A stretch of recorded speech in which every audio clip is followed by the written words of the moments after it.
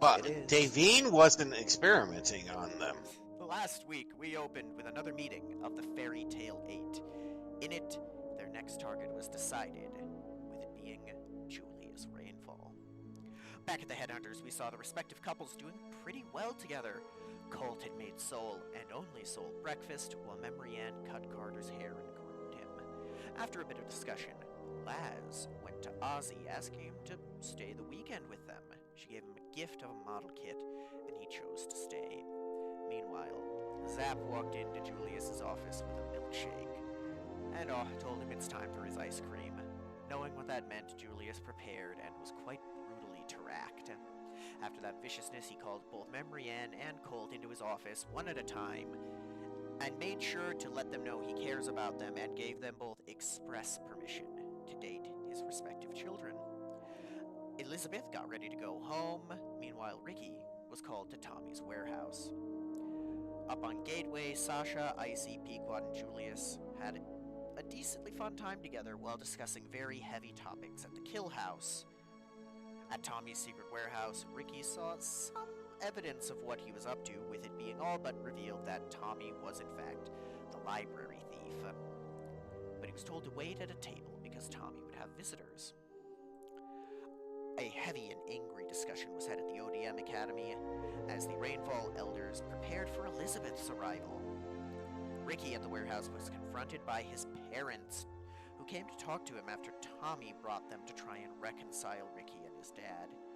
They ended up with a pretty cordial conversation, with Ash pushing his son to follow his heart and really laying out how he cares for him. After that, they prepared for their next plan at the amusement park.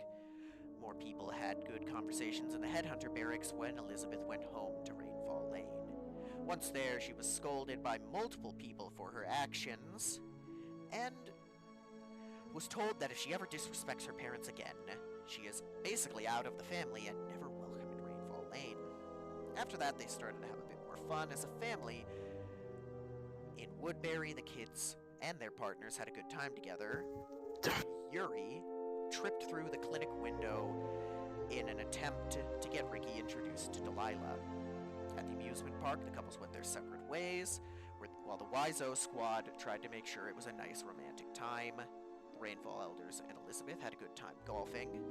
At the amusement park, in an attempt to help Memory Ann and Carter have an even better time, Tommy instructed Ricky to stop the roller coaster he thought they were on at any cost. Ricky would listen and would assault multiple park employees to do so before getting arrested, with his arrest being broadcast on the news. The Rainfall Elders witnessed this on TV before Tommy came in to try and ask a hypothetical. Noticing he'd been had, he went in and bailed Ricky out before bringing him back to the main Headhunters base, where all the kids had a good time talking to close out the week, and I believe that is everything. Alright, so it's next Friday. We open with Laz and Oz. They're in Atmosphere.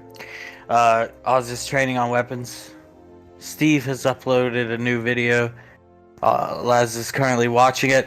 Oz accidentally fires a full salvo of missiles at a targeting dummy buoy.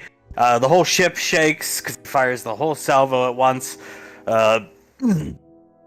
Maybe he's not learning the best from Laz. And Laz jumps up, puts down her wrist computer, and runs into the cockpit area. What was that? Jesus, time for a smoke. He puts his cigarette in his mouth. I accidentally unloaded the whole salvo of missiles. I destroyed that targeting dummy very well, thank you. Well, she looks out the cockpit window to the debris that's floating through the atmosphere, and she nods. Yeah, you did. It was a pretty good shot. You hit pretty much every missile, it looks like. And she looks at the cigarette, and he notices her nose scrunch up. He will put it out immediately after basically lighting it. Yeah, what are you doing back there? Oh, I just... Steve uploaded a new video. Christ. He's funny, okay? I like his videos because they make me laugh, and I'm trying to pinpoint his location, just so we're not staking out the wrong house. show me the video, he'll stand up and walk back here. What's he doing in this video? Well, in this video, he is running up and down the street this time, looking around every so often, and down here, these little subtitles, this is telling us whether or not the cars that are passing by are aggressive to him or not. How does one distinguish between aggressive and non-aggressive vehicular drivers?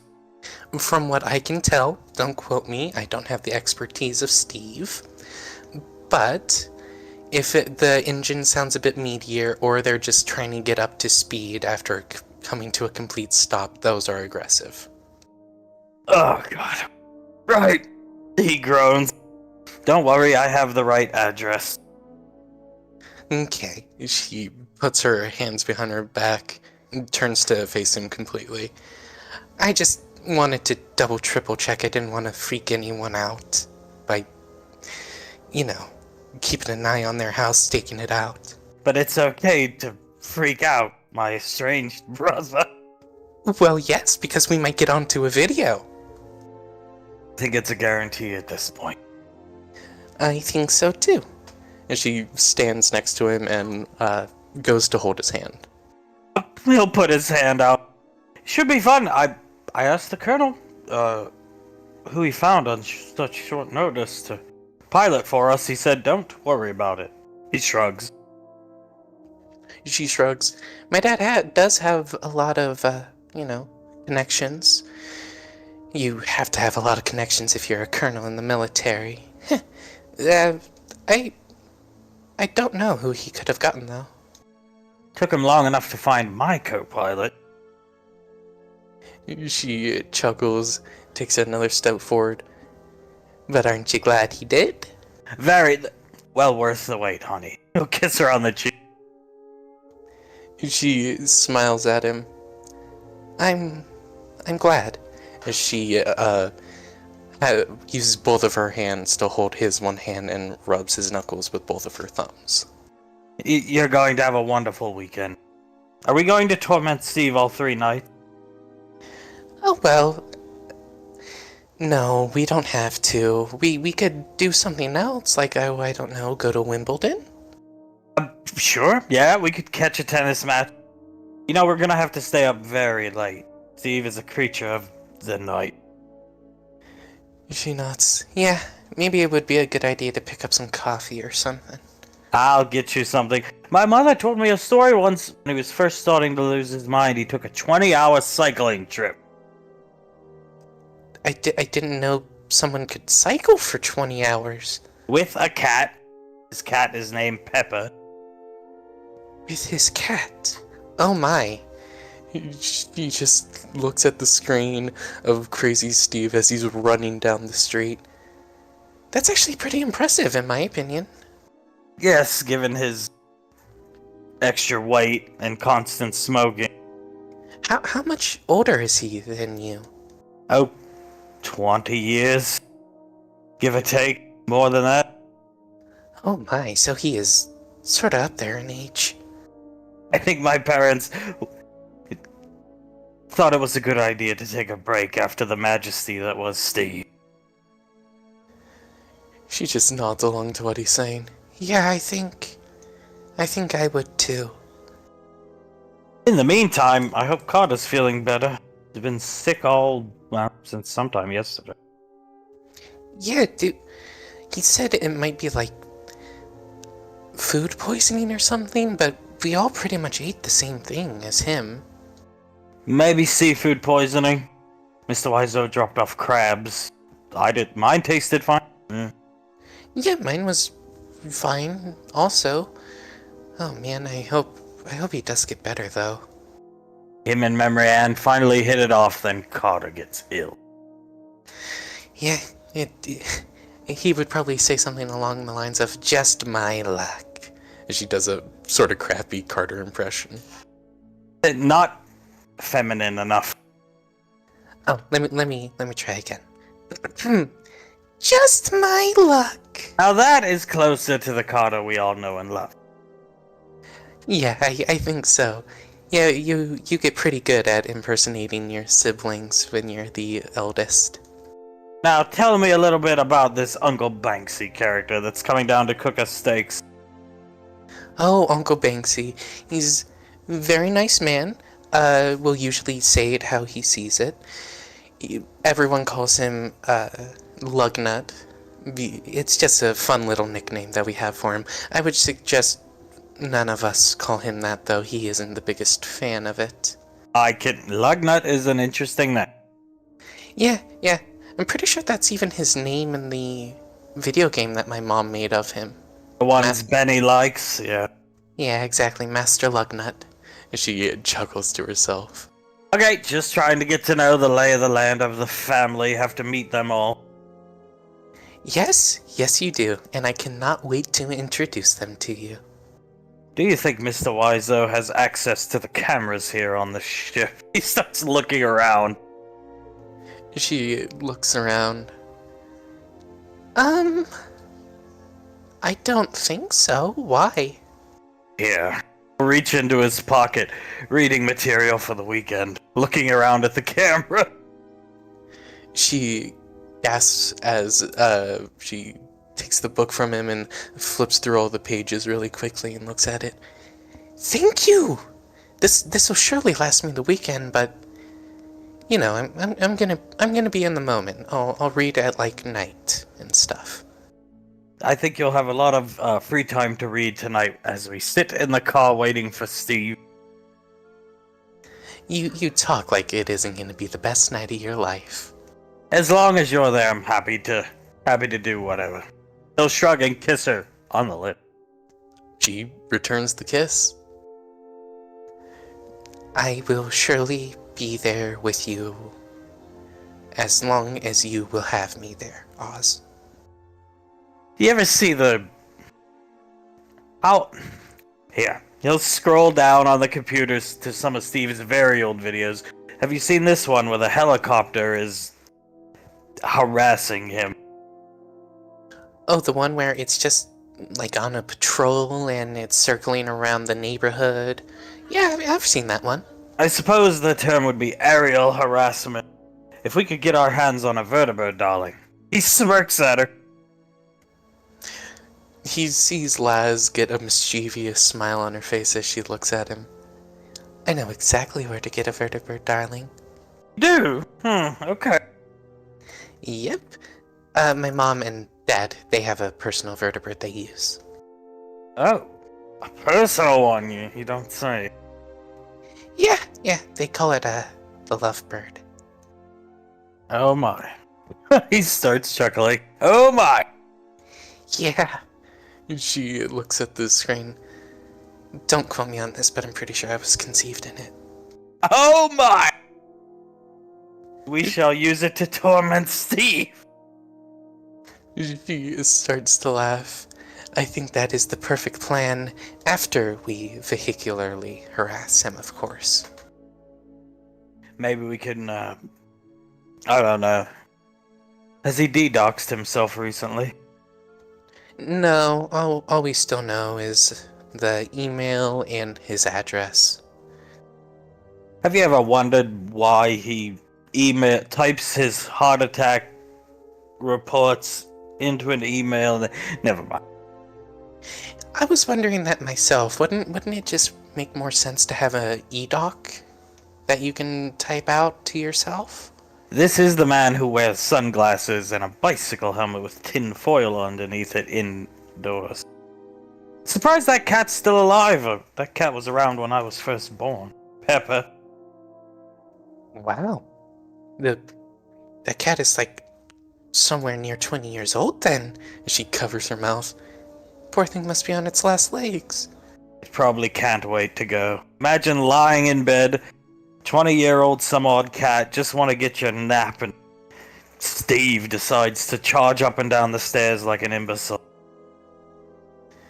Well, yeah, if I was a cat, I probably wouldn't enjoy living with Steve. You look much more vibrant than the first week you arrived here. I'm very glad you and Carter settled your dispute. Trust me.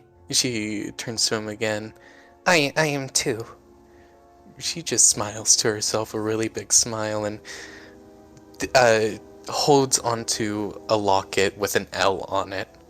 I'm gonna give him back his locket that he sort of gave back to me a little while ago. Just make sure he doesn't vomit on it. Maybe I'll do it when he's feeling better. I don't trust he won't vomit on it. He was dry heaving all last night. Kept all of us awake. Oh God. She rubs the back of her neck.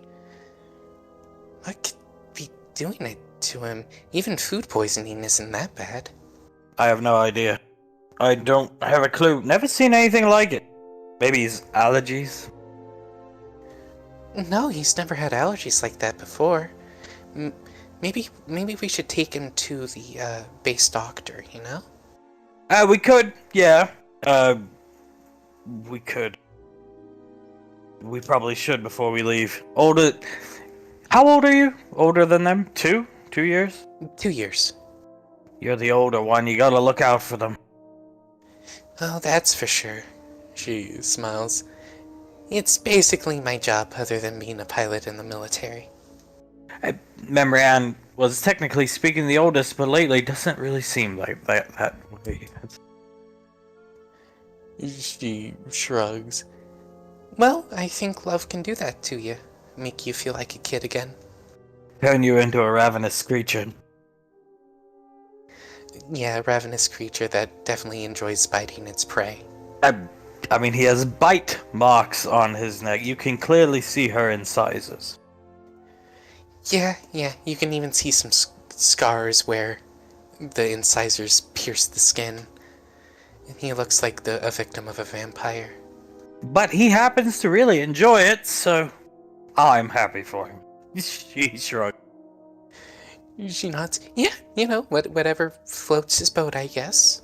Anything that makes him happy. I just hope everything is... I like your father a lot.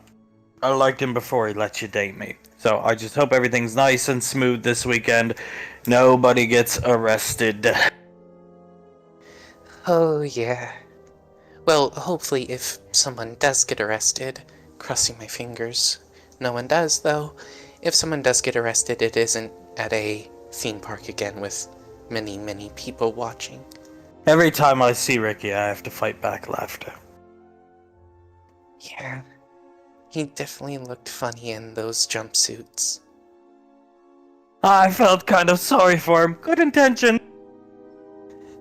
Yeah, good intentions, but did he really have to knock all those people out? It's hard to say no to the man that pays you 100,000 credit tip. I mean, I guess, but he completely knocked those people out. Yeah. Hopefully Mr. Wiseau keeps him out of trouble this weekend. For his sake, and the Colonel. Yeah, hopefully. Hopefully they just stay in Woodbury and... Oh, I don't know. Hit the couples together again. He'll put her arms around his neck, start rubbing her hips for her. Was Mr. Wiseau always like this? Mr. Wiseau has always been a very nice man.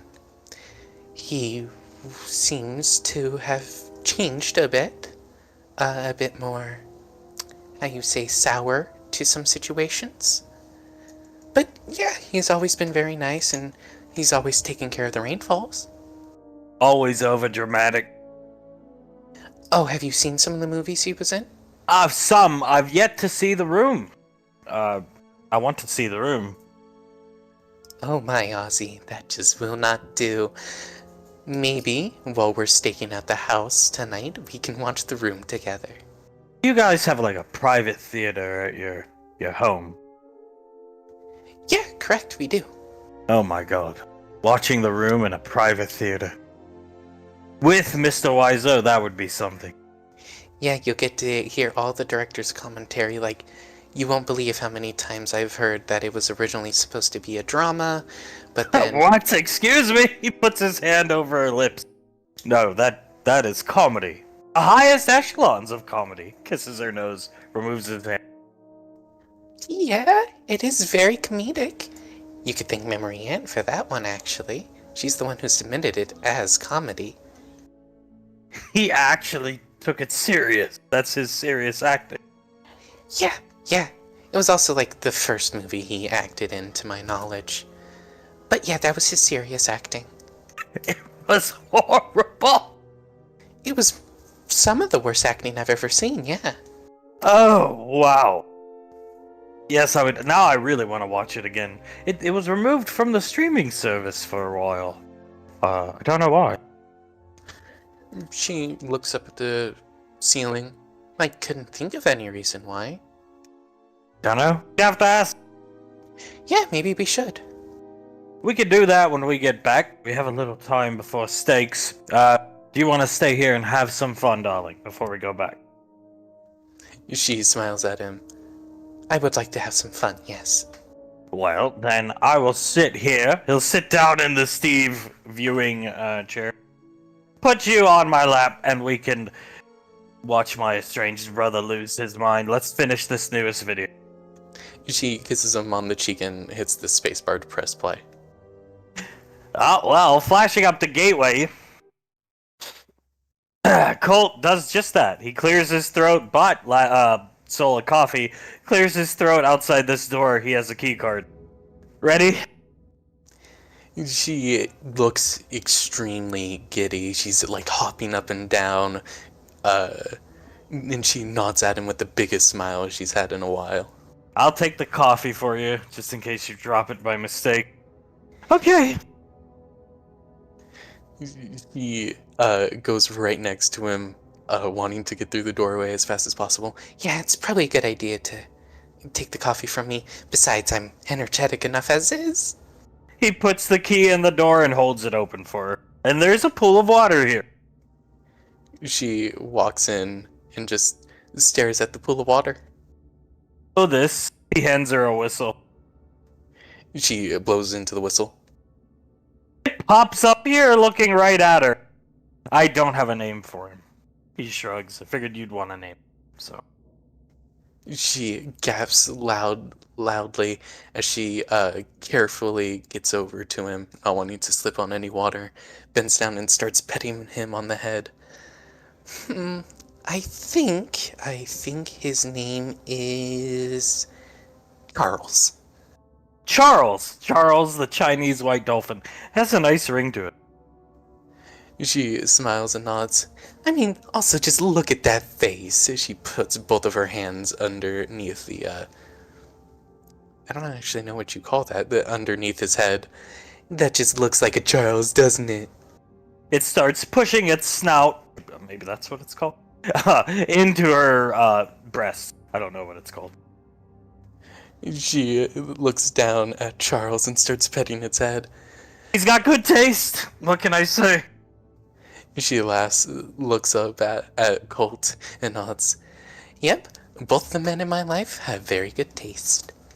Al, we can do is, if we can get it transported to Rainfall Lane, let Auntie Suletta and Icy do their thing, whatever they do, and make a female, and then boom. She nods. We can restart the population.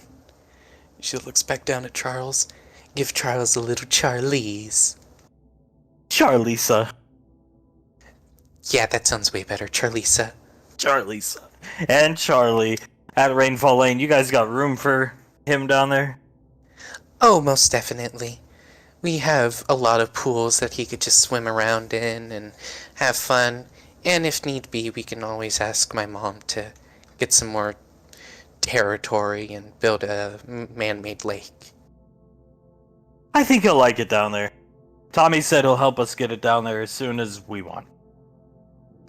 She smiles at him, stands up, hugs around his arm, and gives him a kiss on the jaw. I would like it down as soon as possible, please. He nods his head and kisses her back on the forehead. 17 I bought this thing. I've had it for a while. She looks down at Charles. Wow. Yeah, that is a long time. Why? You really didn't have to buy it for me when you were 17. I mean, you should have saved up a bit more money. I could have, yeah. But I figured it would be the ultimate gift to give to the girl I wanted to be with. Just came with a high debt. Well, it is definitely the ultimate gift. She gives a kiss on the jaw and then a kiss on the neck. He'll pull her in close, and he seems to like you. He's sticking around. Normally he ducks back underwater. He ducked back underwater pretty quick when I brought the guys up here. She does like a little fist bump in the air. Yes, he likes me. Well, that's official. I am his favorite. You're his mom. You're his mom, for sure. Yeah, and there's nothing we can do about it. I will always and forever be his mom and his favorite. Our first child, Charles. I definitely like the sound of that. Do you think Uncle Scar will be the godfather of Charles? She laughs loudly. We could always ask him. We can even try to get like a waterproof scarf that he can wear. He'll clear his throat. I'm not getting in that water with that damn thing. It's kind of what he sounds like, I think. What I remember. Oh yes, very much like that. Sort of monotone, a bit nasally. That was a pretty spot-on impression. I vaguely remember hanging out with him, when we were like early teens, young adults. So yeah, just kind of always looming around us. What's going on in here, Carter? Putting his head in the bedroom when we were playing video game. Yeah, he was always sort of like that with Carter, and since you hung out with him a lot, it sort of got onto you too. Understandable. He was always nice to me. Oh wow, there's Carter playing with his baby dolls. We were playing with the miniatures. She laughs as she takes a step back from him. You know what I've always wanted to do? What? I have always wanted to swim with a dolphin. Well, you can now. Shrugs, looks down at the dolphin, who's still just circling around the surface of the water. He's yours. You can do whatever you want with it. She winks at him. I sort of planned for that, actually, as she takes off her shirt and her shorts that she was wearing, and she has a bikini on underneath. Oh my. He starts rubbing the back of his neck. Smart girl. I have always been sort of intelligent, as she sticks her legs into the water to test the temperature and then goes into it completely. It's a nice 65 degrees. She comes up out of the water and smiles at him. Come on in, the water's fine. Sure. He'll start removing his clothing. I don't have a bathing suit underneath, but as the dolphin goes under, goes between Soul's legs, and surfaces with her on top of it. And yeah, he's got good taste in women. Soul starts to laugh as she pets Charles's head even faster. Oh my god! This is literally a dream come true, Colt. He'll gingerly get into the water and swim over and rub Charles's side of his head. Yeah, it was worth it though. She looks down at him, lifts up Colt's chin and gives him a kiss. I don't know how I could ever repay you. You don't, just existing is repayment enough. He'll lock eyes with her when he says it. She keeps her eyes on his eyes and smiles even wider. If you say so, handsome, I'll just always have to exist with you. Shit. Oh, he's gonna reach up to try and pull her down. The dolphin's head is fun. She lets him be pulled down by him. Dolphin's going to move in this direction. He's staying surface, chirping, making dolphin noises as there's sound coming from. I know she found us. Oh, damn ranger! What the fuck? Oh, Tommy!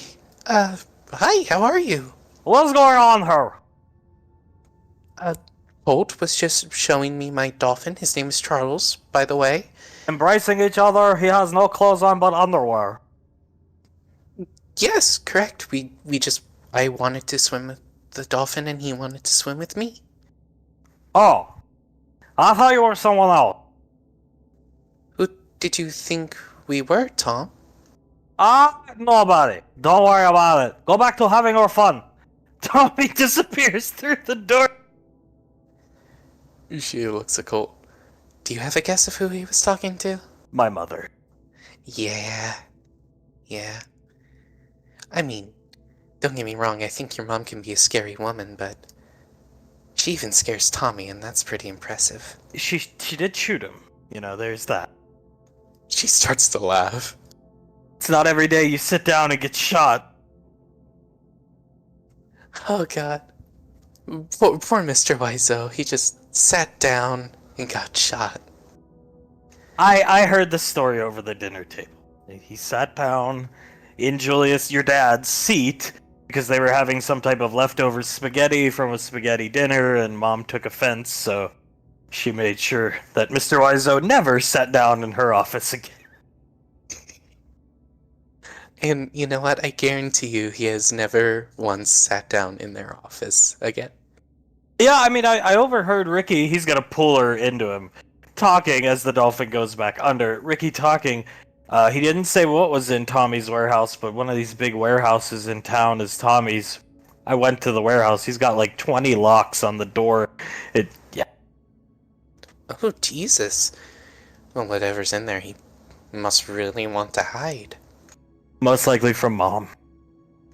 Oh, yeah, that would make sense.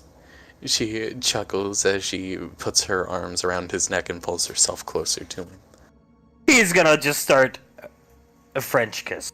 He's tonguing all the... And she returns it fully. I'll pull away slightly. We could do this down Rainfall Lane. Once we get the dolphin there. Oh my god, yes, that sounds amazing. We should go back today. Yeah, we should, definitely. I mean, Elizabeth is 100% going home, so I think we should too. They'll be happy to see us. I surely hope so. At some point we have to confront Mom, though. Well, I wouldn't say confront, just, all I have to do is ask her permission to date you. And tell her about him. As he resurfaces, looking at the door, Tommy disappeared. So looks at Charles and back at Colt. All right, I have to tell her about the dolphin. Oh god. I'll tell her, just together, a united effort. Yeah, of course. I'll be right there with you, ready to protect you if need be. Next week, for sure. He nods. Yeah, for sure. But this week, Rainfall Lane. And she gives him another kiss. Right now, sex and water. Sex and water indeed, as she wraps her legs around his waist. He'll pull her in as they begin the deed. As flashing down here, Laz and Oz have arrived back. They're making their way into the kitchen. I don't know what Elizabeth's doing, but Ricky's training with Okier. Carter is dry heaving, Bash rubbing his back slowly, holding a trash can up for Carter. Okier's catching every strike Ricky throws. Benny's cheering for Ricky in vain, because Okier's easily deflecting every strike Ricky throws, ties his arms up too slow, and just pushes him back into Ben. God, how the fuck do you move that fast? He's faster than you, and I don't know what's wrong with him. Carter looks up from his head being completely in the trash can and shrugs. Food poisoning, I think, as he goes back down and starts to throw up. Benny rubbing Ricky's shoulder. Jeez, man. You look like someone sent you anthrax in the mail. Maybe someone did, who knows? Maybe it was Hazel. Oh, that would be so funny. As he starts to throw up again. You look pale. Are you lethargic? You lack energy? Yeah, it's sort of a struggle to even get up and move from the barracks to the kitchen. I don't know. I mean, it was a light day of training yesterday. Bash, still rubbing Carter's back. Is it just me, or does it look like he's lost weight, sir? He looks him up and down. No, not really. It's just... Flu? Anybody else feeling sick? Betty, not me. Rubbing Ricky's shoulders. Still. He's gonna brush his hands off and get back into a fighting stance. Nah, I'm feeling really good, sir. Yeah. I feel good. Elizabeth feels good. Crabs from Mr. Wiseau are great. Bash, I don't know, Carter. You don't have allergies, do you? No, never have. He looks up at Bash. I took my temperature a little while ago. It was like 100 degrees. Did you sleep last night? As much as I could. I just... At some point during the night, I felt the fever coming on, and then boom, started to dry heave into the toilet. Oh, boy. Alright, I'm gonna go get you a ginger ale. Stay here. Hold the bucket, Benny. He'll hand it to Benny. Carter looks at Benny. You don't have to do that. You can... I can hold the bucket for you, man. Anything for friends. He's just rubbing your back like Bash was. Oh, Kier, you're too slow. Your mind's not on the objective. You're not focused. I don't know what you mean, sir. I'm going as hard as I can. Bash coming back with a ginger ale. Just sip it, Carter. Opening the can for it. He takes it and starts to sip it slowly. Bash will clear his throat. Rick, look, you're a hand-to-hand fighter. Okay? Nobody's asking you to be a shooter. We all know you're terrible at it. All we're asking is you could shoot to, like, C standards, which you're not even there yet. Oh, God. Look, Rick, this is your specialty. If you don't make improvements, you're going to be dropped. And there's nothing we can do about it. We're going to give your spot to somebody who needs it and deserves it and wants to improve. Okay, so clear your mind and start improving, or you're out of here. Yes, sir. He's gonna drop down, close his eyes, take a deep breath, and move forward and try and do a swing kick into the side of Okir. He just puts his arm up and blocks it, and you've wasted enough time of mine today. He'll headbutt Ricky sharply. The glasses actually don't break somehow, but it's the hardest Ricky's ever been hit. He's gonna stumble back and fall right in front of Benny. Pathetic. Alright, then what do I do, sir? Whatever's bothering you, whatever's distracting you, get it out of your head. He walks off. Fuck. I don't know what's distracting me. Carter watches Okura walk away, looks up at Bash. He seems more angry than usual. Well, Ricky is not making improvements, and... yeah. He shakes his head. Whatever's on your mind, Rick, a girl, just resolve the conflict one way or another. Or find a new line of employment. He's gonna look away as you see his face get a bit red, and then he's gonna look at Carter. You told, Memory Ann how you feel, right? Carter looks at him. Well, yeah. And at the mention of Memory Ann, Ricky can sort of see he gets a bit more pale and even looks a tiny bit depressed.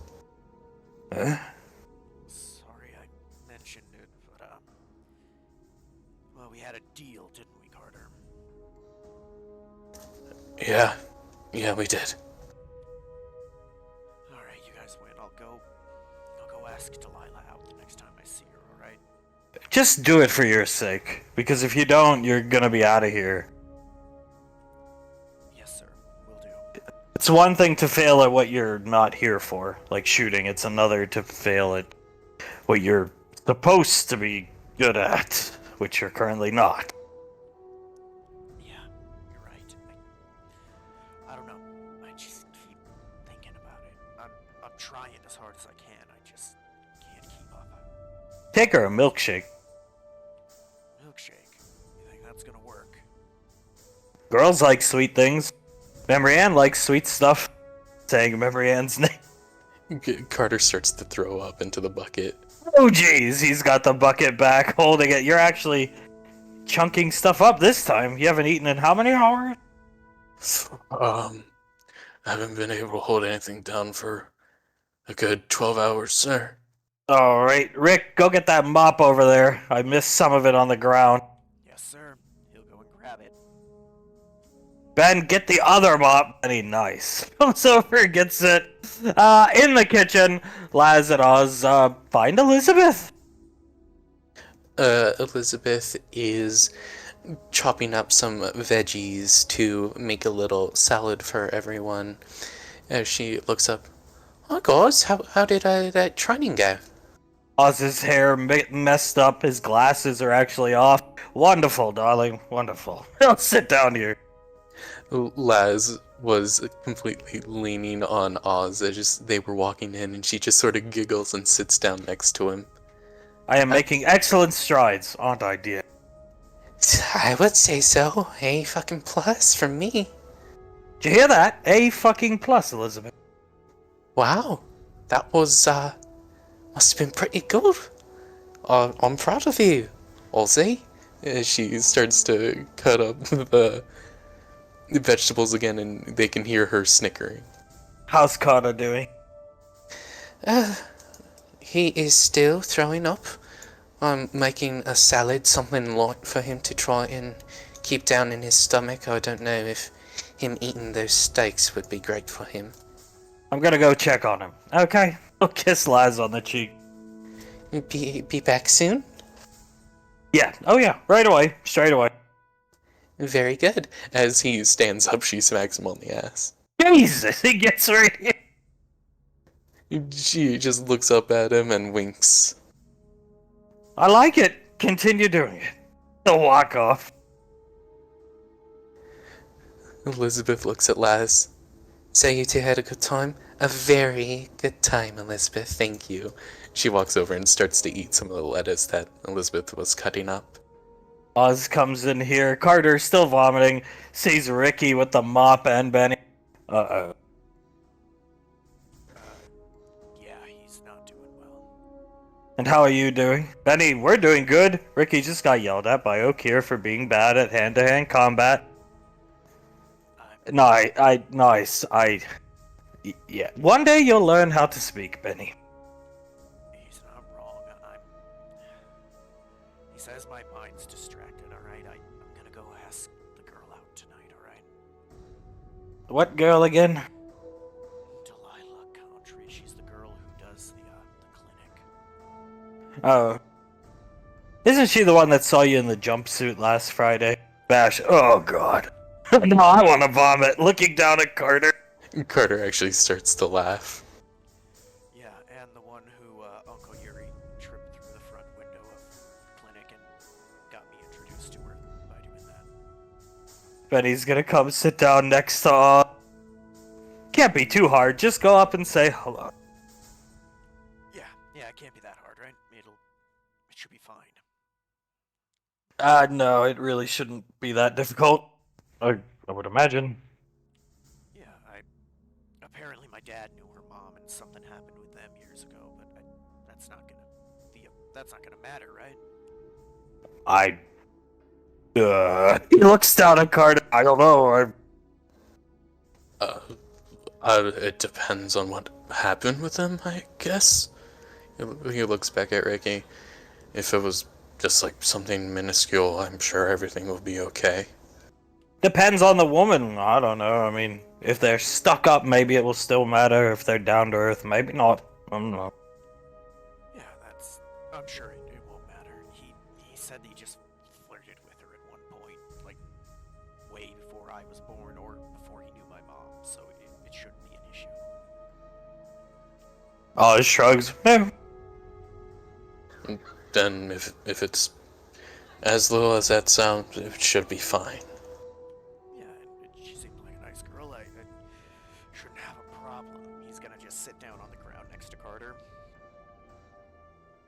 I don't know if you want to be there, Ricky. That's the splash zone right there. He starts to chuckle, but it's interrupted by a dry heave. If I get hit, I get hit. Who cares, man? I can shower, you know? Maybe Memory Ann will be back soon. He completely throws up, not dry heave, just throws up. Oz, watching Huh. Memory Ann. He continues to throw up. It's like a stream since the tune it was said so closely together. Is there something? Okay, wait. Finish up. He let you finish up vomiting. Is there something going on between you two? Something going wrong? No, it's been amazing. Everything that I could have hoped for. He looks at Oz and shrugs. I don't think there's anything going wrong, or I hope there isn't. I don't think there is at all. Never seen her like this. You showed up, she changed. Trust me. Been with her a while. Are you feeling, like, worried about anything with her? Like, scared of anything? What's to be worried about? It's not like another guy will try to steal her or anything. She's only like mega hot. Oh god. Carter starts to dry heave into the bucket again. Yes, that's enough, Benny. Please. An older, more successful guy with lots more money, established. That's what I would worry about. I would think Carter doesn't have to worry about that, given, his last name and his talent, right? He doesn't. Oh, it just says that, punching Benny in the thigh. Ouch. Oh god. Maybe I should see about getting like a raise or something. Climbing up the ranks. Maybe I need to start making more money. He starts to throw up again. And you don't have to worry about anything like that, trust me. I am a believer in Mr. Wiseau. I know Ricky is. Mr. Wiseau says you two are meant to be. So just relax and stop talking about that type of stuff, Benny. Yes, sir. Yeah, man, Tommy's always right. Almost always right. And, think about it. Except about roller coasters, right? Bash speaks up. Almost always right. I mean, come on, dude. You're a badass who's willing to run into a fight, even if you need glasses. You're a Rainfall. I mean, come on. And you two have known each other since you were kids. Why the He hell? doesn't wear the glasses anymore. He even shed those. Yeah, man. I mean, why the hell would she pick anyone else? And I mean, dude, she was ready to jump on. Really looked like she wanted to jump on you the moment you walked in. You got nothing to worry about. Carter leans back, resting his hands behind him, just looks up at the ceiling. Yeah, I think you guys are right. It is really fucking hot in here. It's 70 degrees. The Colonel keeps it at a nice 70 or 69, depending on his mood. They can see that Carter is like sweating. Ha. Just looking at Carter. Mem. Carter just looks over at Oz. Please don't. The name makes him vomit. That's interesting. Yeah, that's every time someone said her name, you get greener and start puking, man. I don't know if it's these. He's not forcing Carter's head back, just lightly lifting Carter's chin. Coulda your neck wounds have gotten infected. You are disinfecting these, right? Yeah, of course. I disinfect these all the time. I mean, you got a lot of them. It looks like your neck looks like an alligator got to you or something. Yeah, sometimes it feels like it. Memory Ann likes to bite. Carter leans forward, grabs the bucket, and throws up. Benny, why don't you go see Elizabeth? Okay. He'll leave. Yeah, does it feel good when she does that? He wipes his mouth, looks behind himself to Ricky. Bit personal, but yeah, I enjoy it personally, and she enjoys it too. Huh. Never heard of that.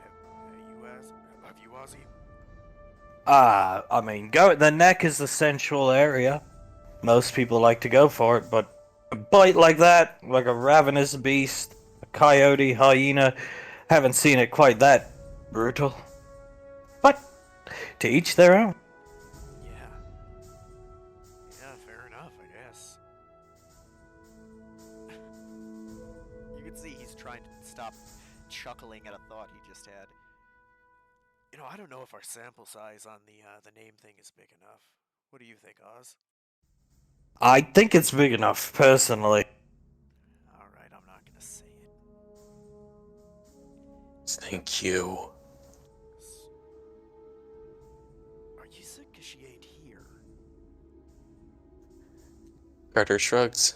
I don't know.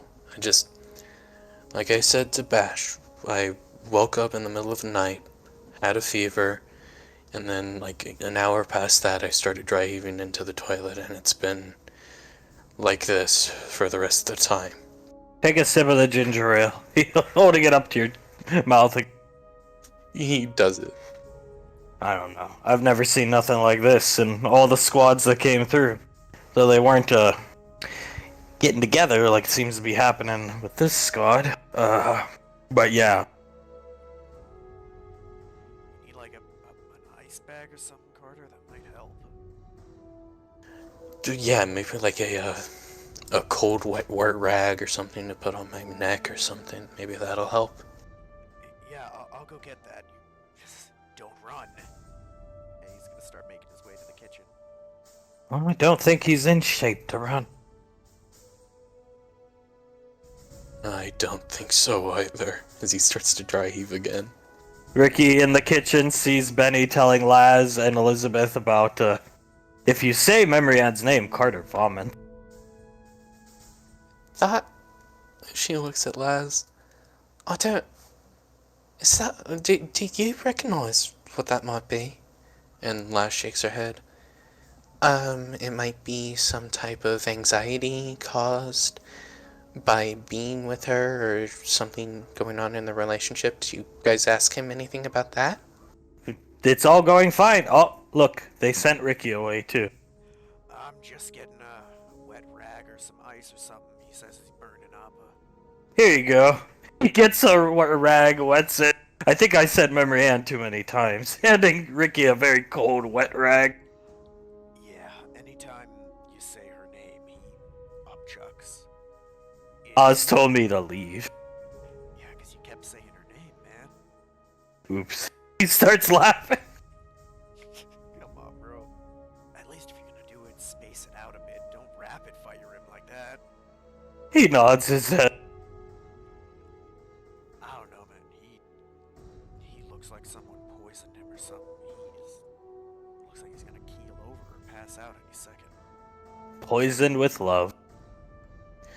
Laz starts to bite her thumbnail and tilts her head.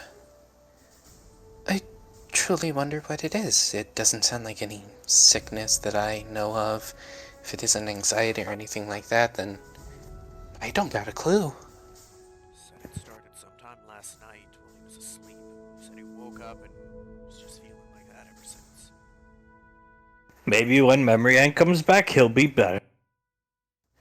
Elizabeth looks up at Benny, points at him, and nods. You know what? I'll have to agree with him. I truly believe that that's what's gonna happen. Puts his hand out for a high five. She high fives him. I don't know what some kind of soulmate. I don't know, magic shit. I don't. That sounds kind of weird, doesn't it, Laz? Where's the rag, Rick? Yeah. Sorry, gotta go. He's gonna run back out. Here you go. Thanks. He takes the rag, folds it up, and puts it on the back of his neck. Oak here with some Rocky Road ice cream. Try it. Try to hold something down, please. He takes a bowl of the ice cream. He's put some in his mouth. That's actually amazing. Having something cool in you while you're really hot right now.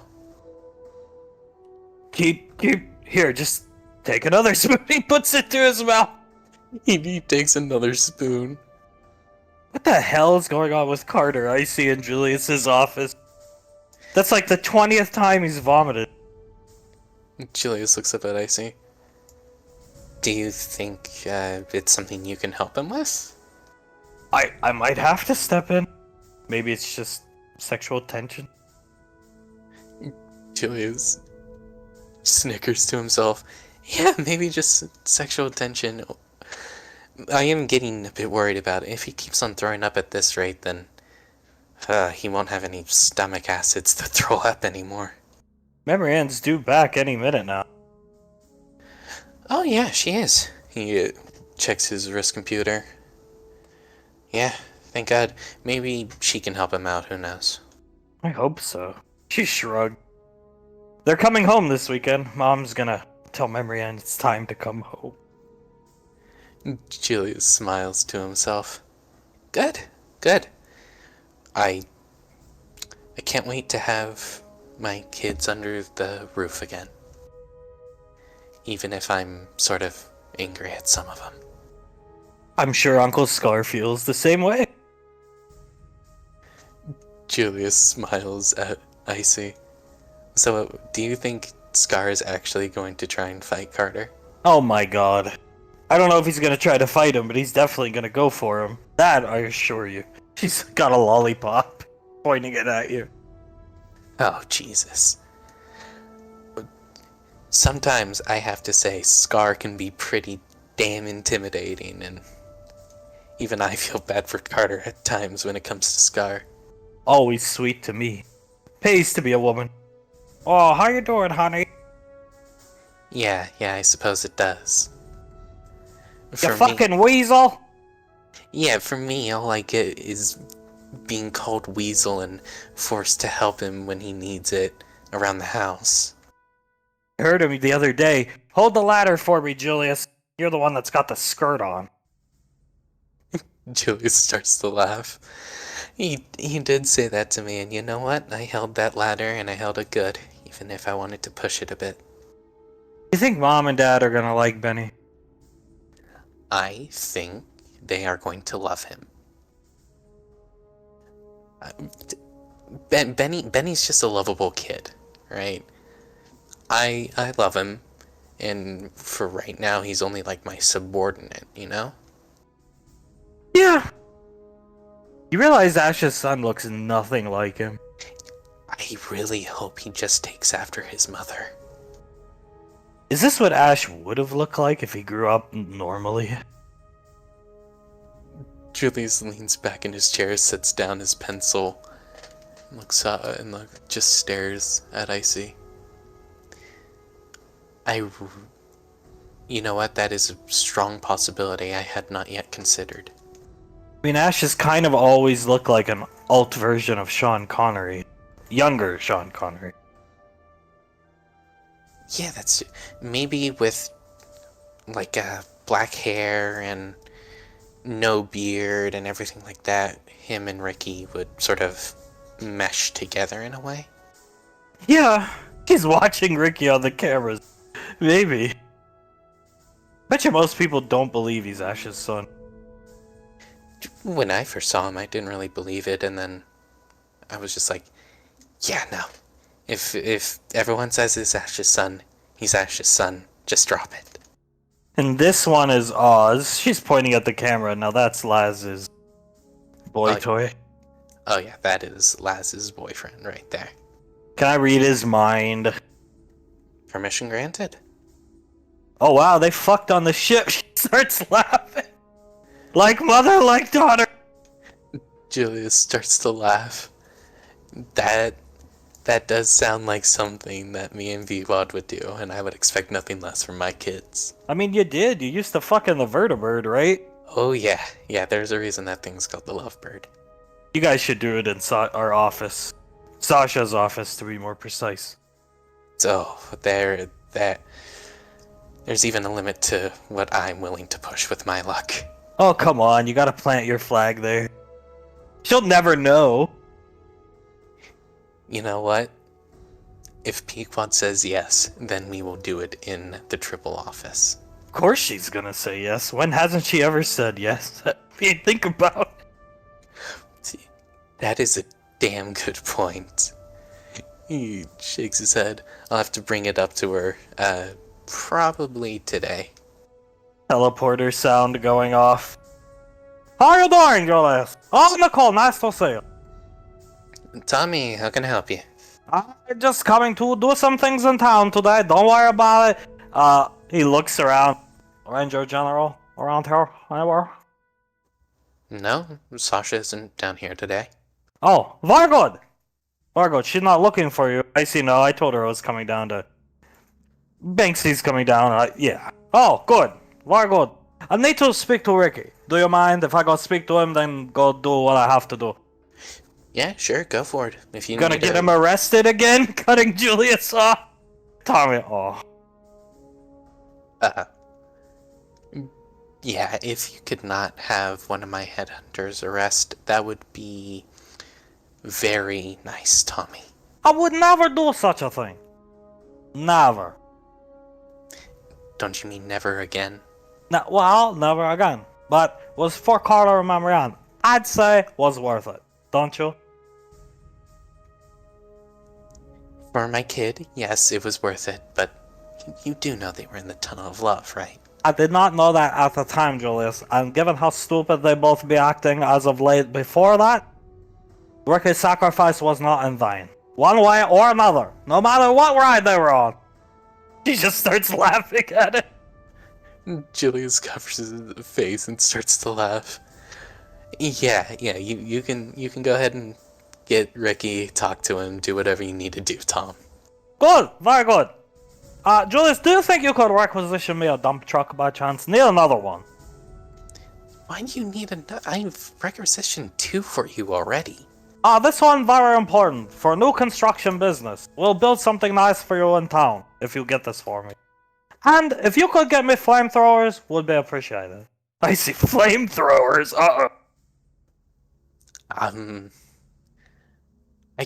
I'll see what I can do about the dump truck. No promises on the flamethrowers, Tom. Good. Well, as Tommy told you many years ago, looking out for your children, soul and cult, having sex near dolphin. Right now. I see. Julius just leans back in his seat. Jesus Christ, these really are my kids. Yes, they are. Take good after their parent. Yeah, I definitely think so. He just starts to laugh. Near a dolphin. If you wouldn't mind, I understand things are happening behind the scenes this week. The Rainfall children going home. If you wouldn't mind, Tommy would like to keep Soul and Colt Harold this weekend. There is ball in town, not too far from her. And I hear the Ranger General going to be there. Julius purses his lips and then nods. Of course, Tom. If you want the kids to stay, I will let Pequod and the rest of the family know that you needed them to stay. They need to confront Colt's mother about Dolphin. And them being together. Which doesn't make sense to me, because from my understanding, that woman wants them together. I see, oh yes she does, trust me. Very much so, yes. Well, good. Very good. I go to see Ricky now. And Julius, just please remember, do not tell anybody about my requisitions, or anything like that. And if you could get me some napalm, I would appreciate it. I see napalm! I won't tell anyone about the requisitions. It's just gonna be a solid no on the napalm. That is some really dangerous stuff. Fine. Maybe I'll have to buy it from the artist Zane. I see. That's a war crime. Well, Julius, leave me no choice. I need it. I see. Just looks at Julius with sad eyes. It's just some napalm, Julius. Just some napalm, okay. Yes, I'll get you some napalm, Tommy. Excellent. Many things to be burnt. As he walks up. Many things to be burnt. With napalm? He's the library thief, I think. He watches Tommy walk away from the office. I don't doubt it. I don't doubt it. It's your daughter's fault. She likes books. She shows up on this continent. All the books start disappearing. Oh, Jesus. Julius leans forward onto the desk. Oh man, I don't think you should tell Laz that. I think she would feel pretty bad. I see laughing as Tommy comes around the corner. Ricky, Carter, Oz, Bash, okay, how's everybody doing today?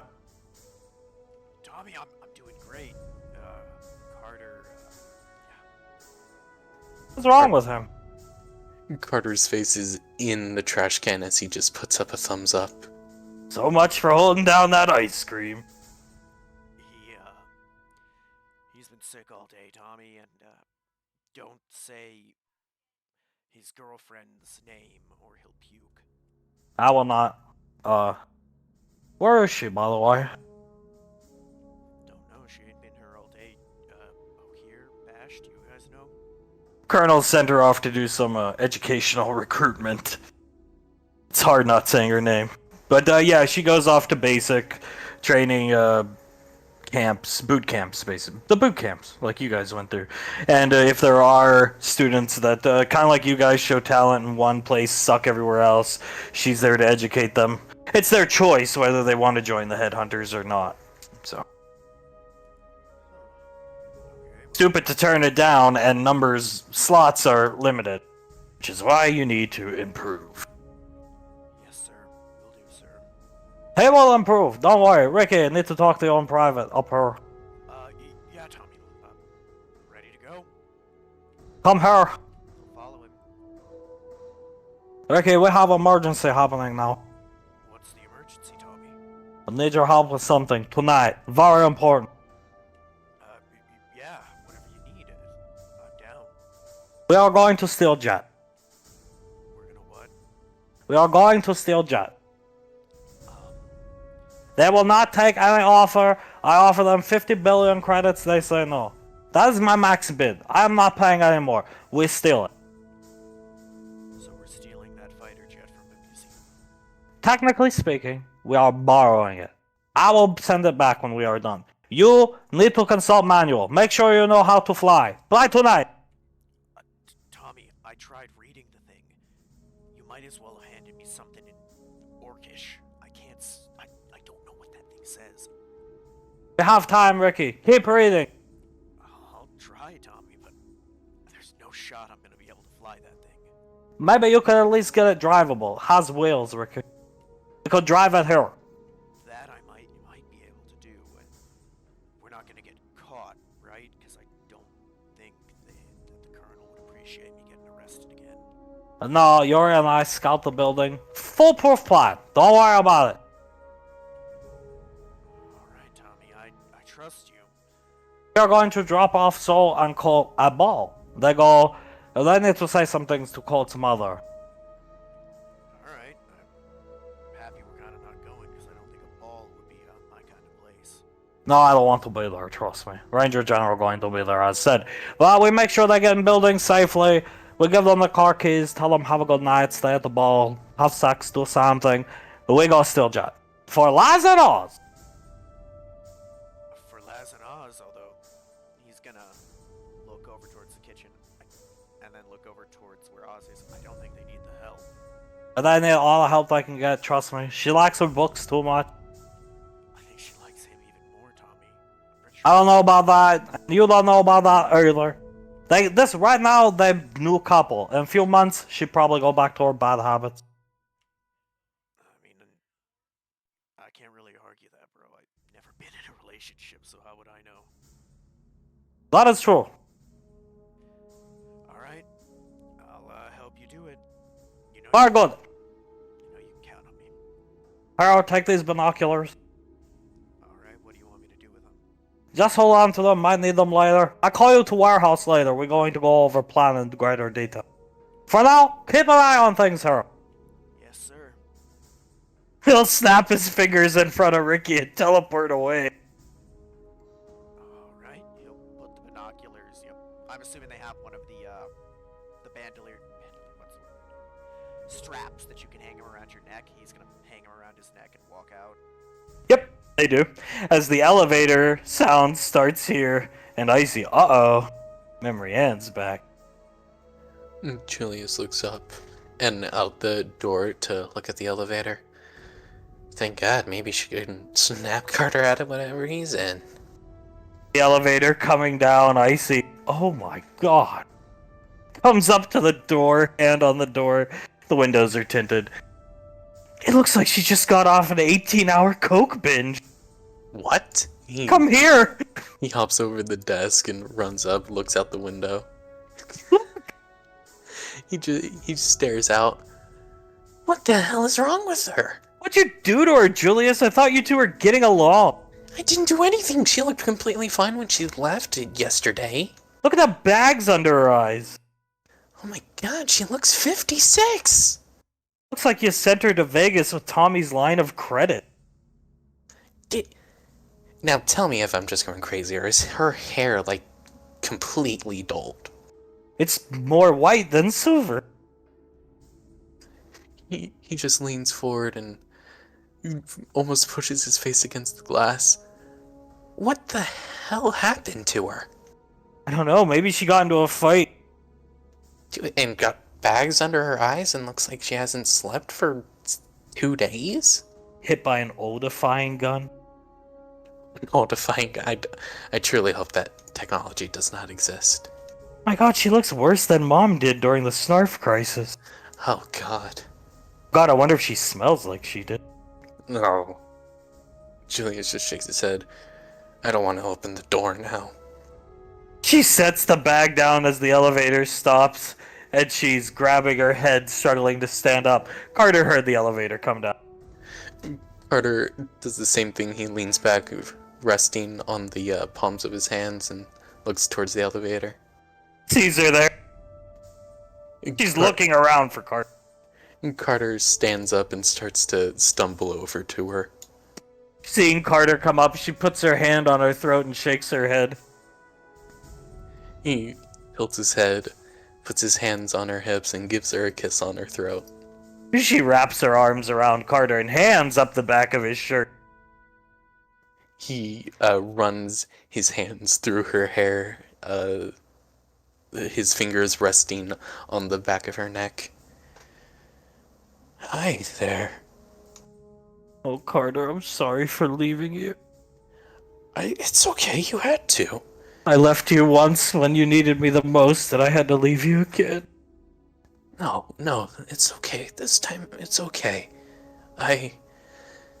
Trust me, it was pretty difficult. He gives her a kiss on the nose. But just seeing you is enough to make it all better. Her hair returns to its normal silver state, eyes glowing silver, bags disappear. Icy, what the fuck? Julius leans back, visibly surprised. You see, this isn't a trick of the light, is it? As Carter's skin stops being pale, you could see his fever go down, and his eyes start to glow yellow. There's a very powerful flash of light that's blinding to Julius. She can see right through it, but it's blinding to Julius. And everybody out here. Ricky, because he's got the glasses on. Julius covers his eyes. What the hell was that? I have no fucking idea. He's just staring at them blankly. What? He looks at Icy, starts rubbing his eyes even more, blinks a couple times, looks out the window. Did they do it? They did it. She nods her head. Why? Not on purpose, I think just coming together again. But... Oh. He takes a seat on the desk behind him. So, are they gonna be like that every single time they're, separated? She's tilting her head, watching them closely. The light begins to abate. I need to lay down, Carter. Carter picks her up and walks her into the kitchen. And now they're walking into the kitchen. He was so weak he wasn't able to stand, and then boom, he just managed to pick her up as he walks over to the counter, pushes some stuff to the side, lays her down onto it, and lays next to her holding her. Oh, she's gonna bury her head in Carter's chest and put her hands up the back of his shirt. He sits down at Julius's desk to watch the camera. Julius runs around to the back of his desk, leans on the chair to watch over her shoulder. Now they're just holding each other on the kitchen sink counter. Julius blinks a couple times. You've never seen something like this. She's just looking at the camera, stroking her chin. Has memory and... Did you sleep last night, Carter? Her voice is still like hoarse almost. He kisses her cheek. No, I wasn't able to sleep. I'm so sorry. She pulls Carter in. He lets her use his bicep as a pillow, and he scratches the back of her neck.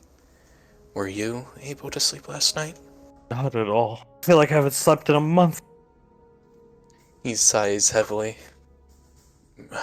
I should have asked to go with you. I'm sorry. I don't know what's happening to us. I don't know either. But you know what? Right now, I feel like I could sleep for a very long time. She kinda tries to look around, then let's sleep. He just nods and rests his forehead on to the top of her head, and she could feel his breathing change as he starts to sleep. She puts her finger up, wake us when Uncle Banksy comes, Elizabeth. Elizabeth, with a completely surprised emoticon on her face, just gives her 2 thumbs up. She just starts laughing, imitating memory and wake us when Uncle Banksy comes. Julius covers his mouth and starts to laugh. That has to be one of the strangest things I've ever seen. He walks over and sits behind this desk. He's staring at the cameras. Master Yen used to say spellcasters in relationships romantically involved is strange attraction, strange attractors. Think about it. She looks over at Julius. Have you ever met a spellcaster that's with another one? No. It's always been like Suletta and her husband, or Tal, Gondar, Lorelei, you, Banksy. Always a spellcaster with non-spellcaster. She nods her head. Generally speaking, spellcasters try to find what they're lacking in what they feel is they're lacking. And we're not usually lacking on magic, so... Right. So, when 2 people who don't like magic get together, strange occurrences happen with the 2 of them? She nods her head. I believe that's what Master Yin meant by it, yeah. He said it's usually like... Oh, I forget the way he put it. Extenuating circumstances that would bring spellcasters together. Like being raised together, or being raised by one of them. Who's, in this case, much older than the other. Julius lets out a whistle. Yeah, I'd say those are extenuating circumstances. Wow. So, that's... I don't... Oh god, what? I need to send her out in a couple weeks to do another head to basic scout for the headhunters thing. Well, it's... well, I don't care what anybody says. I think Carter's very intelligent, so... Maybe Carter goes and helps with the recruitment. I don't think you should... Yeah. Don't do that to your own son. And her. She looked like a hooker. Julie starts to laugh. Yeah, I don't think I can do that to either of them. Didn't she look like a hooker? Kind of? Like a hooker that's having sex for coke? She looked like not even a good hooker. Oh my god, she looked like Sandra! Oh god. Oh god, we can never tell her that. But that is the most correct thing you've ever said. She legit looked like that lady Dad hit with the RV. After she got hit by the RV. Didn't she jump out in front of the RV with a knife? He had to try and kill me or Mom or someone.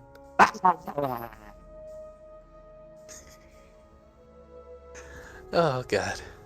I miss Sandra. I miss the Saint. Oh, yeah. I miss the Saint too. He pulls out the Smoker's Choice. Gave these to me on Mom and Dad's wedding day. Still pretty much full. Only 2 missing. One from me and one from Banksy. Oh, you smoked one?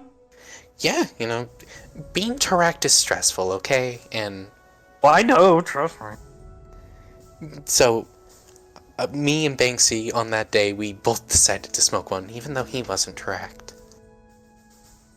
Just being in the vicinity of the tracking was enough. That's probably right on the money, I see. Look at them. She's got her head buried in his chest. He looks at the security cameras and nods. Yeah, they do look pretty sweet together. Since they can't sleep in the same barracks together, you'll probably see this more. Yeah, on the counter, on the tables, pretty much any flat surface that isn't the ground. I mean, think about it. They've got to be separated for a minimum of 6 hours if they're gonna sleep. And that's bare minimum 6. He leans back. Do you think that's long enough for something to happen to them? I have no idea. She shrugs. It's not like there's a lot of case studies about this. It doesn't really happen. Okay, so here's what we do. We keep an eye on them next time they wake up and they were separated in the barracks. If they seem like one has a fever and one seems really tired, then I might need to pitch to Sasha to get rid of the separated barracks rule, at least for them too. At least for the couples. Fuck the single people here. Yeah. At least for the couples. And especially for Carter and Memorian, because if this affects their output, they're gonna be useless if they're like that every day. Imagine they're just sleeping like right there and Sasha walks in one day for a surprise inspection, even though she really never does that to you.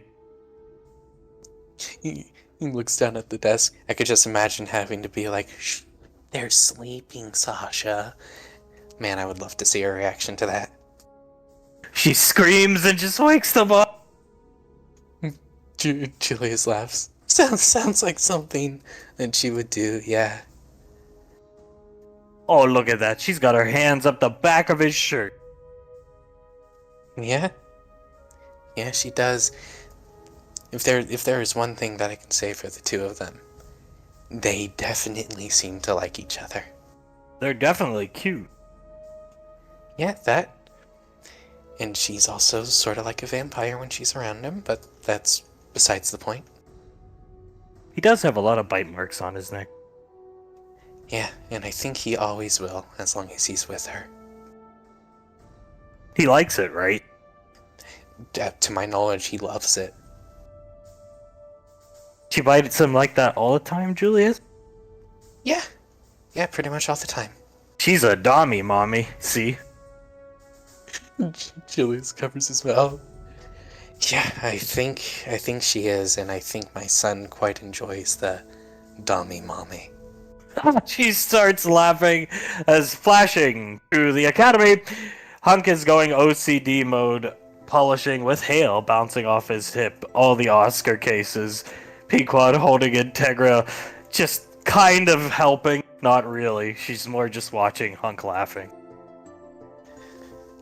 Davine is watching Hunk polish all the statues as she's doing the same to one of them. She looks at Suletta. He's been going at this for like 2 hours. He's a good father. That he is. Just wants to make a good impression for his daughter's boyfriend. You could give him positive reinforcement. No. Or be an idiot and walk away. Hello, I'm never going to live that down, aren't I, Letty? No! Fair enough, darling, fair enough. Meow, meow, meow. I did. He says you were an idiot too. Oh, Mr. Snuffles. You're lucky you're cute. She's not polishing, she's just walking with Mr. Snuffles in his hover fat cat chair. She starts to walk towards Hunk. As she walks past Pequod, she puts a hand on her back. Very good job, darling. Thanks. I'm more of a fan of the beat the boyfriend up with the Drake method myself. Well, I believe that she said something about Benny quite enjoying the Drake, so I don't think that'll work on him. Come on, not gonna throw him through a door like 20 times. Nah. No. I have my regrets. It was kind of funny though. Lorelai, that one time he threw him through the door and Lorelai was coming through the door. She just screamed and walked away. It was actually sort of scary to me. Seeing Zanzibar pick this guy in power armored up, struck him with one arm. Yes. Poor Banksy.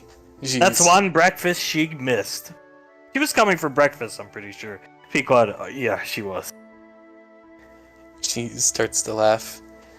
I do believe it takes quite a bit for her to miss Julius's breakfast, so it definitely made her some kind of angry. Hunk laughing, polishing the Oscars. Just want everything to be nice for him and Elizabeth. It's our job to help her along as much as possible. And she needs help, okay? He nods his head. She needs help.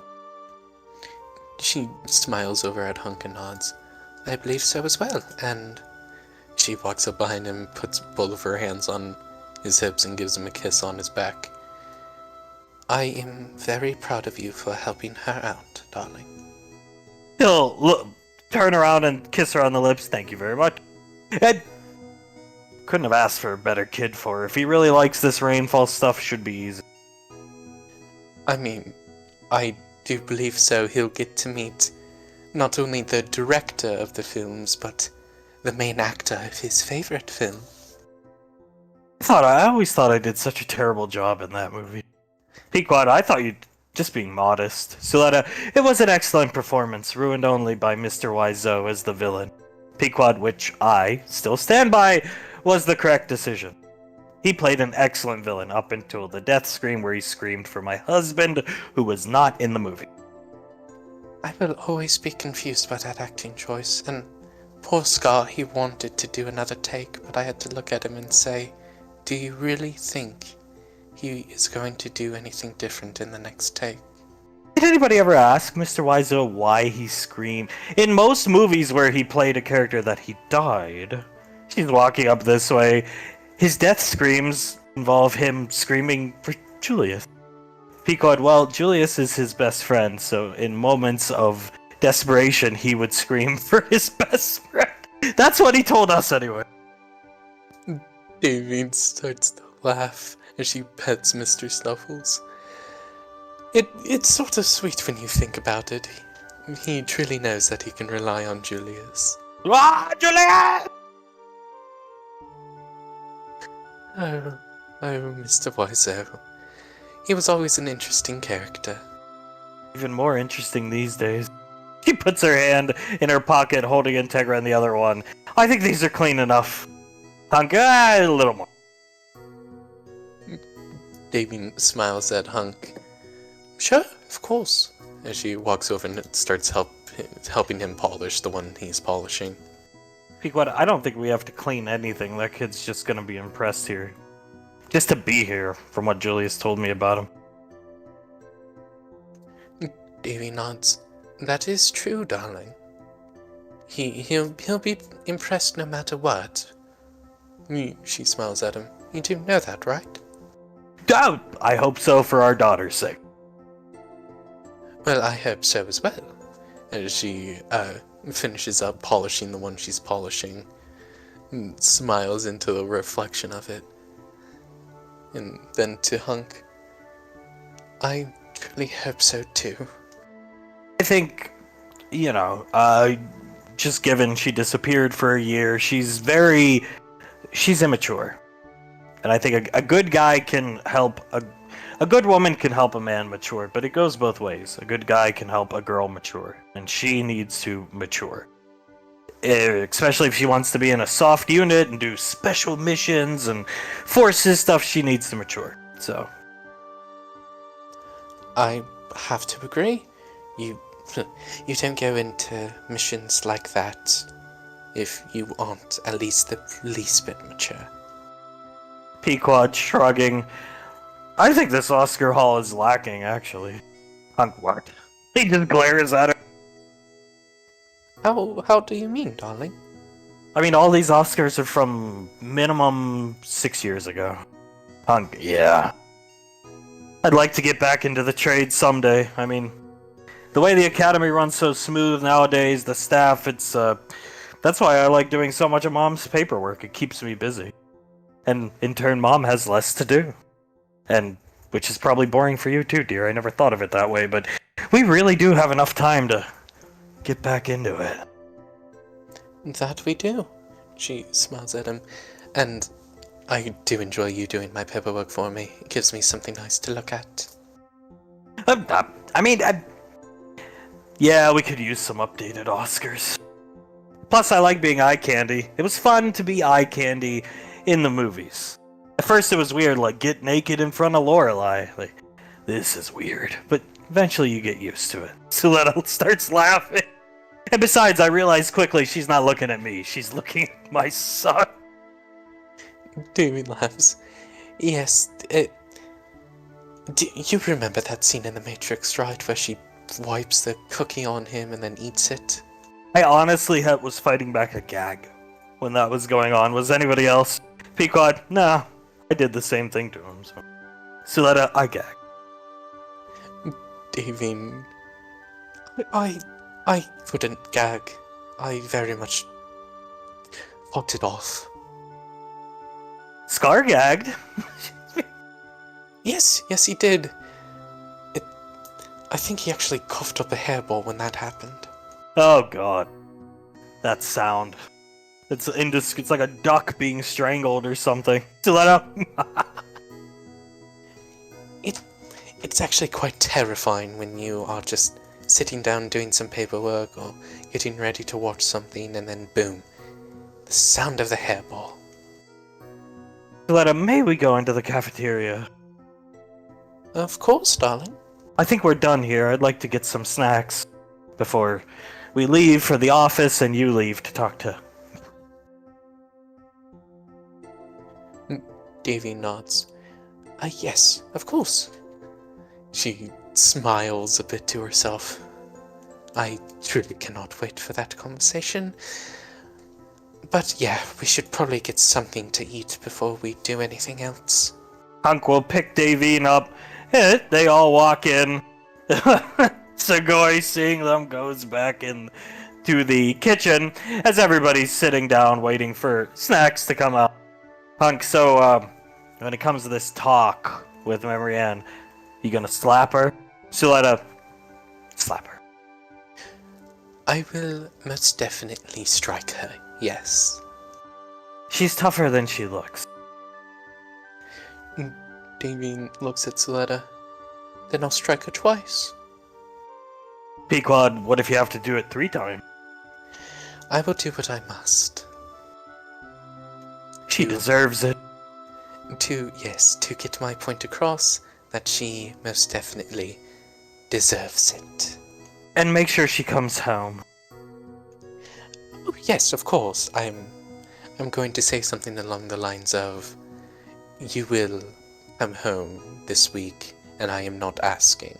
Something like that. Mama Land coming out with soft pretzels. Hunk will try to hand hail to Davy. Davine will take hail as she looks at Mama Land and gets somewhat scared. I'll feed you the pretzels. Mama Land setting down pretzels. There you go, darling. You look so beautiful with your grandchild. Thank you, Mama Land. Very sweet of you. Who's coming home this weekend, Elizabeth? Elizabeth? The boy she met, Benny. And we're going to get Memory Ann and possibly Carter down as well. Not possibly. Make sure he comes too. Pequod, yeah. Just under her breath. She nods at the two of them, and most definitely Carter, Memory Ann. Now that they're together, it's the perfect time to crack his skull open. Hunk, oh boy. Dipping a pretzel into the cheese and putting it to Davine's mouth because she's got him. And she takes a bite of it. Well, You heard it first, Momolan. We're going to crack Carter's skull, and I'm going to strike Memory Ann at least twice. That's good. But you don't have to get in line. Uncle Scar done gonna smell Carter the second he sets foot in here. She walks off. Oh, may God have mercy on fucking Carter's soul. Scar's been waiting for this for years. Vivian clicks her tongue a couple times. We've all seen him so many times acting like he's strangling Carter. I truly am interested to see how it really looks when he's actually there.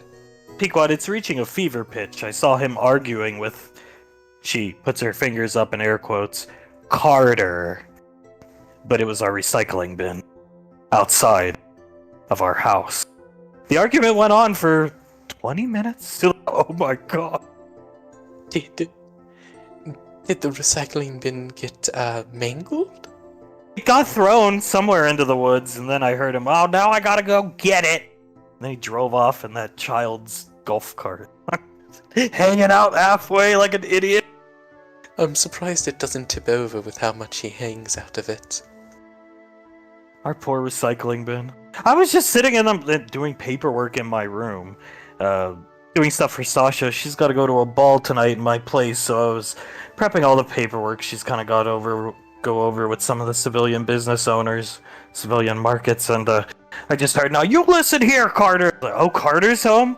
I look out my window and there's Scar just pointing at a recycling bin.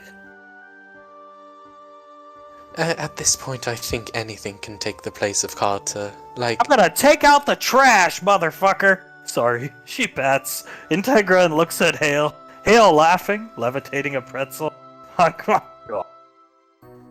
yeah. She pats Hale on the head. At this point, that chair over there, it could probably take the place of Carter. All we need to do is take a screw out of it. I don't know, maybe Scar will ambush Carter somewhere around here. Just come at him with a 9-iron. A 9-iron, or just completely bum rush him and put him into a sleeper lock. Who knows when it comes to Scar? So that I go easy on him. It's mostly Memory Ann's fault. Pequod, no. Fine. Davine just whistles a bit and opens her mouth for another bite of a pretzel. Hank puts it up to her mouth. Yeah, I mean, I'm not a fan of deploying the dad voice. The mom voice, very sexy. Instant, yeah. Instant erection. Under his breath. What the fuck? And Davine smirks at him. And now you know how I feel when you unleash the dad voice. But, he smiles at Davine, I'm glad we get to sit this one out. I felt so bad, like, 20 minutes after we... Yeah, poor Elizabeth. She just looked like a little puppy. Just eating her soup. You told her to eat her soup like 8 times. Well, you know why? Because I wanted to say, eat your soup and choke on it. But I kept stopping myself from saying choke on it. You got choke on it, bitch! Choke on the soup. Well, I'm very glad you didn't, darling, as she pats his hand. I was just having trouble controlling. She hadn't been here for a year. It was like having trouble recognizing it was my own daughter I'm talking to. It's her fault, little brat. I wholeheartedly agree. It is her fault. But I'm still glad you didn't tell our daughter to choke on the soup. Suletta, same thing happened to me when I confronted her in Julius's town. I started stepping... I had planned to pick her up, whip her. I wanted to show her she's not tough enough to be in the military.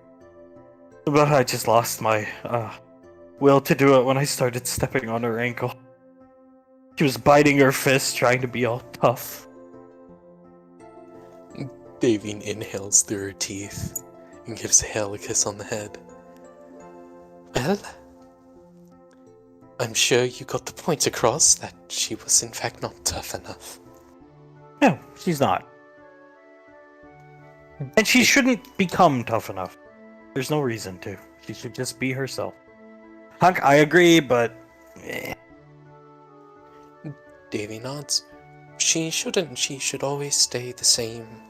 Elizabeth may hopefully mature a bit, but still stay the same, if that makes any sense.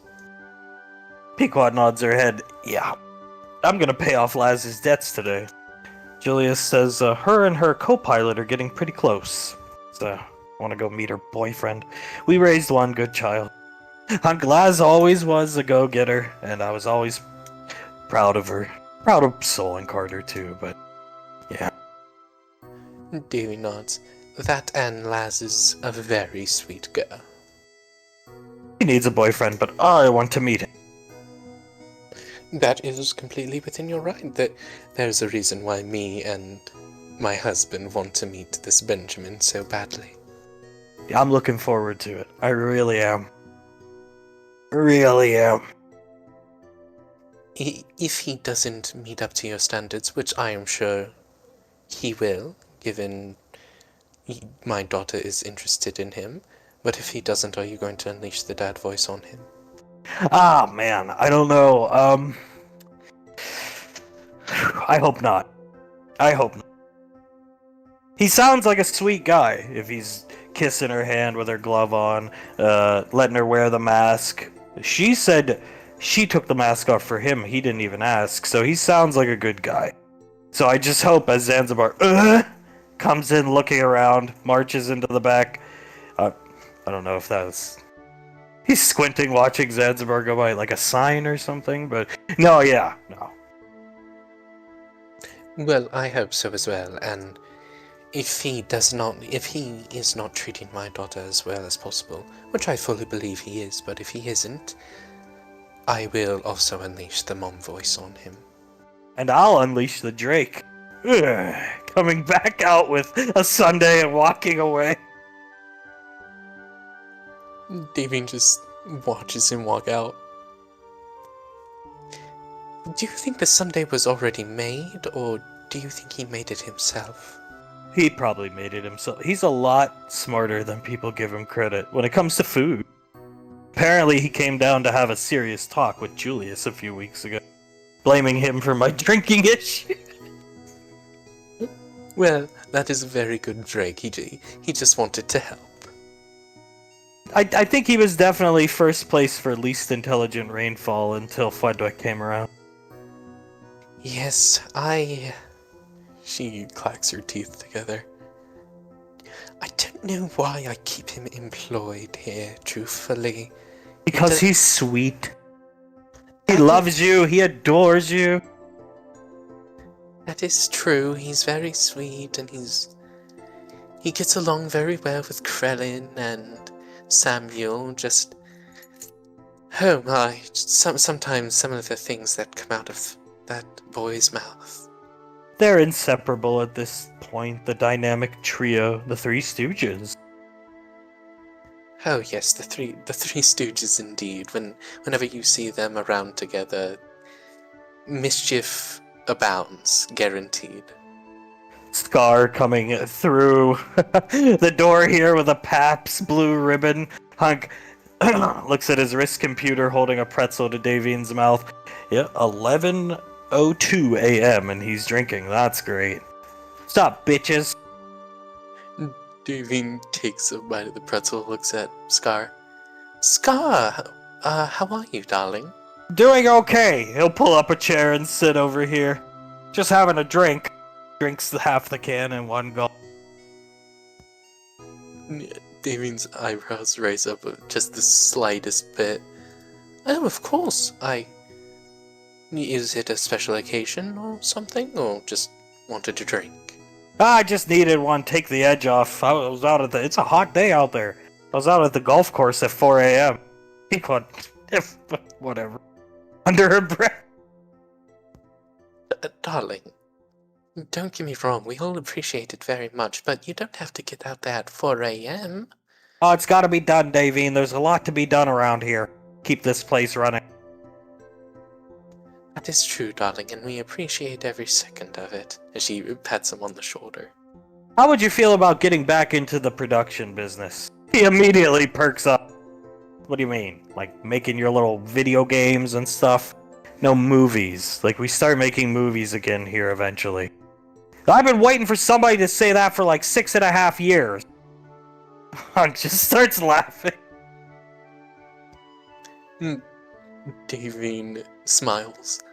Well, very soon here we are planning on restarting Rainfall Productions, and you will have a spot next to me as always. Those were some of the best memories I have. Us on the set, the goofiness that ensued, we had a great time. Even with Tommy and his horrible acting. Yes, the question is, 1, what movie would we produce first, and 2, would we let Tommy act in it? Pequod absolutely is head of Rainfall Production. Scar, whatever. We still win Oscars despite him. That is true. Most of the Oscars out there, they are from movies that Tommy was also in. But he definitely didn't win any Oscars for acting, let's just put it that way. Hunk, is it true that almost everyone's won an Oscar here except Tom? Stiletta, yes. Hooligan won one. Davine has won many. Pequod for producing.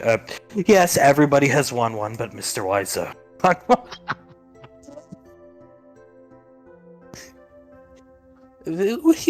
He'll get his Oscar eventually, if he isn't in a position that requires any type of acting. But production was cancelled because of all the drama and Carter being a little baby. Pequod, well, maybe things are... Maybe the worm is turning here, Scar. Carter's coming home this weekend. You don't say. Davine looks at Scar. Yes, darling. Crushes the beer can. I have to say, please go easy on him. Don't completely maim him. He's, fixes his mane. He's coming home this weekend, huh? Yes, darling, I'm going to make sure of it. Oh boy, who else is coming home? Marianne, Elizabeth, and the boy she met, Benjamin. Oh, Marianne, huh? Yes, Marianne. Carter and her finally get together? Suletta, yes. Yes, they did. Here's the picture. And she shows him the picture of the two of them in the Tunnel of Love. Oh, 2 girls, there they are. Pequod starts laughing.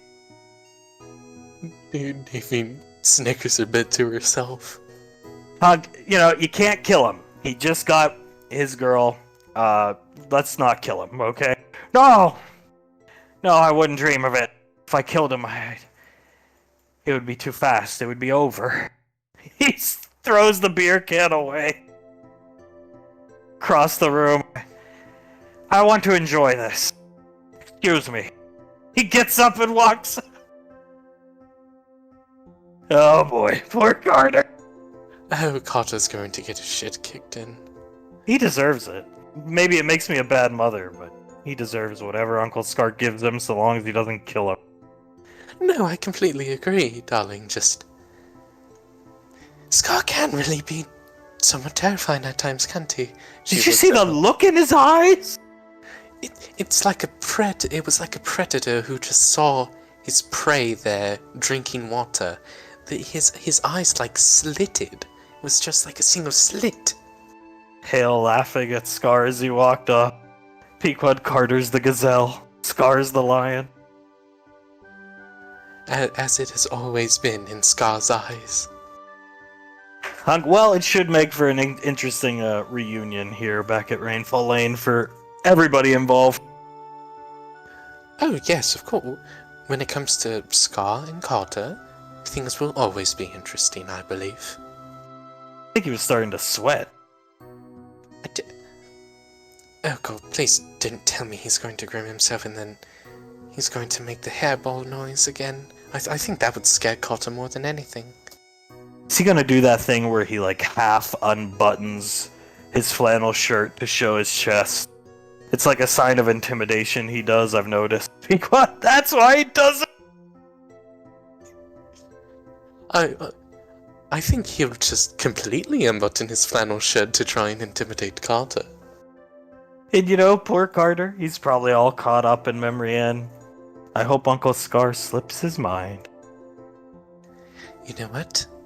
He probably already has. Oh man, Pequod will start laughing as Hunk feeding Davine another pretzel. Bouncing down here, back here, they're sleeping here. Everybody's moved into the kitchen as Bash and Okira are going about their business. Pequod's not quite here yet. Icy and Julius still in the office. And these two are still sleeping on the kitchen counter. Soul and Colt are back. Colt looking vibrant. Soul looking like she is a new person with how her eyes and even hair seems aglow.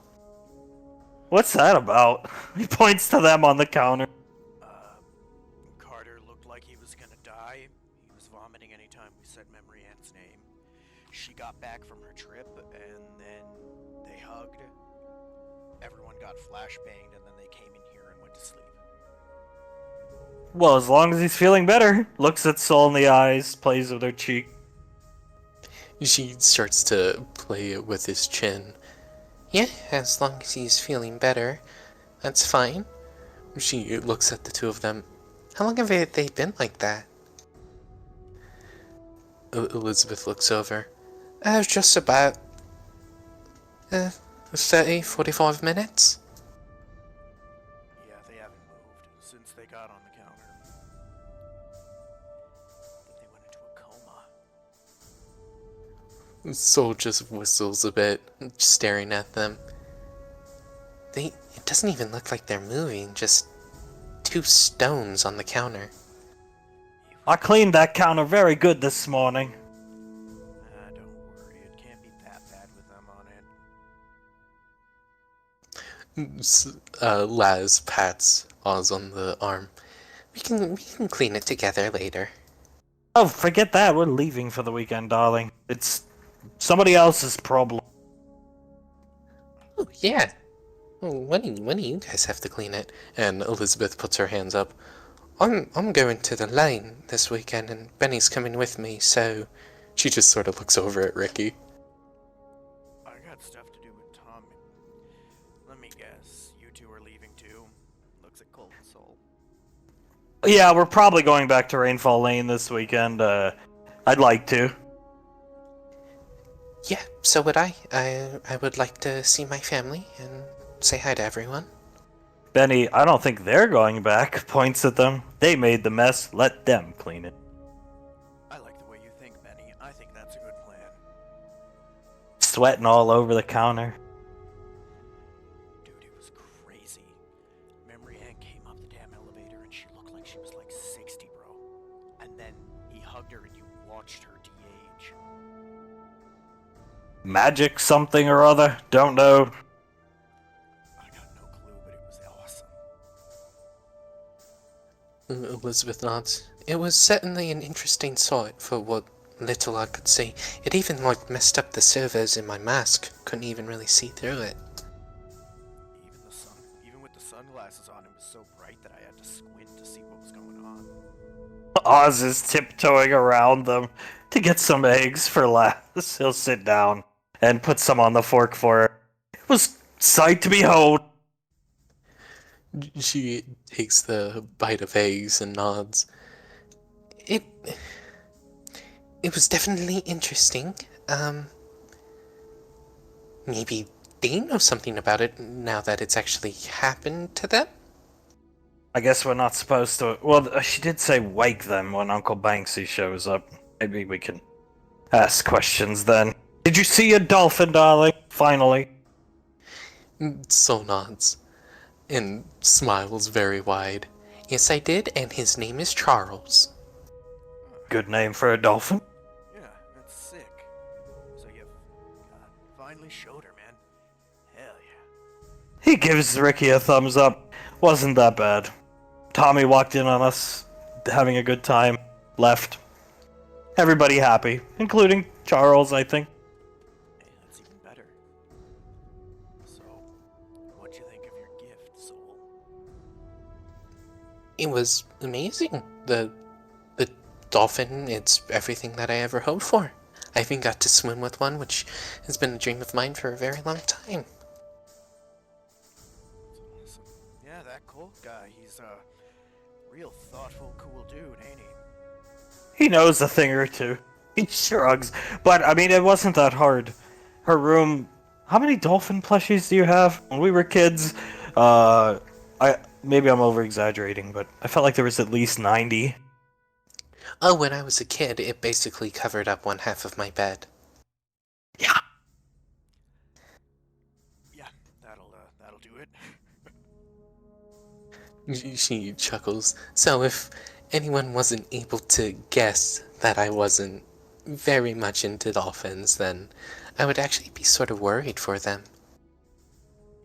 Yeah, but I mean, how many people are gonna go above and beyond and buy you one? Not many. Yeah, I can only think of one. And she gives Colt a kiss on the cheek.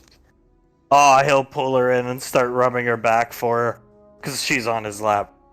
Worth, as I keep saying, absolutely worth. She smiles to herself. I'm glad it's worth it to you.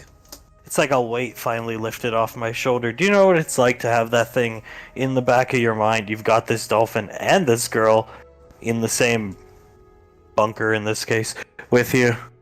And that dolphin's on the station illegally, because there's no animals allowed on my mother's station. And Mr. Wiseau is the game warden, or whatever you'd call him for the dolphin. Elizabeth nods. That and the debt. If you don't mind my asking, Colt, how much were you truly paying every month for the dolphin? My entire paycheck. My entire paycheck, my life savings from like family gifts, birthday gifts, mostly from your family, that equaled out to around 150,000 credits, and then I just started giving him my paycheck after I got my first one, plus my sign-on bonus, since when you sign on at 16, you get a 90,000 credit bonus, so... Because usually it's like impoverished poor people who are signing up that early because their parents are willing to, sign on the dotted line for them. So, I had zero money the past couple of years. You paid more than Tommy's given me for helping him, man. Yes, sir. Yep. He said he'd lift the debt once, I told her. So, but that's not why I told her. I was managing, rationing 2 sunflower seeds a day. I was doing. Soul looks behind herself and smiles at him. Well, now that you don't have the debt anymore, I'm going to buy you as many sunflower seeds as you want, and you are going to be able to eat the entire bag in a day if you want. Maybe we could eat them by the lakeside, or wherever Charles ends up. By the lakeside, by a pool, yeah, pretty much anywhere. That sounds like a daydream. We are going to harass my psychotic brother this weekend. I would love to join you at Rainfall Lane, but we have pressing matters in the UK. Benny harasses psychotic guy? Oh, yes, it's going to be wonderful. Laz nods. We're going to stake out his house, and then once he comes out of that house, we're going to start to drive really fast and then slam on the brakes suddenly, and that's going to scare him. Benny holding Elizabeth's hand. Do you want to go harass his psychotic brother someday with the... If you want to, then we can definitely harass them, and with their express permission, sure. I would love to. Oz looks at Laz. If she says you can come someday, then of course. Elizabeth, it would be wonderful to have the two of you with us. Is this the British dude who was yelling about targeting that you were watching the other day? Yeah. Yes, Steve. So, is your brother just crazy or super crazy? He was crazy. Refused to get help. There's medication for schizophrenia. Or he could, find a... I assume it takes a powerful wizard, but like your aunt, for instance, Izzy, or whoever, but he just refused to get help. So it got worse and worse and worse and worse to the point where now he is, if you hit the brakes apparently near him in the general vicinity and he hears your tires screech, what happens, love? He runs, usually jumping into the nearest bush or canal or back into his house. Colt, wait a minute. How are you guys going to harass him? Vehicularly. Just what I described. Colt, oh god. Vehicularly harassing. I have never heard that term used before. Well, there's also aerial harassment, which we plan to do. Yeah, we're still working on that one. Gotta ask Mom about it. You're gonna give this dude a heart attack. Well, considering the fact the heart attack weapon is targeting him 75 times a night, as per he mentioned in his newest video, which we watched, it's only a matter of time. The what is targeting him? I have no idea. The heart attack weapon. It's a weapon made by someone named Nick, he mentioned, to target his heart directly and make him have a heart attack. So, to prevent that from happening, he runs up and down the stairs at least 20 times a night. Uh-huh. He's gonna look over at Soul. So when is your dad gonna have us train with the heart attack gun? Soul whistles to herself. I don't know. I didn't even know that technology existed, man. Neither did I, but apparently, your brother's getting targeted by it. Does he say why he's being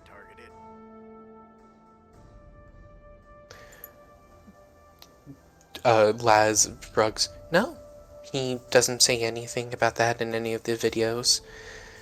He just says he's been targeted. And something about Tesco is one of his greatest enemies? No idea. Oh, and the, toilet paper roll with the dandelion on it that he said looked like the COVID-19 virus? Oh, I looked that up, by the way. That's something that happened back in 2021. He goes to raise his voice, looks over his shoulder, stops. He is fucking nuts. That is what it is. Then he starts laughing. Elizabeth starts to laugh. 2021, that was more than 250 years ago at this point. What's a Tesco?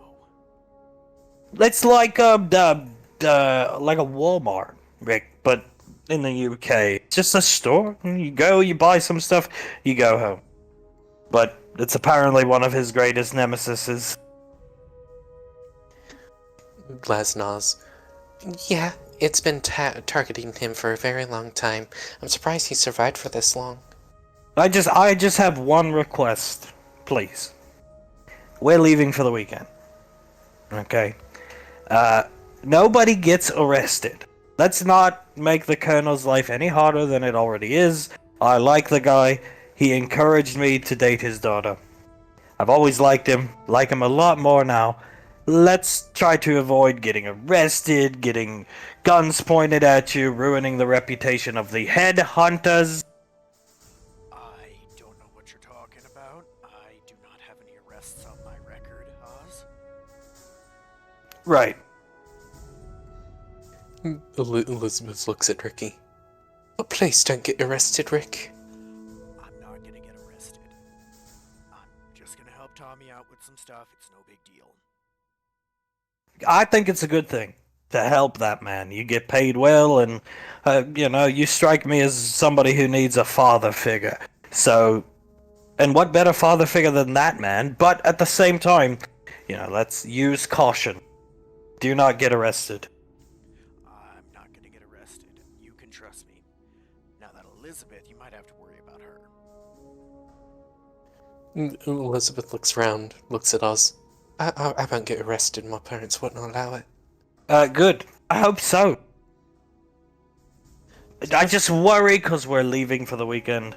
I know she's technically in charge of us, but I think we're more the responsible ones. He looks at Laz. Les nods. Yeah, somehow. But I definitely think so. She looks around. I do sort of feel in charge of you. Maybe that's the wrong way to put it, but I feel like you guys are my responsibility too. Colt, I'm happy to be the irresponsible one for a change. Hands up, Soul's shirt. Sides. The Soul smiles. And yeah, I've always sort of been the irresponsible one, so I like it too. She leans back, twists her neck, and starts to kiss his jaw. He lets her kiss it as down here Icy's going through some paperwork. I just sent this paperwork to Sasha. Yeah, that's it. Oh my god. Look at this. Who did... Oh, why did I send this? Somebody requested Crazy Steve. Julius reads through the paperwork. Does he recognize the handwriting or anything? It's Benny's. He barely can write on the lines on the paper. Who the fuck... Is this Carter's idea of a dumb joke? This is Benny. He requested 10,000 Oreos for Elizabeth. I sent this up to such... Oh my god! Oh my god. Julius stands up and starts to pace. Is there any way we can stop this? She opened the email. Oh my god. Okay, here's what we do, Nicole. We blame it on me, okay? Just say it was a dumb joke that I thought would be funny. Requesting state Crazy Steve for team morale. That sounds like something I would do. Who the hell is Crazy Steve? It's this guy that... I'm pretty sure it's Oz's brother. Laz is very interested in this Crazy Steve guy. He requests Sasha bail Ricky out of jail. Oh, she's gonna love this. Oh god. He sits back down in his chair. Either we're gonna hear no end to this, or she's just gonna brush it off as a joke. Please. I like this kid already, Julius. He's very nice and very funny. But please, God, let her brush it off as a joke. As Julius says that, Pequod comes through the teleporter, hands over her ears. Oh boy! Julius's eyebrows raise. Hi, honey, what's wrong? Just a lot of screaming going on up there. Came through the office. Oh, would you look at this? Sits down on Julius's desk, kicking her leg up and down. Ah, Crazy Steve, huh? Yep, Crazy Steve, so I take it she didn't take it as a joke. No, she didn't. Benny signed his name on the last page. Oh, god damn it. He rubs his face. Well, if that isn't a good representation of Benny's personality, I don't know what is. He's she'll slide seductively closer to Julius. He's rainfall material, I'd say. I definitely think so, as he slides her closer and sets her on his lap. I say 10,000 Oreo. For Elizabeth, specifically. Did it specifically say for Elizabeth? Pequod going through the paper, it said for Izzard. Right, for Izzard. I can't really read his handwriting. He squints closer. No, yeah, I think that says Elizabeth, but it definitely does look like Izzard. At least it doesn't say Eliza. Oh, God. That would just make me think he doesn't know her name. Pequod, he's a sweetheart. Oh my. He wants Ricky bailed out of jail a week later. Yeah. He's very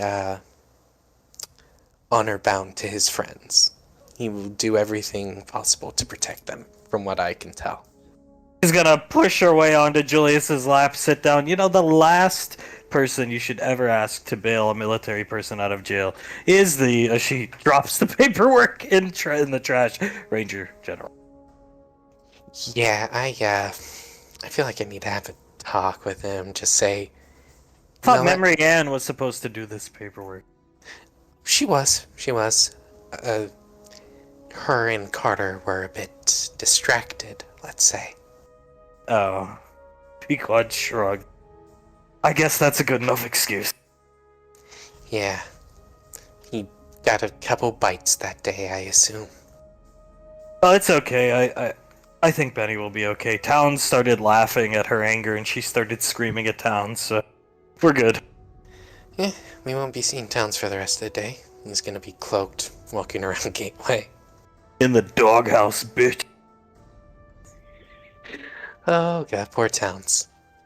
Dami, Mommy, Ranger General. We gotta get Memrianne and her to hook up. She can teach Memrianne a thing or two. Ooh, that's not a bad idea. We should ask Sasha to give Marianne some pointers, yeah. You guys missed it. I was at the academy. We were having snacks before everybody. Banksy's on his way, and so is Mom. But you guys missed it. Told Scar that Carter's coming home. You should have seen the look in his eyes. Oh, was it excited? It was. He looked like a little kid on Christmas. Icy, imagine baby cub Scar on Christmas, with just a little marble red hanging out of his mouth. Marlboro Red, still wearing the red and black checkered flannel and with the coffee cup in his hand. Pequod, sometimes fate is a cruel mistress. Other times, it's a wonderful thing. Think about it. We never would have known him if he didn't have the misfortune of stepping on the Majestic and then getting shanghaied with you guys. And then the crash landing happening and him having to use the teleprompter. Use the teleprompter to survive. At least that's what he says. Icy speaks of. How do you use a teleprompter to survive? Pequod maybe talked to it like a friend. Like that guy in that movie, the Castaway movie, but we remade it and it's way better. Oh yeah, maybe. Plus it seems pretty heavy. Good bludgeoning weapon, I guess.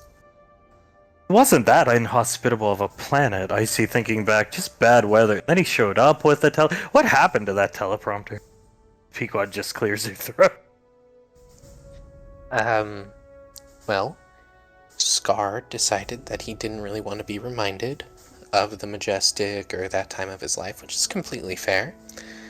So we told him we destroyed it, and in all reality it's in a storage unit far below Rainfall Lane.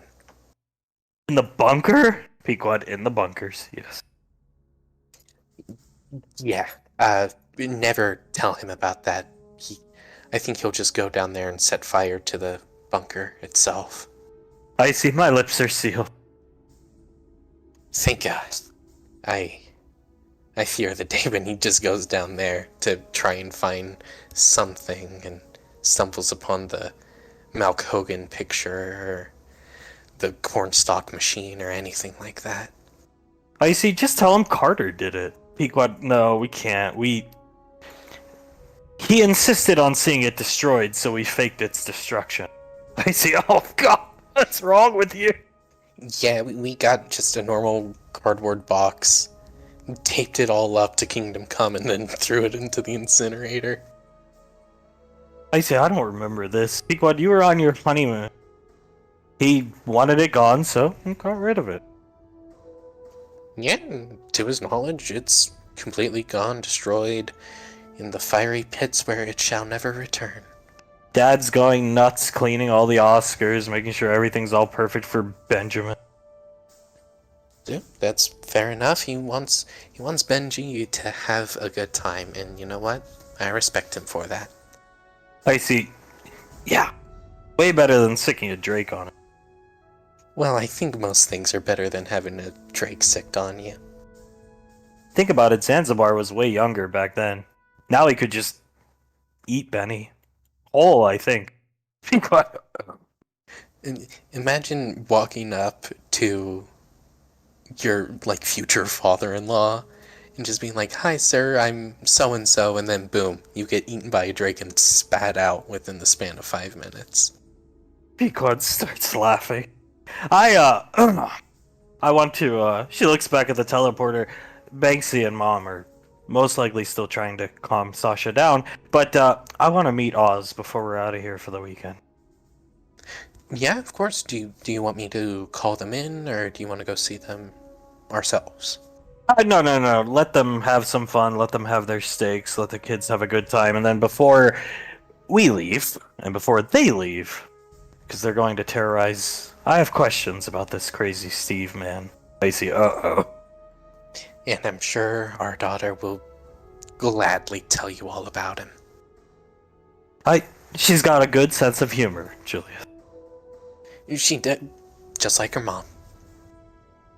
Maybe she'll make Steve her child's father-in-law. Or godfather, I should say. Oh, God. Pequod, I don't want to hear it. It worked. Scar took an active interest in the girls. And Carter. It's not Scar's fault Carter never listened to him and Carter was a pussy. Oh, okay, yes, true. But there's a difference between Scar Freetooth and a man who I assume is schizophrenic running up and down his stairs at like 3 a.m. Pequod, if she made Steve her child's godfather, I would support her. I say, of course you would. Yeah, of course you would. And you know what? I respect that, and if you want to support her, I'll support you supporting her. Pequod, the logical choice was Ash. But look, hindsight is 2020. If I had made Ash their godfather, the way things turned out, I see. Yeah, that would have been weird. Yeah. It's just, something was just telling me. Scar. Like, I don't know. I can't explain it. Maybe it was magic telling you, who knows? Or maybe it's the fact you thought he was funny because he had a concussion and carried around a teleprompter. And basically only said, nice, all the time. Or called the old hag Lasley perky tits. Oh boy, look at the perky tits. And then he leveled out and became normal Scar as a grill gets thrown through the teleporter somehow. Uh-oh. She just looks down. Well, Sasha got a hold of the grill. Banksy coming through. Good thing there was... yeah. Yeah, everything okay back there? Real funny. Crazy Steve for Team Morale. Be quiet. Yeah, you know what, Banksy? It wasn't me, it was Benny, okay? I am so glad I'm on private security detail and not, technically speaking, in the military anymore. Because I'd have to take orders from her. Yeah, imagine how I feel right now. I'm terrified. She told me if I see Tommy down here to shoot him on sight. Like, you forget I only take orders from Pequod now. Oh, fuck you! And then she threw my grill through the top. Yeah, that sounds like angry Sasha, alright. Shoot Tommy on sight. You guys got the window tinted. Pequod, yeah, we don't want those brats seeing any. Yeah, we really don't. Is it okay if I go out and start grilling? Yeah, of course. Just so you know, Carter and Marianne are sleeping on the kitchen counter right now, but go ahead and wake them up. They've been sleeping long enough. On the... what? It's a long story. We'll fill you in later. We suspected some type of two spellcasters being together thing. Yeah, we don't really know all the details. Just get out there and grill. He starts walking out, setting his stuff up out here.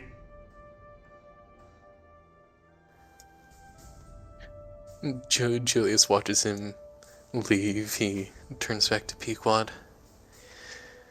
So, are you going to put my training to use on Carter today? Oh yeah, I'm gonna crack his skull. Good on you. You pats her thigh and gives her a kiss. He deserves it.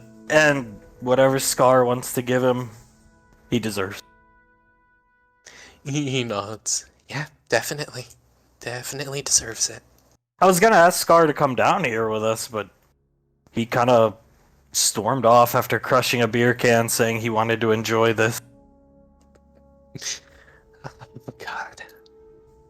I see he tries to run Carter over with the, like, 10 ages 10 and below golf cart. I knew you were gonna be here, bitch. Come here. As he starts chasing after him in the golf cart. Carter is able to backpedal at a brisk pace away. I could just see it, Carter backpedaling and Scar reaching out and swiping wildly with his claw.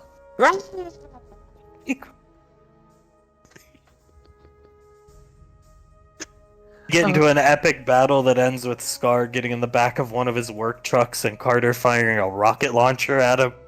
blowing him up in a truck again. For the second time, and somehow Scar still survives it. Sounds like a horror movie. Pequod nodding her head. You know what? That's not a bad idea. Just remake like Friday the 13th or something and have Scar play Jason or Michael Myers or whoever it is. I always wanted to remake Halloween with Scar as Myers after he played the Terminator. He played such a good villain. Yeah, he did. It was like the role came naturally to him. The only reason he ended up with the role is because Tommy originally wanted the role. We gave it to him, and Tommy playing the Terminator. Yeah. Maybe we should remake Judgment Day and have Scar and Carter be the Terminator and John Connor. Not a bad idea. Tommy can be, I don't know. Gotta always find a role for Mr. Wiseau. He's done a lot. He's gotten people arrested for our children. Tommy can be the John Connor's adoptive father. Doesn't he get killed off in like the first 20 minutes? Yeah, that means we don't have to deal with Tommy's acting. And we'll get a Julius scream, since he always screams Julius's name. So, yeah. Even when I'm not in the movie. That is because, honey, she kisses Julius on the lips. You're his best friend. And he relies on his best friend. Yes, he does, and I am eternally thankful to him. And you do whatever he asks. We owe him, and he's a wonderful guy. Like, give him napalm. Pequod, napalm? Yeah, he just asked for some napalm. I tried to say no, but then he threatened to buy it from the Altizanes, and I had to give it to him. What does he want napalm for? He also wanted flamethrowers. We suspect he's gonna burn something. Books, maybe. Is he the library thief? I think so, yeah. I mean, our daughter, Lazuli, the famous bookworm, comes to the continent, and then suddenly, out of nowhere, all the books on the continent start to disappear. And Tommy's needing dump trucks and flame weapons. And the one photo we have of the library thief, it's clearly a male. You can tell by the body shape and figure and posture. But whoever it was wearing a ski mask. Julius nods. So yeah, we definitely suspect Mr. Wiseau of being the library thief. Icy starts chuckling as nobody noticed him because he didn't come in and interrupt what was going on in here. Memory Ann wakes up. Steaks! She sits right up, digging her nails into Carter's back, making him bleed. Carter sits up. I'm awake. Oh, hello. She keeps digging them into Carter's back. Uh-oh! You okay, guys? You smell that? Smells like steak, doesn't it? It's egg. I cooked your sister egg. He sniffed. Oh, I do kind of smell steak. Carter picks Memory Ann up and walks past everyone out into the elevator opening. Uncle Banksy's got his grill and he started grilling. Steak. Looks at Soul. Uncle Banksy steaks are very delicious. She looks at Oz, Benny, and Ricky. I highly recommend getting one, if you so wish. As she wraps her arms around Colt's neck. Pick me up and get me out there. He takes her out. Oz, well, we need to get food in our stomach before we go. And he has run straight out, leaving a cloud behind him, almost like a cartoon character. Oz, I guess he's a big fan of. Oh, it's the same guy on the poster. I'll learn all the family, I promise. Laz smiles at him, pats him on the arm again. Don't worry, yeah, you'll get there. But yes, it is Uncle Lugnut, as he is colloquially known. Alright, let's go get some food, everybody. Come on. Yeah, let's go. You coming, Elizabeth? Elizabeth is running out behind Benny. Oh, Well, Uncle Banksy has begun grilling. He hasn't even noticed anybody, but he's talking with Bash and Oak here, as they're helping him set up. Elizabeth leans towards Benny. That's him. That's Uncle Banksy. His jaw's just wide open. He wears that armor everywhere. Yeah, pretty much. Some fucking beast armor. Yeah, it is. I don't necessarily really think of it anymore, but yeah, he wears it pretty much everywhere. Pequod basically had it made for him and the rest of Reaper Squad. Set me down. She smacks Carter on the back of the head. Carter sets her down. Fixes her outfit. Uncle Banksy walks up right behind her. Uh-oh. He turns around, holding a beer given to him by Bat. Carter walks up behind her. Hey, Uncle. Hey, wow, you two are looking happy. Yeah, feeling very happy. Very happy. You got bite marks on your neck, Carter. Is there a rabid dog running around here? Nope. No, sir. Just my girlfriend. Brienne winks at Banksy. He starts laughing. And you're holding her? Well, yes, sir. Soul gives him a thumbs up and then kisses Colt on the cheek. And you must be, points back, Oz. I've heard about you, vaguely. Oz, yes, sir. He'll come up here, shake his hand. Laz comes up behind Oz. Yeah, this is my boyfriend. Nice to meet you. As he starts shaking Oz's hand, Benny comes up just staring at Uncle Banks. And you are making me very uncomfortable. Elizabeth pops up behind Benny. This is Benny, Uncle Banksy. He's a big fan of yours. He grabs Banksy's armor and gives him a hug. Nice. A really big fan. He absolutely loves your games. So, yeah, I was told I'm gonna sign some memorabilia. Really? He stares up at Banksy. Banksy, you ain't seen nothing yet, kid. Wait till you get back to Rainfall Lane. I've been told to bring you back this weekend. He just gasps. Elizabeth's smile emoticon pops up. Yeah, it'll be absolutely amazing, and we can even play on the Jurassic Park machine if you really want to. For real? Yeah, of course. As long as it's okay with Ozzy and Uncle Banksy, it's in their house after all. Banksy, yeah, it's stolen goods. You can play on it. It's in our house. And there's our resident jailbird. Saw you on the news. Yeah. He'll almost sheepishly walk up and put his hand out. Ricardo Valorius, sir. Call me Ricky, please. He looks down at Benny. Is he gonna let go at any point here? I don't know. She pats Benny on the back. Let go, Benny. He needs to say hi to Ricky. Oh, yeah, sorry. I just never thought I'd actually get to meet you. Banksy, I just never thought anybody would actually enjoy those games. Hello, shaking Ricky's hand. It's a pleasure to meet you, sir. Likewise, we've got 2 steaks for you since you got arrested. I'd say something good came out of that then. Thank you very much. You're welcome. Bash, yes, encourage his bad behavior. Banksy just shrugged. I don't know what you mean, sir. I only did what I did in the best interests of the team. That's a good way to look at it as he looks down at the grill. Memory end.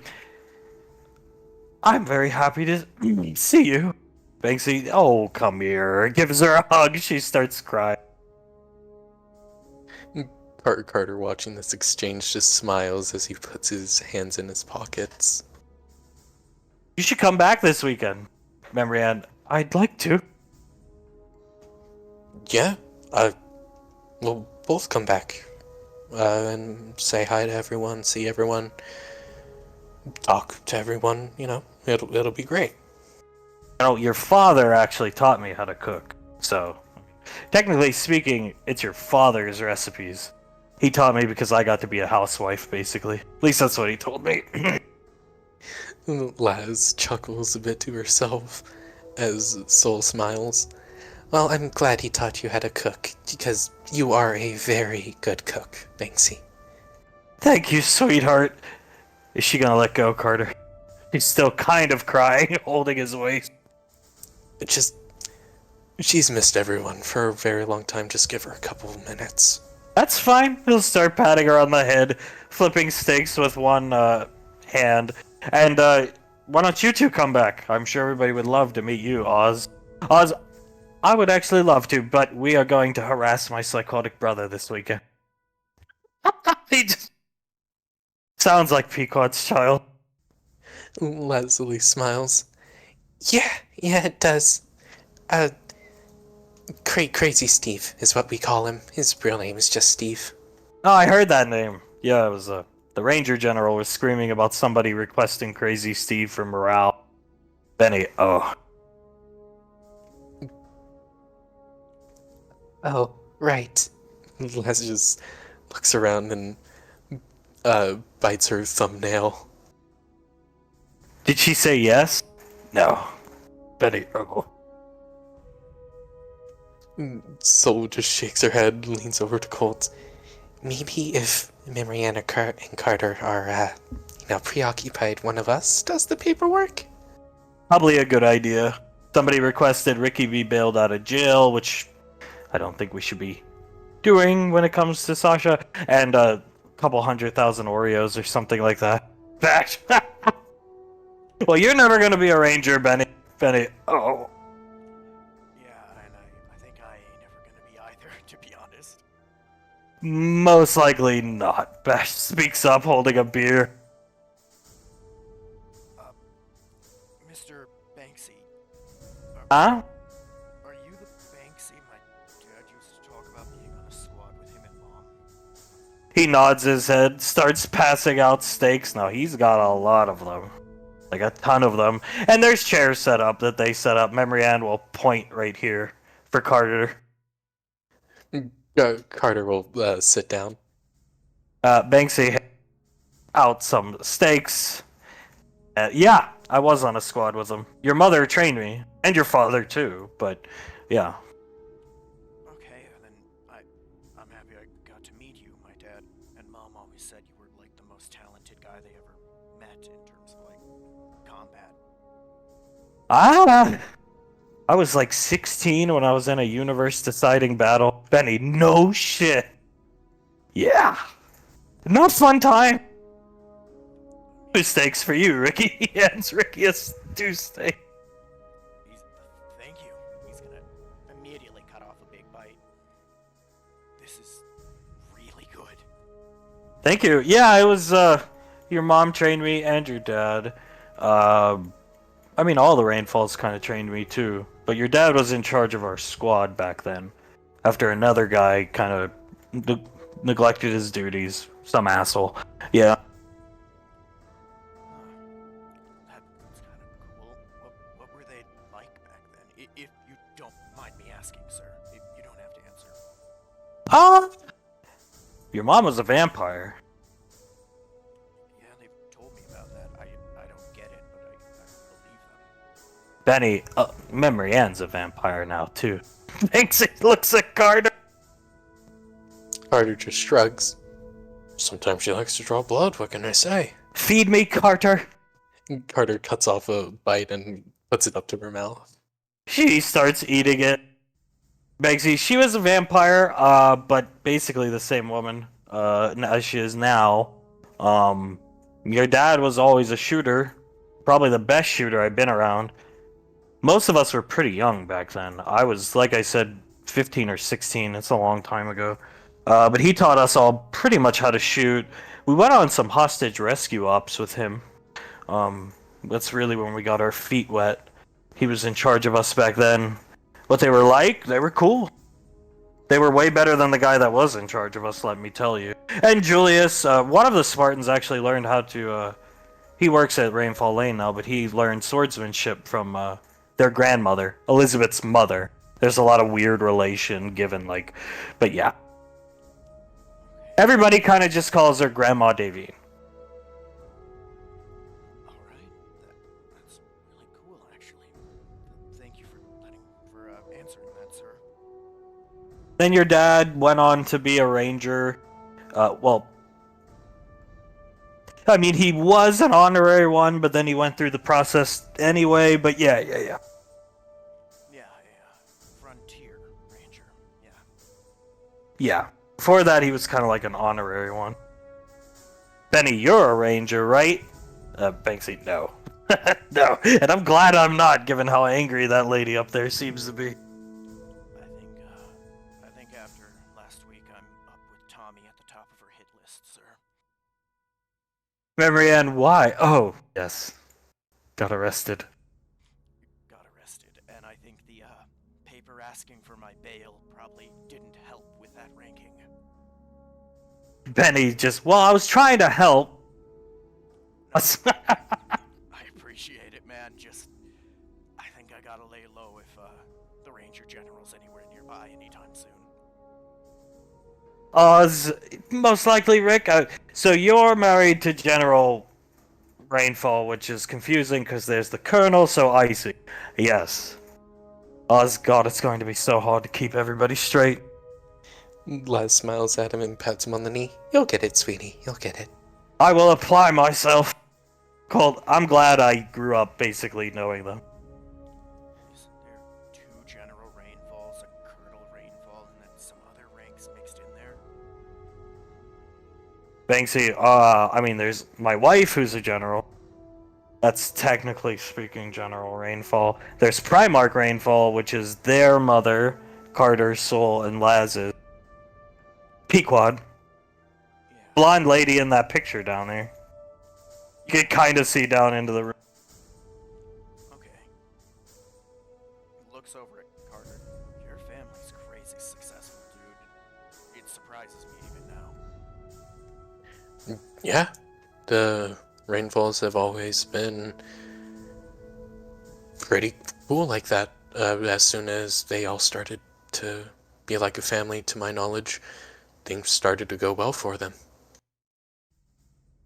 Banksy nods. Yep, some turbulent times, but good stuff came out of it for sure. Carter nods. Yeah, definitely. He just gestures around himself as he cuts off another piece of steak and gives it to Memory Ann. I would definitely say so. But they were good times, even though the universe was at risk and we all could have been dead, and some of you would have been dead before you were even born. Hey, wow. Yeah, that's pretty cool, sir. You, saving the universe, that's something special. He points with his like little clippers, flipping steaks on the grill for these two. We had like a fancy, rich millionaire apartment on Gateway, where we lived, and Uncle Scar was still walking around with the teleprompter back then. Remember, Ann immediately starts laughing. And him and Zap would do weird things like stare at a picture of General Lorelei on the ceiling above their bunk bed. Former general. That's right, yeah, they had the hots for her. They hung up pictures of her everywhere. One day, they hung up pictures of her on these like big staircases. I wasn't there, but I heard it happened. And I saw the footage of it, because there was cameras in everywhere but the private like rooms of the apartment, and they essentially your father, Ricky, the colonel, and everybody went into a panic and started ripping the pictures down because Lorelei was on her way up. That makes sense. I think Dad said she's the second scariest person he's ever met. Yeah, well, she was pretty intimidating, for sure. Definitely liked the colonel. Memory Ann. Carter just squints at Banksy. They got you in on it too, huh? You don't believe me? No, I really don't. As Soul looks up from her steak and shrugs. I really don't think any of us necessarily believe that General Lorelei was, into our father like that. Well, I've been to Lorelei's home. She invited us quite a few times after all was said and done. And I heard Sasha talking about she wants to take you. He points to Laz, so you can see her library. And now I assume you're your boyfriend, if you don't mind me calling him that. Laz smiles. I would love to have my boyfriend come with me to see a gigantic library. So you will see for yourself then. Just staring at her. She tilts her head. I'll see it in a library? Yeah, you will.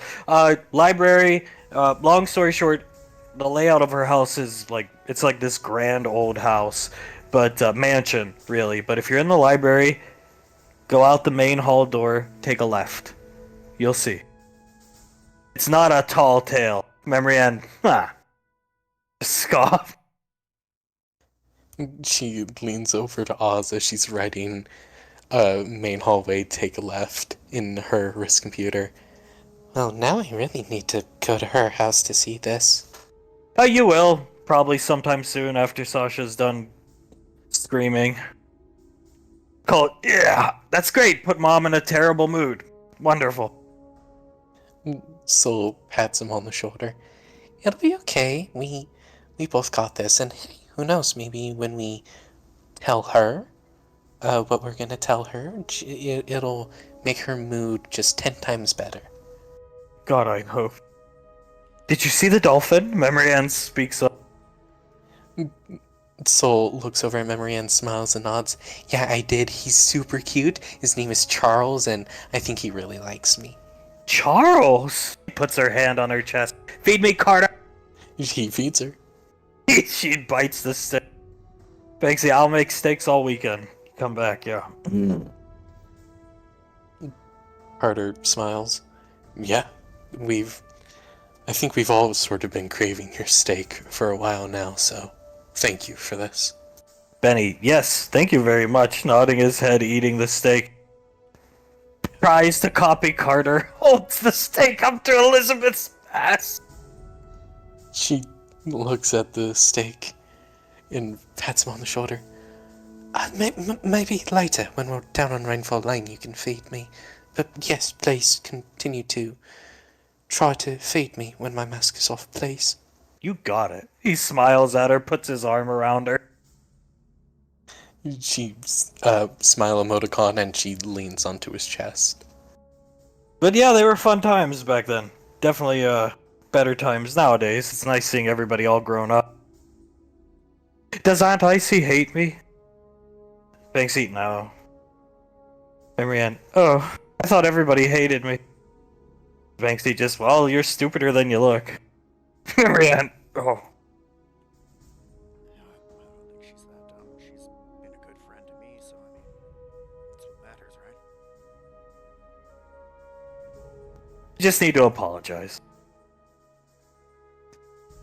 Carter looks at Memory and smiles and nods.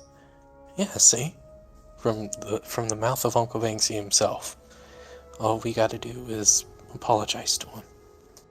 I just assumed everybody disliked me. Nope! Just flipping sticks on the grill. Carter smiles even wide and he puts a hand on her knee, gives her another piece of steak to eat. She starts nibbling on it. I remember when you came back to teach Carter how to drive, your mother was very excited to see you. Then you didn't set foot inside of Rainfall Lane. Not even on the tip of the continent. Rainfall Lane's the tip of a big continent, Ricky. It's basically like, it could be considered its own country, Ricardo. He looks down at Ricky, and she made sure not to set foot anywhere near it. Memory Ann, are you a Chirac now? Banksy just laughed. I mean, I did say you've been a good friend, and so don't take it badly, but I mean, yeah, that is kind of dumb, Memory. It was dumb. It was stupid. I will say to my mother when I see her, and everybody. Carter lets out a breath. Good. Very good, and I'll have some apologies to make too, and so I'll join you in that. Banksy nodding his head, just flipping steak. Laz leans over to Oz and whispers in his ear, I truly thought that another Tarak was gonna happen, and it was just zap, in a polymorph that Aunt Icy put him into. Oz is now Zap is the Walren, right? But I only saw the woman. But yeah. Yes, correct. You saw Mama Lan. To my knowledge, she's the one with the pigtails. Then Zap is just the male version of her, basically. Duly noted.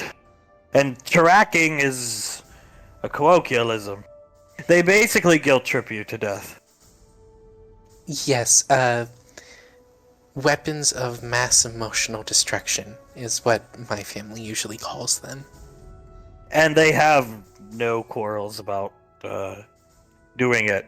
Where they are, when, what's going on. They did it at Grandma, we'll just call her, and Grandpa's wedding. On their wedding day to Icy, the Colonel, Icy the General, Julius the Colonel, Pequod, and him, Grandpa, standing right there. It was brutal. I even cried. Yeah, when that Walren lady did it to Elizabeth, it was pretty bad. Memory Ed, it was heartbreaking.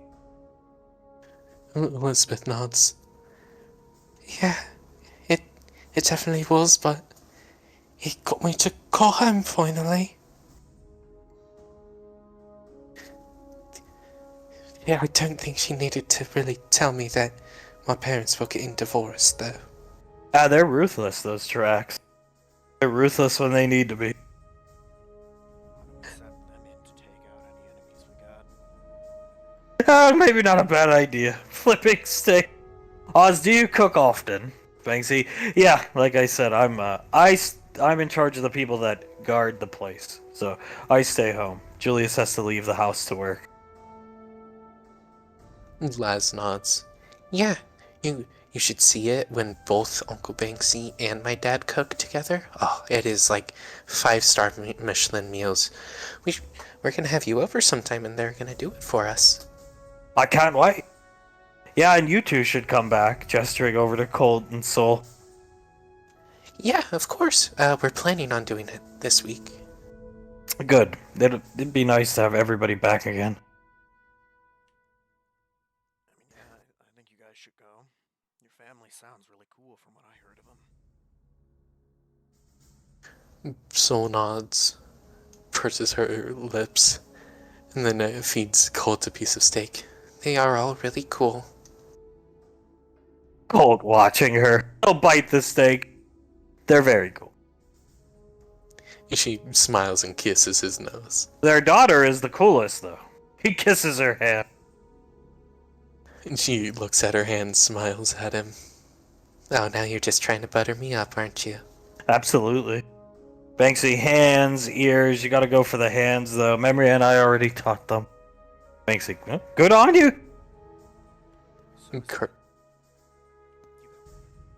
Carter nods. Yep, she taught them when we weren't even together yet, and yet she still kissed my hands and ears and everything like that. Memory Ann pats their lap. He sits on it. My turn to feed you. Oh my gosh, your neck. Yeah, he rubs his neck.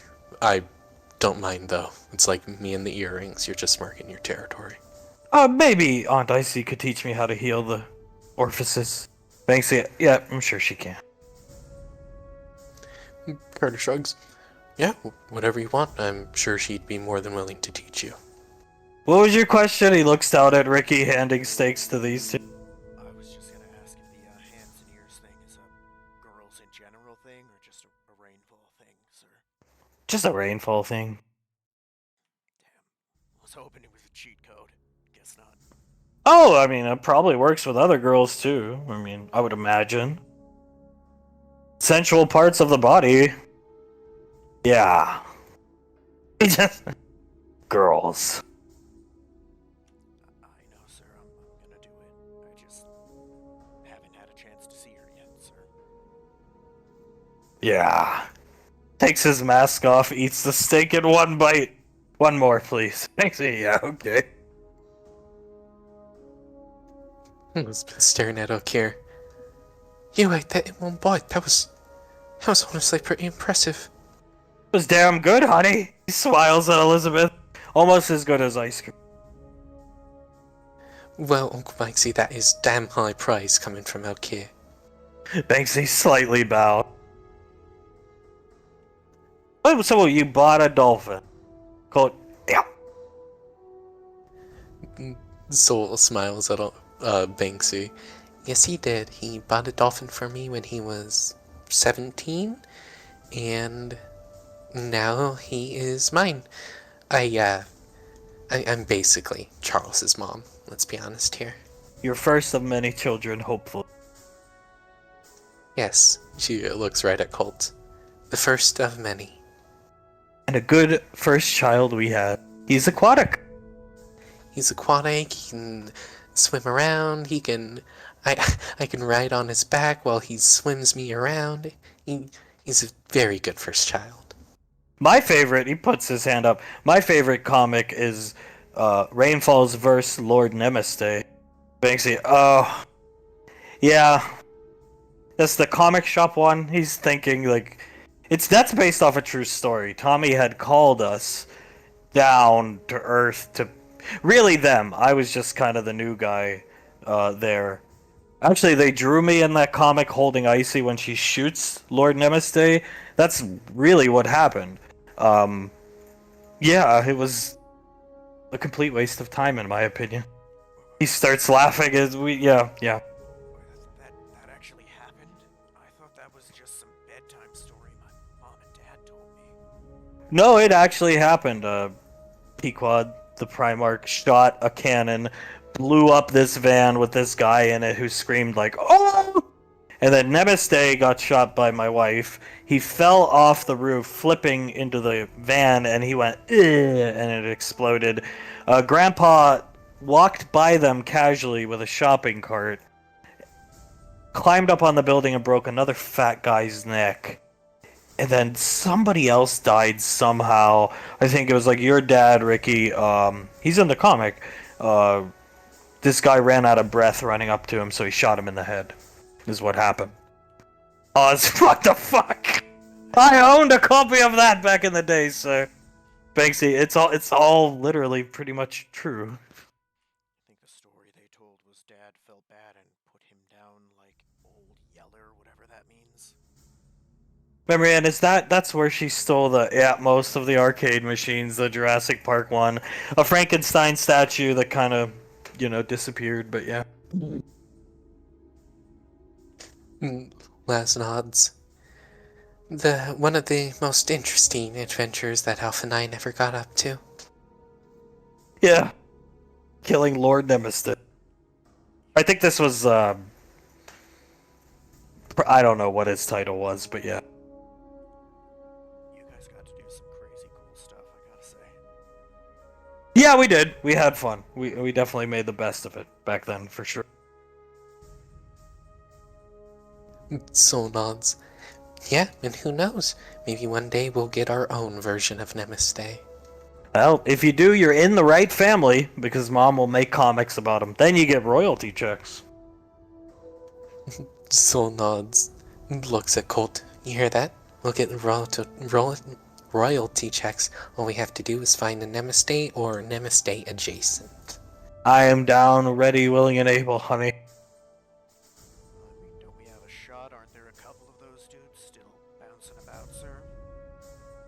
I think so. I'm technically not in the military anymore, so I don't really follow too much what's going on. Bash, I think there's one or two left. I think the Autosanes wiped most of them out. Memory and feeding Carter. Eat, Carter. He takes a bite of steak. You need to keep your strength up. Yes, Mew Mew. Chew it all and chew it good, Carter. He's stroking Carter's chin. I will, as he starts chewing it thoroughly. I don't want you to choke. He smiles at her, swallows, and gives her a kiss on the head. Well, we know what steak she's eating when I'm not here cooking. Oz and Benny and Colt start laughing. Bash and O'Keefe start laughing. The three girls start laughing. Memory and it's the best steak ever, Uncle Banksy. Carter just winks at Memory Ann and gives her another kiss on the head.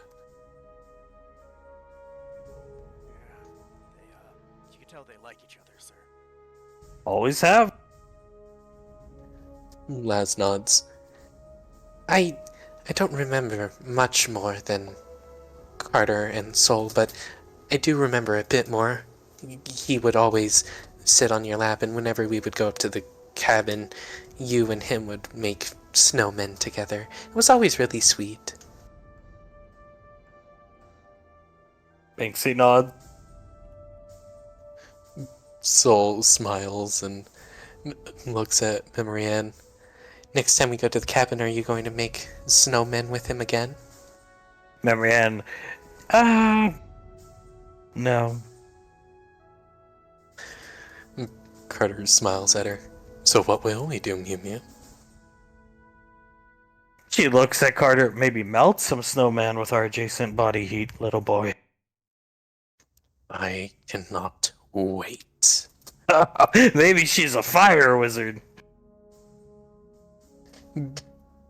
Elizabeth starts to laugh. Given how they act with each other, I very much believe that to be true, sir. You want me to get rid of that power loader that's here, Carter? Oh, please. Do. Every single time I look at it, I just get an overwhelming sense of dread. I will do. I'll make sure it's gone. I never got to ask you, Carter, but what is the story with that thing?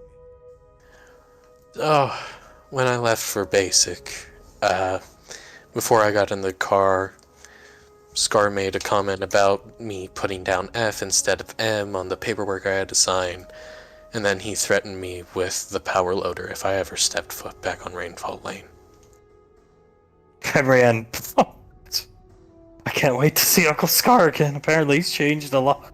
Macy, you have no idea. Well, you know, he never really acted like that with any of you girls, just... While you guys were out getting ice cream, I was learning how to change a tire. Let's just put it that way. Learning how to, holding the ladder for him because you had a skirt on. As he changed the light bulb. Yeah, or helping him paint the rafters of the house. He taught me a lot of stuff, and I am very thankful for him, while also being very terrified of him. I wear this armor most of the time. He's still kind of intimidating to me. Sounds like it. He's that, partner. Sorry that I might not know the right person, but he's the Leonin guy from those movies, right? Yeah, he played the Terminator. And a couple other roles, but he's mostly behind the scenes. He's a huge dude. He's real terrifying, let me tell you. Yeah, I remember hearing my mom talk about him. Apparently with Leogans, their adrenal glands, they, produce more adrenaline than pretty much any other species, so he gets very strong and very, confrontational when he's angry. With all the instincts of a lion. And the sight and the smell. Yep, so basically, one of the most terrifying people on Rainfall Lane, because I know for a fact, given the chance, he would hurt me. Do you think he'd come down and spar with Ricky? Banksy, I think he would kill Ricky. So let's not do that. Okay, fire. Yeah, I'm trying to improve, sir, but I kind of like the living thing. I don't think I'd like to give it up. He scoffs at you as coming through the teleporter. Davine, who is finally calmed Sasha. She looks between Icy and Julius. What did you do to her? Benny did it! I was trying to help Julius. I was submitting requisition forms that the squad was supposed to do. That kid did it. She points out to Benny. I just sent them and then checked them, and okay, it's my fault for not double checking. Be quiet. Davine pinches the bridge of her nose, walks up, pats them both on the head, goes back and does the same to Pequod. Alright, she looks through the window. Oh, so that's Benny. He looks very handsome. Yeah, and he's got his arm around Elizabeth. He tried to feed her, but mask on, so he wrapped up some steak for her, look. Well, that is very sweet of him. I do believe just from that one thing, my daughter found a good man. Seems like everything's going good out there. They're having a good time. Yeah? Julius is looking out the window too. Seems okay, everyone's laughing. Marianne and Carter seem happy. Everything seems to be going okay. And she doesn't look like a hooker. What? Davine looks at Icy. Carter and Memrian being apart is not a good thing for their health, I think. Carter was vomiting all night, and Memrian looked like she'd just come off an 18-hour coke binge in Vegas. Oh my. She looks at Julius. Maybe not separate them anymore? And Julius nods. Yeah, I'm gonna have to figure something out if it keeps happening like that. When they go to sleep at night, I'm gonna have to ask Sasha about being done with that rule. And Davy nods. Very good, very good. And she looks back out the window. So, do you think they are properly distracted enough for me to slip past them? I could just teleport you in there if you want. That would probably be easier. I don't want to risk being caught. Then let's send you there, Mom. She snaps her fingers, sending Davine into the barracks. As Memrian's eating, I feel Aunt Icy again. Banksy, she's here in the office with your father. She's helping him with the work. Oh, that's good. Well, we're gonna be seeing her later today, so we'll be able to say hi to her this time. Icy thinking in her head to Banksy, send Memrian to the barrack. Yeah, you might want to get your duffel bag there squared away, honey. Memrian, get up, Carter. Carter stands. I'll be right back, Carter. Putting her hand on his cheek. Carter takes her hand, kisses her palm. I'll count the seconds. She'll kiss Carter on the cheek and grab her bag and walk off. Icy, do you want to see what happens? We could share. She taps her temple to Pequod and Julia. Julius looks at Pequod, picks her up, and goes over to Icy and puts his hand out. She will share what's about to happen as Memrian goes into the barracks. What does she see? She goes into the barracks and she sees all the lights turned off, with only one in the very back flickering on and off. She tilts her head in confusion and walks up here. She sees Davine sitting there whistling to herself, looking at her nails, with her legs crossed and an arm over her stomach. She'll set her duffel bag down. Stepping in here, don't suppose you're here to, give me a hug. She looks at Memrian, stands up, walks over, and gives her a big, tight hug. Returns the hug. I will always give you a hug, darling. She gives her a kiss on the head and looks her straight in the eye and smiles. It's the other things that you aren't going to enjoy. Not the face. She tilts her head. Carter is very OCD, Grandma, Auntie, whichever you prefer. If you screw up my face, he'll get all... I've never seen him like this. He was never like this as a child. Just not the face. Please. She sighs to herself. All right, dear. I won't strike your face. She takes a step back away from her, puts her hands behind her back. You do understand that your mother is quite possibly the best mother I have ever seen, correct? She hangs her head and nods it. Yes. She took care of you. When your father was dead, she was a single mother for many years. And I helped her. We connected through that. She took care of you as much as she could. She gave you everything you needed. And what did you say to her? That I hated her. Did you think, I should say past tense, did you think she was a bad mother?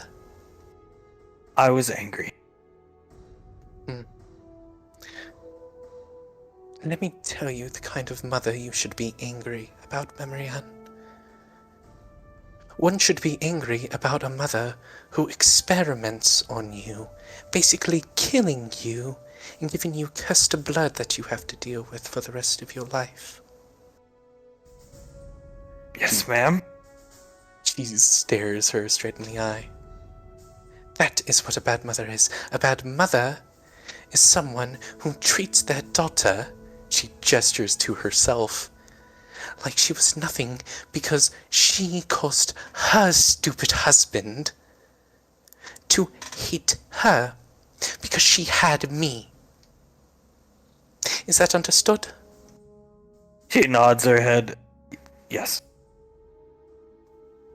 Your mother was very good to you. And if you ever say that you hate her again, this will be far worse. And she takes a step forward and knees her right into the gut. She takes it, but doesn't fall over. She nods, pats her on the cheek. I heard you were very steadfast, very strong in this way. And she takes a step back and roundhouse kicks her to the gut again. She falls over, stands up, and wipes her mouth. It'll take more than that. She smiles. You truly do remind me of both her and some of my children. She pats her on the shoulder. Very steadfast in your ways. Stubborn at times, which is not a good thing, but I understand. I too am stubborn at times. But no one makes my sister cry. Not like that. Especially her daughter. So, I won't strike you again today. I don't think I have it in me, darling. But if you make her cry like that again, I won't hesitate to strike you until you are nothing but a lump on the ground. It did hurt. She smiles, pats her on the cheek. And one last thing, darling, as she walks past her. I would love to see you for dinner tonight at Rainfall Lane over the weekend. She turns around. And I'm not asking you, darling, you will be there. She quickly nods her head. As long as I can bring Carter. How did you even get in here? He starts looking around. She smiles. I have my ways, darling. It's not what you know, it's who you know. As she waves, I'll see you later tonight. Remember what I said. She'll type on a wrist computer to show Davine her wallpaper. This has been my wallpaper since I left. She looks at it. It's her and her mom. Takes a step forward and puts a hand on hers. She just seems like a difficult woman to apologize to. Maybe I'm too much like her. I think you are a lot like her. She wants nothing more than to have you back at home. It's something that me and her have talked about a lot. And it's why I feel the need to have done that to you, darling. It was not out of my own amusement. She puts a hand on Memory Ann's. All you need to do is apologize to her. I will. Thank you. Oh god, my stomach. Oh, darling. She looks down, rubs her cheek. Mom always said you were a bitch sometimes. Yes, you should ask her about the one time that we fought each other. Oh, I remember, like two children. Oh, yes, you were there. My lap. Yes. She Oh, chuckles that to her. was Grandpa, right? You were arguing over? Yes, Grandpa, me calling her. Don't be an idiot like me, darling. La, na, ya. Don't She hit me again! She smiles, rolls her eyes. You did it wrong. It's la no ya. Who was that? Oh, never. Ow! She starts grabbing her stomach. She pats her on the stomach. Oh, you'll be okay. You might have a bruise or two, but it's nothing that Nicole can't fix up. Okay? Yes, ma'am, and thank you. Now she starts keeling over. Do you just have a delayed damaging effect? She shrugs. I don't know. Not many people have been able to continue standing after I kick them. It's the adrenaline wearing off. Yes, I can tell. I can get you some pain medication. I'm good. I have to. Well, I guess Carter's coming. We have clothes there. Yes. Carter will be coming, and you do have clothes there. She pats her on the cheek. I want to know how you got as Icy teleports her away. Back to the. Boom. What the fuck? She's just left stuck. Davine looks around. Well, that was far easier than I thought it was. Pequod, good fucking job. Clapping. She smiles, walks over to Pequod, kisses her on the head. Thank you very much, darling. It was the adrenaline. She has, she's like her mom. Built tough, even though she doesn't look it. But once the adrenaline wears off, look, she's keeling over and points on the security camera. Ow! Davine covers her mouth and snickers the smallest bit. I shouldn't be laughing, but it is sort of funny. Better that than the mom voice. They got off easy, if you ask me. Or she did, I should say. I think so, but you know, I was already going to hit her. I don't think any of us can handle both me hitting them and mom voice at the same time. Pequod, it was very... I don't even like thinking about it, really. Icy, right? Pequod. Julius just shakes his head. It was just like I remembered it. As soon as I heard that, tone in your voice, I knew it was gonna happen. Eat your soup, motherfucker. Pequod, choke on it. Icy, what? He kept saying it because he wanted to tell her to choke. Icy, ah! Davine chuckles. We were both quite angry at that point. Well, it was a logical step. Icy, looking out here, because now, this week, boom, we bring them both back. How many steaks is he gonna eat? And he's eating like 4. Davine whistles. He's quite the eater, isn't he? And Julius nods. Yeah. Thank God we have a few very good cooks in the family, because there's nothing more that a cook enjoys than a person who enjoys their food. Pequod looking through the trash at some of the paperwork. You should have known. You should have double checked. Look, page 1, he signed it Maurice. Icy, I didn't notice, I swear. Julius looks back at Pequod. Maurice? Is that how he spells fucking Memrian? Pequod holding the paper up. Julius rubs his face. Oh God. Maybe he could enroll for some general education courses at the academy. Icy looks at Davy.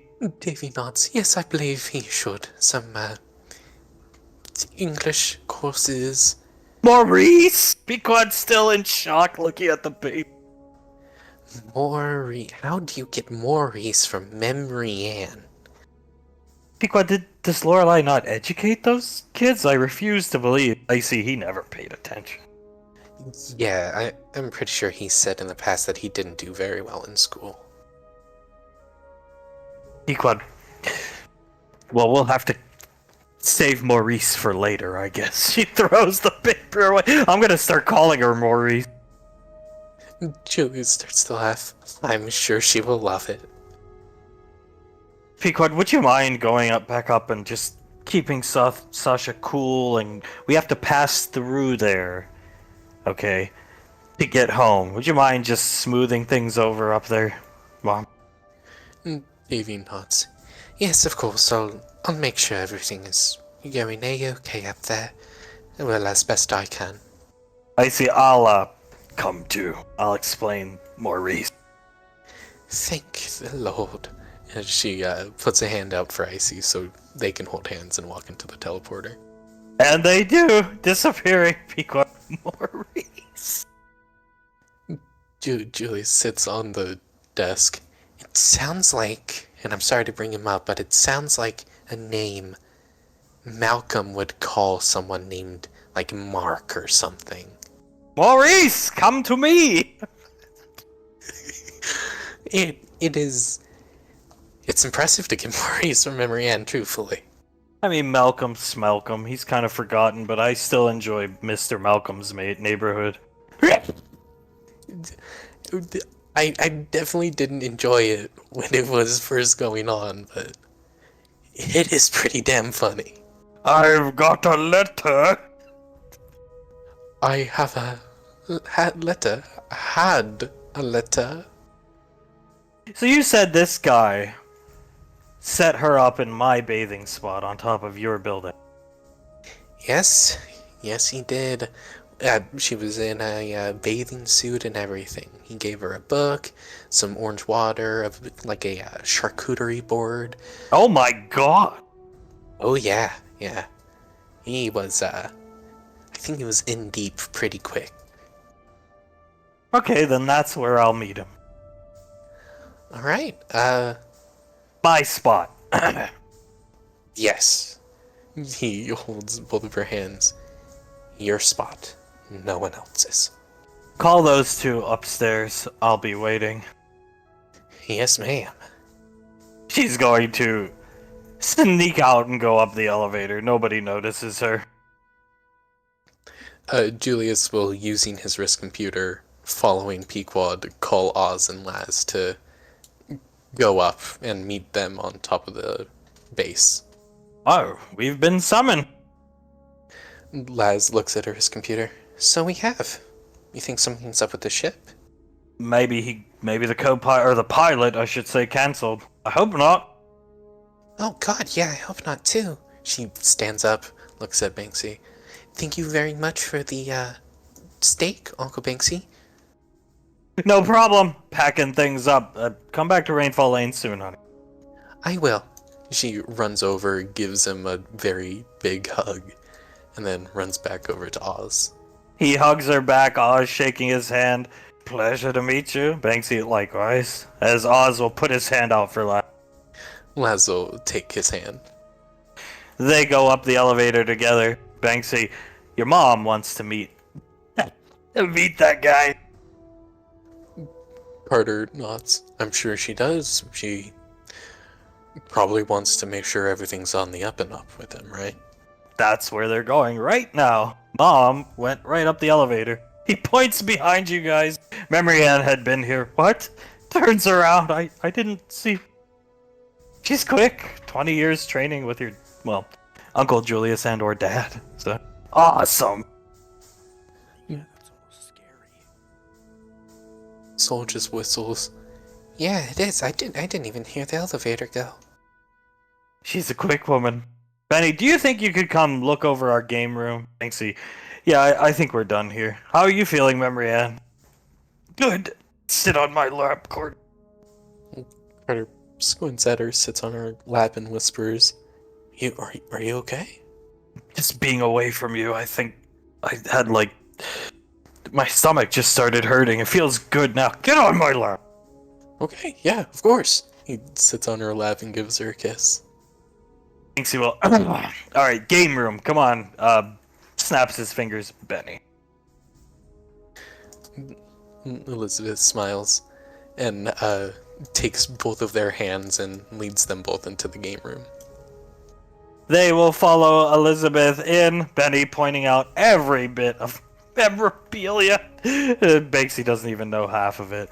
As Memory Ann's stroking Carter's cheek. He just smiles at her. Is your, side effect of not being near me, does it happen earlier for you? Because I didn't really feel anything. Never that quick before, but it's okay. I'm fine now. Strange, I want to talk to Aunt Icy about this. Yeah, that's probably a good idea. We should get to the bottom of it. Yeah, imagine that happening during a mission. Oh, yeah, that would not be good. And Soul just shakes her head. No, it would not. I would rather not see my brother throw up during a mission, please. Nothing will happen to anybody. I'll take care of everybody. I believe you. Carter smiles at her, and I will help you with that as much as I can. Look at that chin. Just waiting to be bit. Carter smirks.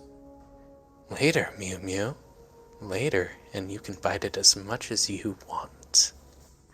He starts laughing.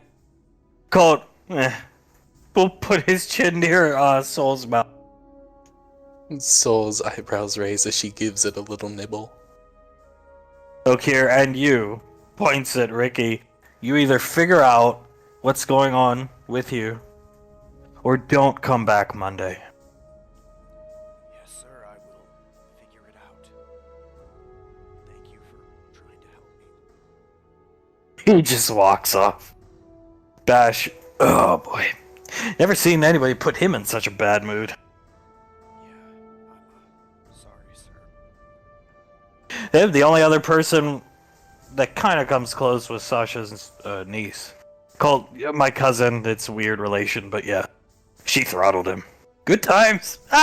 Smashed his ice cream bowl over his mask. It was great. He walks off.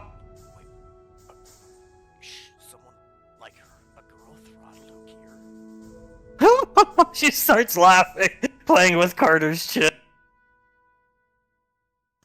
Carter shrugs.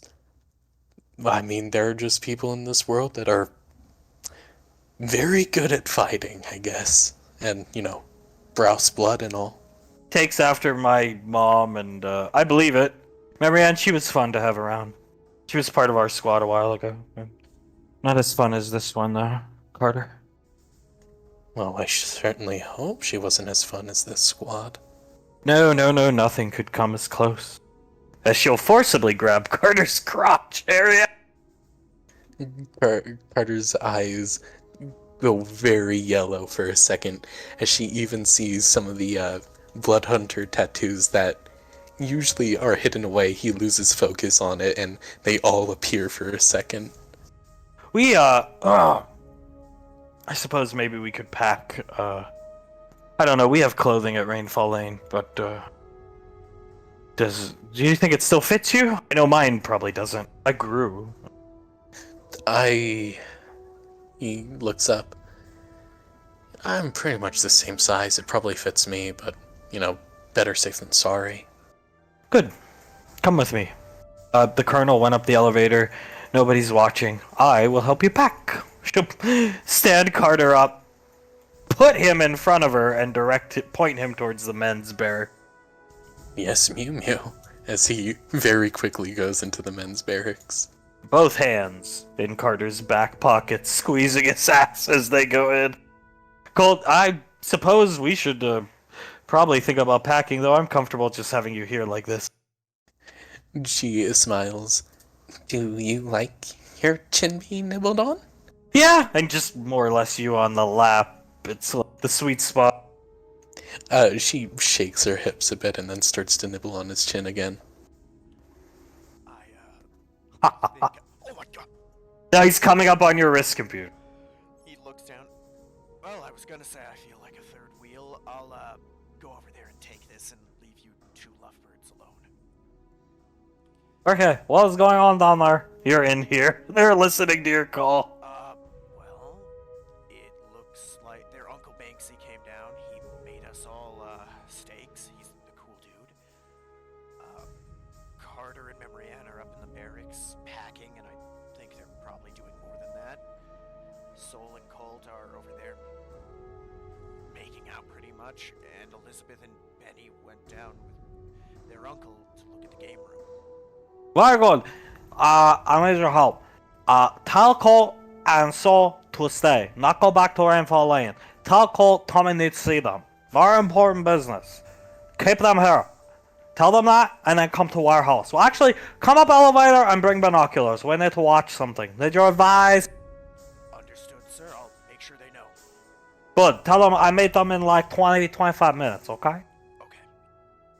Alright, we meet outside of Delilah Country office. Just for you. All right, sir. We'll do that. Good. Bring binoculars. He hangs up. He's gonna walk over. Well, Oak here, I guess you're getting your wish sooner than I expected. About time. Now get out of here. Yes, sir. He's gonna walk out. On the way by, let them know. Colt, Sol, I just got a call from Tommy. He says he needs to talk to you guys about something, and he'd like you to stay the weekend. Oh. Colt looks at Sol, whatever you want. You're in charge, honey. Whatever you want. She looks at Ricky. If there's one thing my mother and father always taught me, it's to pretty much do as Mr. Wiseau says, so we'll at least go to talk to him, see what he wants, and then, if it's not something super important that can't be done over the weekend, then we'll go back to Rainfall Lane. Whatever you want. She smiles. Then we'll go talk to him. Yeah, I'll let him know you're coming up. He said it was vitally important, so, you know. Okay. Very important, Sol. You don't understand my beauty. Oh my. Then, if it's very important for Mr. Wiseau, she puts both hands on his cheeks. We have to get up there as soon as possible. She gives him a kiss. As soon as possible. Picks her up, hands on her ass. She wraps both legs around him and pushes her chest up against his. Tommy can wait. He'll take her down this way. He just starts kissing her. Tommy can wait. 10 minutes. 10 minutes, yeah. Yeah, he can wait. What's 10 or 15? It's nothing, especially for someone who's lived as long as Tommy has. Oh, damn straight. Starting to kiss in on her neck. There, Ricky goes up the elevator. In the game room, Banksy, yeah, but you see, this isn't me. Benny, yeah, but you could sign it. Banksy, looks at Elizabeth. Elizabeth nods. Go ahead and sign it. Copy. He signs it. You're gonna get to meet this guy. It's Elizabeth said. I can't wait. Trust me, he can't wait to meet you. Comes over here. Why do you have a picture of me from the Oscar? Benny, it's one of the tuxedo masks. It would be like if Elizabeth wore the mask, but with like a really cute dress on. Banksy, cute dress, huh? Elizabeth thinks to herself, I'll have to get a cute dress just to try it out then. It's awesome, don't you think? Banksy, signing it. And Elizabeth puts a hand on Banksy's and whispers up to him, Thank you for doing this. He looks down, no problem. He's pretty cool. Under his breath so Benny can't hear. And this is my favorite movie. Banksy, I held the boom mic for that one. She starts to laugh. Yeah, it was the first movie that we watched in here, I believe. What's your favorite part of the movie, Ben? Top two things. I don't have one. Elizabeth's dad's acting and Tommy's death screen. Banksy, yeah, you're gonna do fine around the rainfall. Signing the picture of Suletta from the cartoon Pecan made about her. Big smile emoticon pops up on Elizabeth's mask as she gives Benny 2 thumbs up. And I get to meet her, right? Banksy, absolutely. She's never too far from Elizabeth's mom, so they're pretty close. Elizabeth nods. Yeah, my mom and her, they call each other their sisters. Well, hopefully Memrian apologizes to her mom. Banksy, oh, she will, don't worry. I truly hope so, or else things might get a little awkward. You notice how Memrian was grabbing her stomach when she came out of the room there? Yeah, I was wondering, but the whole being away from Cotter thing, right? No, that was your mom kneeing her in the stomach and kicking her.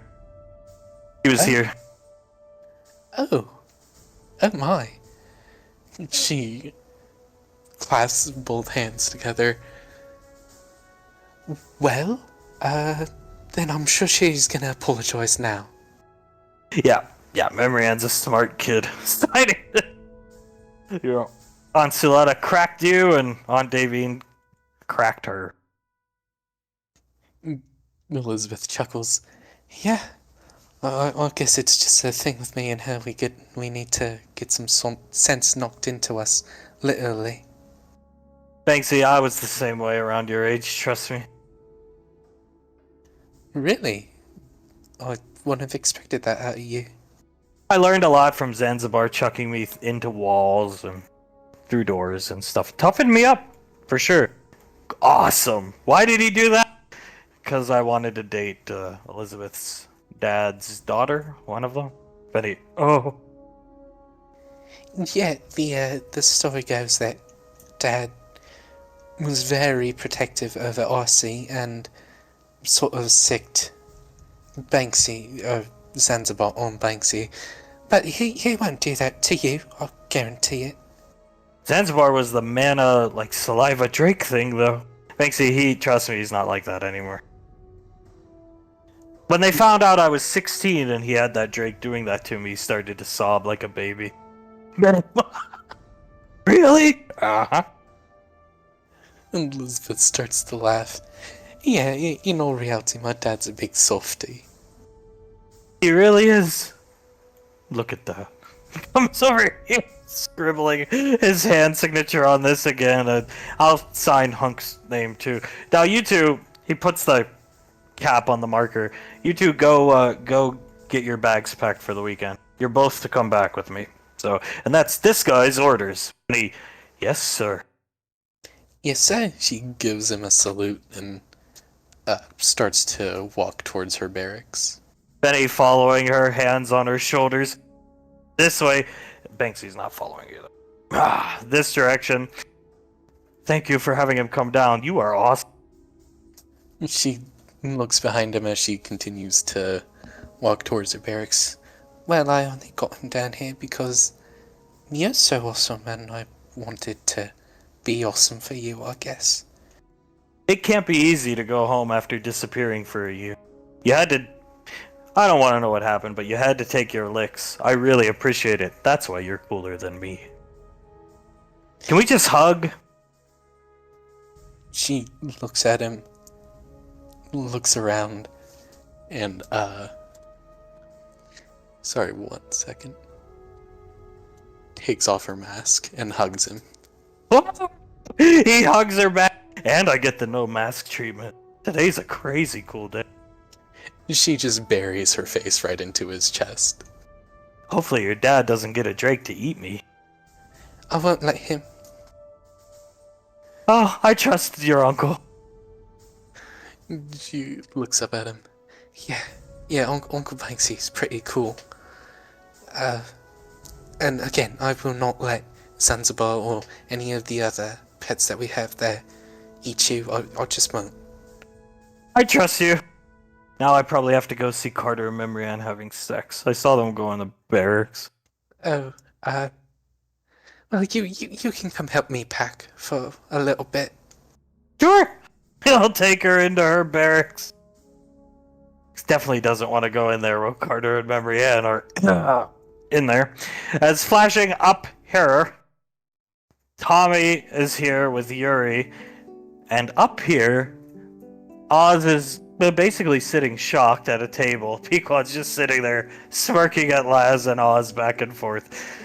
Awkward silence for quite a few moments, as the power loader has been removed by Uncle Banksy as well. Tommy, do you see this?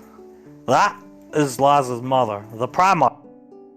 Yeah, she's on top of there with them. Yes, this is very important, Ricky. We have to see if she approves of Oz. If she doesn't, Tommy Choice not very good.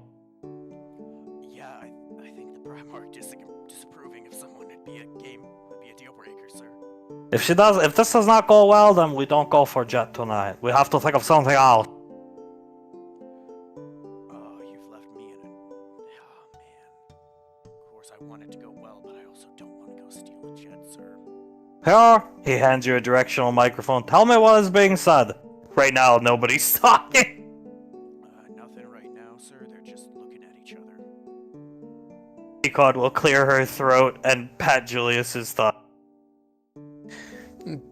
Julius pats her thigh back and continues to look at Oz and Laz.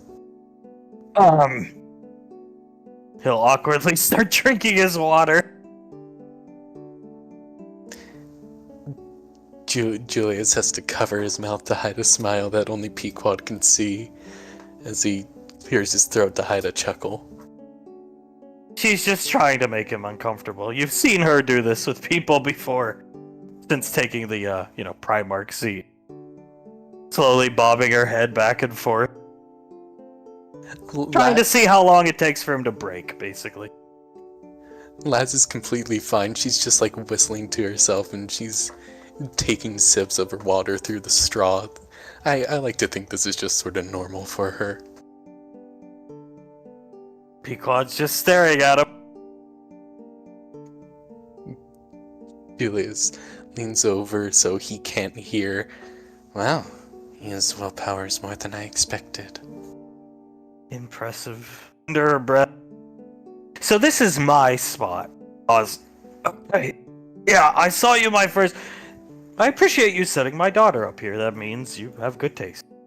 Oz. Thank you. His voice cracks. Laz puts a hand on Oz's thigh and gives it a squeeze as a form of encouragement. He nods his head. If I knew I was meeting the Primarch today, I would have fixed my hair, been in better clothing. We're not like that. No, yeah, we prefer more casual airs, just, military. We have to be pretty professional. Most of the time, we're pretty down to earth.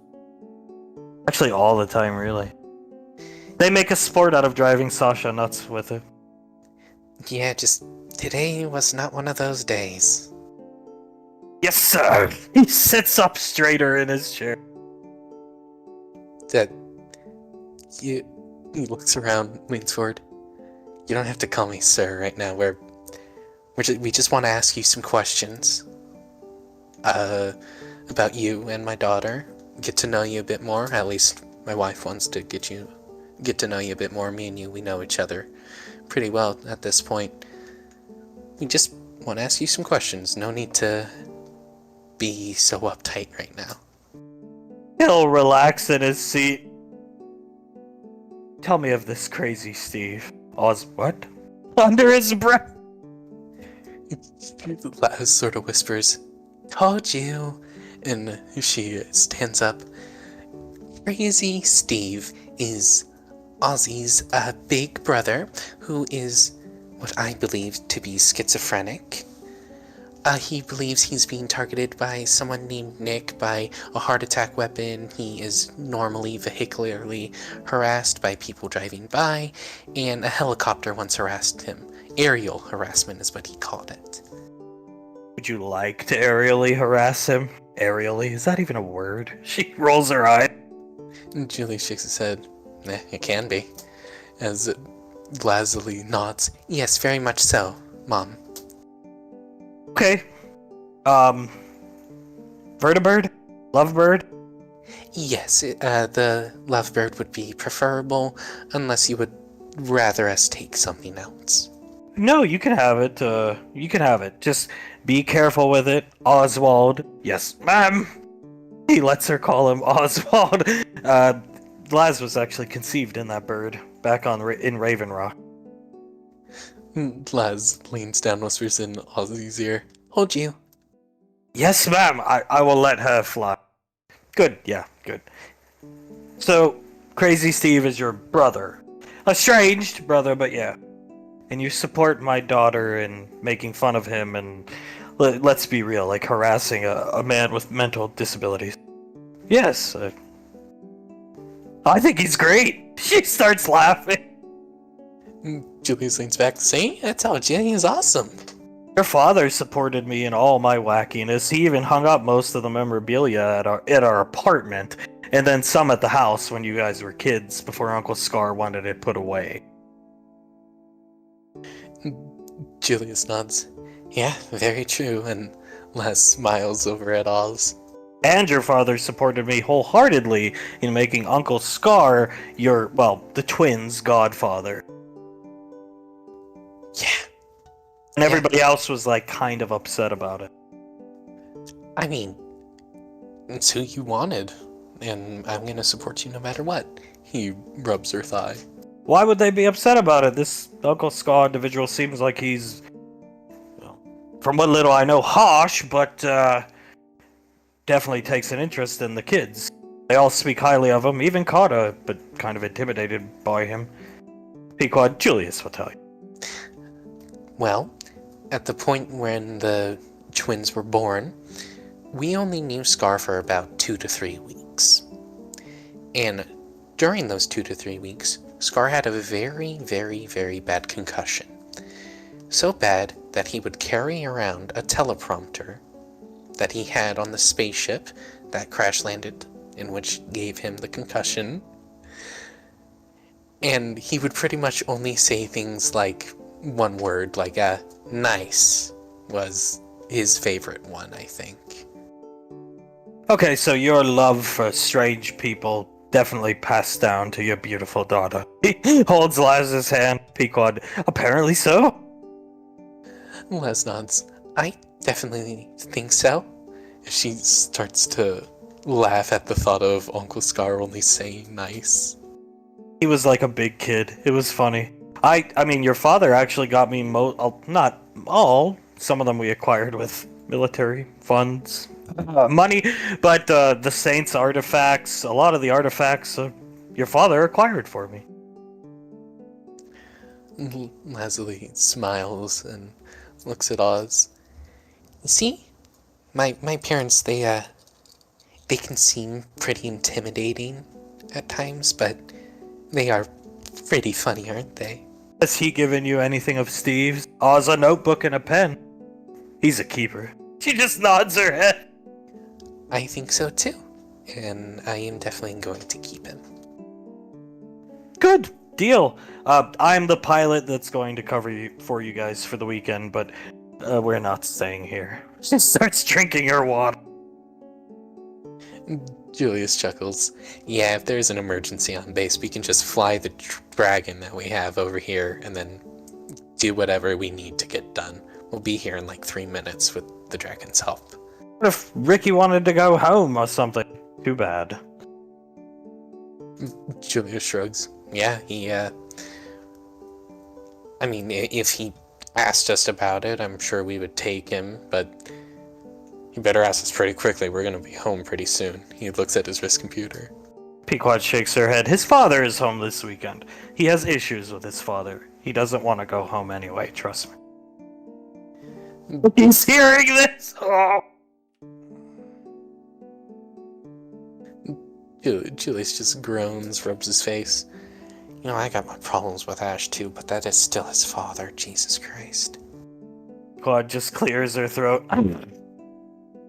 So, you can't really take that ship, though, because, I mean, Sasha watches this place with thermal drone. She's out to blow up Tommy's warehouse. Tommy, oh my god. So, I think you can have typing on her wrist computer revealing from Cloak the Nova. And Just reveals from cloak parked on another helipad. We'll just call it landing pad roof. Oz, I had a model of that when I was a kid. Lazuli gasps heavily. You mean we get to fly the Nova? Yes, you do. Oz, I had a model of that. He just says the same thing again. Pequod, it's the, I don't know, we kind of call it like the rain. Well, General Lorelei, as she was back then, actually gave it to us. We called it the Rainfall Mobile. I think she called it that the first time. She gave it to us. It's very important to us, so take good care of her. I think we'll be using it more in the future now that some of us are smartening up. Some of the kids. But yeah. Julius, like, fake coughs and says, Carter. And Laz chuckles.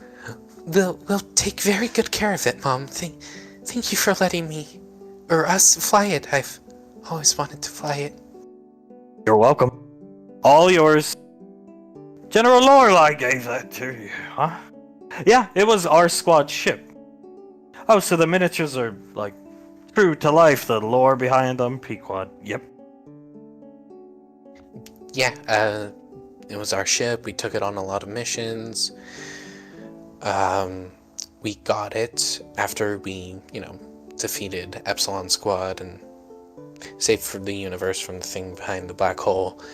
She gave it to us as a gift. It wasn't really going to be of much use to her after Alpha 9 was disbanded anyway, so. It was the day of days. We were on a Nova watching the Drakes, the Spartan kids, Uncle Banksy's squad that kind of protects our home now, killed Drooks, training Lorelei was putting them through, and then we saw a creepy Ash tiptoe up behind us. Oh, it's creepy Ash? Don't worry about it. It was funny though, trust me. She starts laughing. And Julius crosses his arms, leans back in a chair. You'll learn about creepy Ash tiptoeing soon enough. Yes, sir. I look forward to it, sir. Julius smiles. Good. Very good. Pequod will stand up, fixing her jacket. Now come here. Puts her arms out to Laz. Laz runs up to her and gives her a hug. Pequod pulls her in. Tightest hug Laz has ever got. Tommy, as they're hugging, Tommy, creepy Ash. Oh god, I had forgotten. Creepy Ash tiptoe. Tommy. This is not my place, but I will show you the fucking footage. I think they approve, don't you? Yeah, I think. Okay, go to warehouse. I will show you. You want answers, motherfucker? Tommy will give you answers. To the warehouse. And quickly, too. That woman could be watching us. Yes, sir. I'll go. He's gonna slide down where they are and haul ass to the warehouse. They go into the warehouse. Pequod or Julius noticed them watching the whole time, watching them run away. You didn't notice them the whole time, but you noticed them like right at the end, I should say. Excuse me. Julius just groans and shakes his head. Pequod is starting to lightly sob. Oz has come over here. Is this normal? They cry like when they embrace? Julius takes a step back and leans over to Oz. My wife has missed her quite a bit. She thinks that it's the only good kid that we raised. This is not necessarily normal for them, but it sort of has been a while since they've managed to hug each other. Understood. He puts his hands in his pockets. Pequod, I'm sorry I made you join the military. Leslie leans back, looks at her. No, Mama, no. No, it's my fault. I should have trusted my children to do something with their lives. I needed to join the military. She'll let go and stare right in Laz's eyes. I needed to join the military, you see. The way I grew up, if I didn't join, I would have amounted to a princess. To nothing. Definitely not the woman you see here before you today. You kids didn't. Should have trusted you guys to have found your own path your own way. So, with that said, she starts typing on her wrist computer, your debts are paid. In full? Laz's mouth goes agape. She puts her hands onto Pequod's shoulders. You mean it, Mom? Absolutely. I only ask that you stay in now that your brother and sister Elizabeth and Marianne stay in until they're done. You know Sasha will let you go whenever. She doesn't even want you in the military. Any of you, really. It's strange. I don't know why Colt's so afraid of her. He's stupid sometimes. Oz, agreed! Leslie laughs. I definitely think so. And she gives Pequod another hug. Thank you, Mama, thank you. And she actually manages to pick her up and swings her around a bit. Oh my god, that is such a weight off my shoulders, thank you. You are welcome. If you need anything, just come to Mom and Dad. You deserve it. She sets her down. Of course, Mama, of course. I want you and him at Rainfall Lane one of these weekends. Take him around, let him meet everybody. There's a lot of people you have to get acquainted to. Oz, I look forward to it, man. Smiling. Yeah, of course. We'll come down probably next weekend. We have plans this weekend. Oh, I know, crazy Steve. I'm actually jealous. Oz, what the fuck? Under his breath. Laz leans forward. Well, when we do the aerial harassment, you can definitely come with us. How about that? Oh, we could fly low between the power lines. It would be great. Yeah, and you know what? If we get in trouble for flying in that airspace, guess what? We have the Primarch on our side. They can't even touch us. Oz, does the Ranger General really watch this place on thermal drones and Pequod? Oh yeah, she hates Tommy. It's true. Oz, that much, huh? Yeah. Oh yeah. She also has, he points up, how do I describe it? An almost nuclear device pointed at the warehouse at pretty much all times. Honestly, I think that's why she won't take a scarf. It hurts my feelings, actually. Towns has one, Uncle Towns. It hurts my feelings she won't take one. Yeah, it hurts mine too. I've tried to tell her many times just to take the damn scarf. I'm gonna tell her now that Colt and Soul are together, you can still despise Tommy and wear the scarf. Yeah, I mean, like, it isn't a requirement of the Rainfalls to like Tommy. I think she'll warm to him, hopefully. Yeah, hopefully. Because, you know what, if they follow through with the whole Tommy as the minister thing for their wedding, oh Jesus, she's gonna have to warm up to him. Pequod puts her hands in her pockets, and he'll pay for the wedding, and Ranger General, look at me, I'm Tommy, and hopefully they'll just kind of embrace or something. At least that's my goal. Anyway, Crazy Steve. Is the goal here to get him to make a response video on, he has like some type of web page or something your dad was saying? Yeah, she pulls up eTube and her homepage just goes directly to Crazy Steve's. Oh my god, he's your homepage! Yeah, he is a very interesting person. She shows her one of the videos. So that's him jumping into the canal after a car rode past him. This is the kind of thing that we're trying to get out of him. The only request I have is that the second he uploads a response video, assuming he does, which you two make sure he does, somebody inform me. Of course, Mama, I will. And you two are good to go. Get out of here for the weekend. And don't mind the Spider-Girl costume. It's, in the cockpit. She looks over at Julia. Julia smiles. Yeah, and, I would say don't touch it. And if you do touch it with, like, one of those things that you flip steaks with. Tongs? With Spider-Girl, I'm confused. You'll learn. She's just looking at the shit. Laz is just sort of looking into the distance. Yeah, we're not touching that costume. Pequod will grab Laz by the back of the neck and kiss her on the head one more time. Go have fun. And just watch out for your brother and sister and the others. For me and Dad. I will. Oz said it earlier, but it does sort of feel like we're the most mature ones sometimes. I'd believe it, trust me. She chuckles, gives Pequod a kiss on the head, runs over to Julius, gives him a hug, and then walks in front of Oz. Put his hand out to her. Let's go! She puts her hand in his. They walk off to the Nova as they're boarding. Have fun harassing the mentally ill person. And Oz, oh my god. See, I told you she'd approve. She's kind of awesome, actually. I was scared. Very down to earth, just like her daughter. Right? Yeah, my mom is awesome. I've got a pair of gloves here in my med kit I can put on to remove the Spider-Girl costume. Yes, please remove it for me. Tell me all about it, darling, as they go on the ship.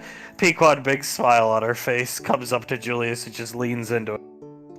He leans onto the edge of the base, puts his arms around her and starts to scratch her back. My girls know how to pick 'em. Yeah, definitely. He looks at the Nova. One's with the Ranger General's son, the other with a very good and respectable man. Smart pilot. Yeah. He sighs to himself and kisses her on the head. We did good. Yeah, we did. We didn't do too bad. Now I get to crack Carter's skull. Let's go. You've been waiting for this for pretty much, oh, I don't know, 6 years? Since he hurt her, yes. He smiles at Pequod, kisses her on the nose. Then let's go crack Carter over the head. Excellent. They'll go down to the base, flashing to the warehouse. I have to move some tokens around.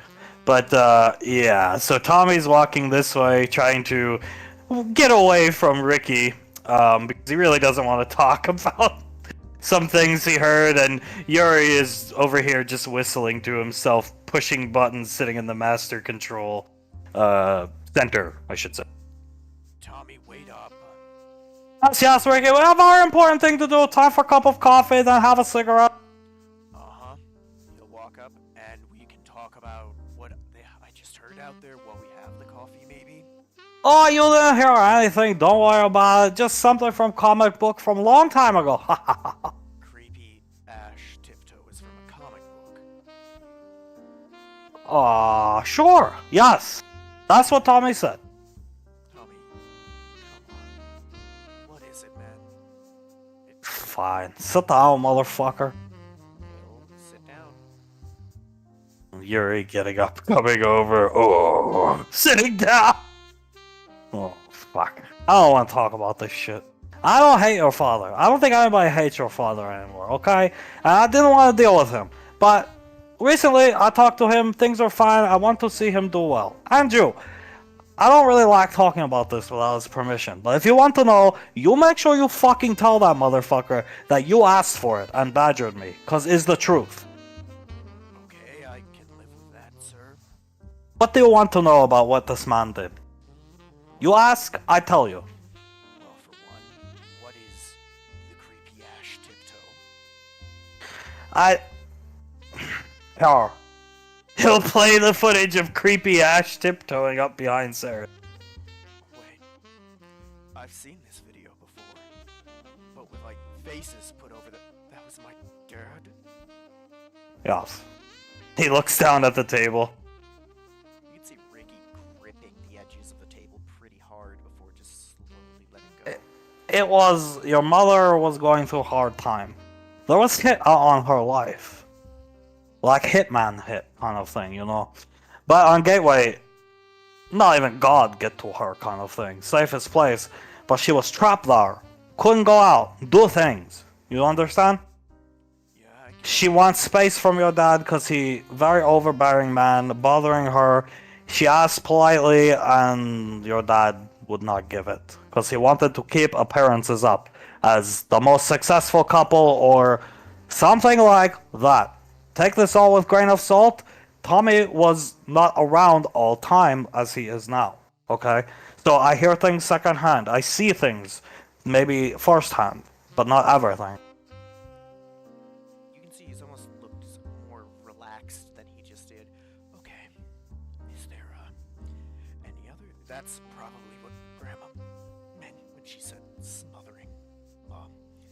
Oh yeah. Yeah. Is there any other videos like that of him smothering or floating around that I should know about, sir? This is the most prolific one. I don't really know of other ones. Off the top of my head, no. This is the prolific one. Yeah. I mean, there was your father go on this ship with Malcolm, who I don't want to talk about or answer questions about. But they're on this ship, disappear for a long time. Some things happen. Your dad come back, kick your grandma out of her room when she was mentally ill because he wanted to, I guess, have sex with your mother, be with your mother. Huh. That's a new one. So your grandmother go to sleep with Aunt Icy and Ranger General in their room. And then Icy just go sleep in the armory. Okay, that's a good one to know. That would explain some of the feelings Grandma had for him. Just one more question. Of course. What did he do to make the Rainbows dislike him so much? Because I asked, and the only thing he said was, I burned bridges, son. Well, with the rainfalls, I think it takes a lot. It wasn't one thing, it was like collective of things. It was, I know he threatened to shoot Davine. Davine being Elizabeth's mom, Corridor Soul, Laz, grandmother, to Marianne's aunt. Shoot her in the head. Kill her. Threatened to shoot her in the head. Right. Then, I know he talked about shooting Icy in the head, using her as example. That did not go over well with anybody, and was not well thought out. It was a very bad mistake on his part. Trying to think of other things. It was a catastrophe. I know he kind of belittled the Primarch and your Colonel's relationship. They're only together because he knocked her up, kind of thing. Your father never prioritized. Your father was worried about other people when he should have been worried about himself. Because problems right in front of him with his wife, and he ignored them. So, Tommy shrugs. Technically speaking, the squad I were on all live in this thing called apartment. He gets shipped off to Frontier with this guy named Colonel Curtis. And one of these guys from this squad actually end up dating Suletta. They still date to this day. Nice man. His name is Tal. And they have good relationship with Ash. But to put distance between Rainfalls and Ash, this is what had to be done. Your father really wasn't around them last couple, I guess, months or so of Squad. Because too much drama your father created. Too much awkwardness. Yeah, that makes sense. Just tell him about country. I don't want to. Oh, he shakes his head looking. He's got a cup of coffee looking down at it. I don't want to. Did Dad lie to me or something? No, your dad told you. I mean, I wasn't listening in on your conversation that much. But your dad hit on this woman and she tried to stop him from doing it. And he kept hitting on her and he just wasn't letting go. Like pit bullying, they used to call it. Your dad would pit bull people, they call it. Bulldog, I think. Some type of dog with big jaw. And that is what he did to this woman. Now, this was before Tommy met this man. But it is the truth. There is... Dr. Country filed 28 infraction reports on your father. Your father was saved by your grandmother. Your grandmother was head of the head hunters. The picture in Colonel Rainfall's office. She is a very important woman to the Colonel. She make those infraction reports go away. Save your father from getting court-martialed. She do much for both of them. But nothing that bad Julius ever do. Julius just was dating General Rico Dollar, and she protect him.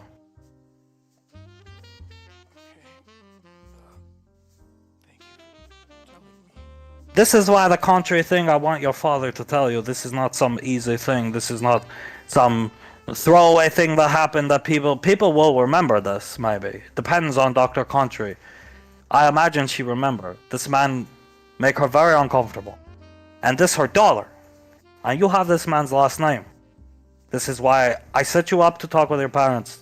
Not to be mean to you. To try and help you all. And fate is cruel.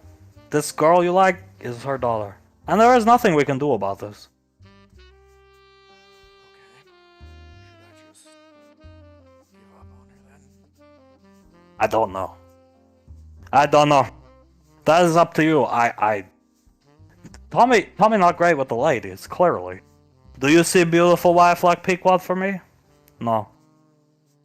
Okay, what do you think, Uncle Yuri? Get it off your chest. Okay. Is it impacting your work? Yeah, it is. I don't know how to describe it. I just can't focus on fighting. I'm not. Then one way or another you must overcome these. Okay, I'll try. All right. Your father is, I always would call it in private when the Saint and I talk about him, the sad history of us. Is what it, not to make your father seem like victim. Trust me. But it was the sad history. Tommy had high hopes for your father. But in the end, your father, you know, he worked very hard over these years. Patch his relationship up with your mother. They're doing great now. And Tommy happy to see this. But it was bad there for a while. Very bad. Your mother drink heavily, maybe use some drugs, can't be confirmed, but that is why your grandmother not do well either. He affected them terribly. The strange thing about all this is, and I was not aware of all of this at the time, but it is the way it is. Your grandmother and mother felt it was too awkward to be around Rainfalls after what Ash had done. That's why they kind of go their own way. That's why your grandmother had pictures up of all those children, with the exception of like 2 Walrun children and Grandpa Hunk other son named JJ, who is ambassador for Academy, ODM Academy. That's why she raised those kids. She helped raise them. Always take care of them with Uncle Scar. Uncle Scar very angry at her death. He will kill you if he ever meets you. And you will not be able to fight back, trust me. Why would he kill me? If you think your grandmother walked out in front of a bus just because your father, then you are too stupid to work for me. Sort your own problems out before they become bigger problems and you'll end up like your father. Don't be an idiot. Yes, sir. You don't walk away from your family and disappear to a bunker with some hag who didn't care about you. There are repercussions, trust me. She cared about me, sir. If that's what you want to think, then you are free to think this. I will not try to change your mind. I am here just to try and guide you and help you. I will not listen to you repeat that over and over, though. Do not say that in my presence. No, that's fine. I appreciate it, Tommy. I really do. You have a lot of learning to do. Nip your problems in bud now, before they become big. And please, do not tell these Rainfall children about your father, or apologize for his actions. Most of them have no fucking clue what your dad did. You are her because the Primarch let you be here. Because she good woman and decide to give you fair shake. Instead of what 99% of people in her position probably would have done, and send your ass to guard somewhere on Neptune. So don't fuck this up. I don't plan to, sir. Thank you for being honest with me. I didn't want to be. Your father should have told you. You should have asked him these questions last week. You should have had it. That's what you were fucking here for, motherfuckers. You both are to blame in this. Not just him, and not just you. Your mother is the victim. Victimized by you and him. I mean to hurt my mom. Yes, well, you know, you disappeared to a bunker. Maybe that does some negative things, Ricky.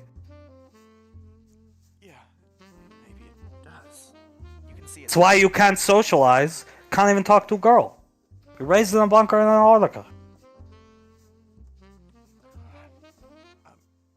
When we get done tonight, I'm gonna call Mom and talk to her. Yes, I think that would be a good idea. Your father is home this weekend. They were right. But when it comes to your mother at this point, There is no having your mother without your father, motherfucker. They have decent relationship now. They are good. They are good together. So you either saddle up and fix these issues with your father, or you most likely will end up like your father. And I'm telling you right now, you will meet Rainfalls and they will always be cordial to you. But you will never set foot on Rainfall Lane.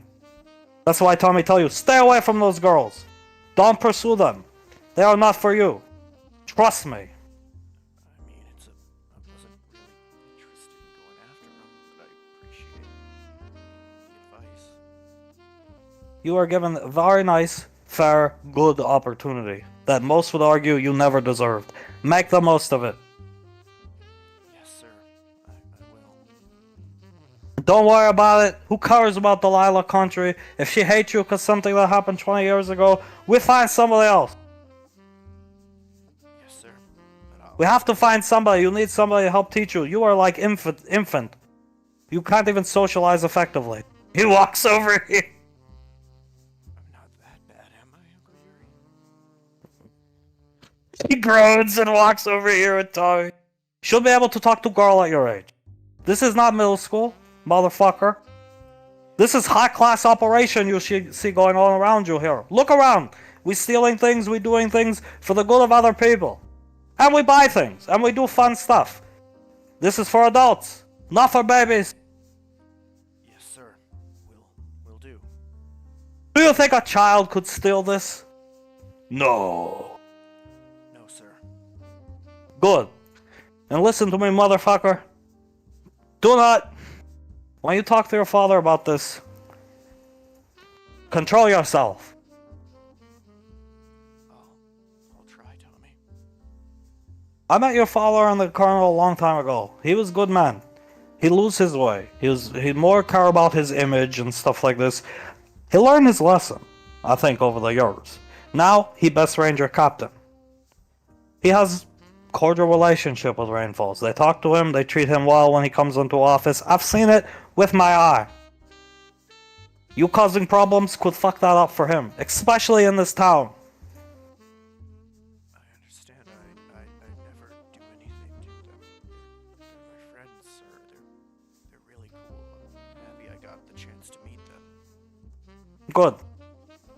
Now this jet we steal for Laz and Oz. You know how to fly it.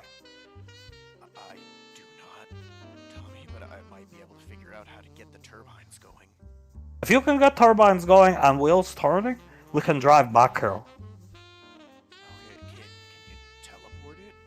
I see you poof all over the place, sir. No, Tommy can't teleport this stuff. That would be icy. General, too many rainfalls with ranks. Beautiful woman, orange hair. Yeah, I think Mom and Dad talked about her. She's a really powerful wizard, right? Yes, you will meet her someday. You met her husband earlier. Yeah, that was the dude who got my record cleaned, right? Towns is the man who got your record clean. Towns, Ranger General husband.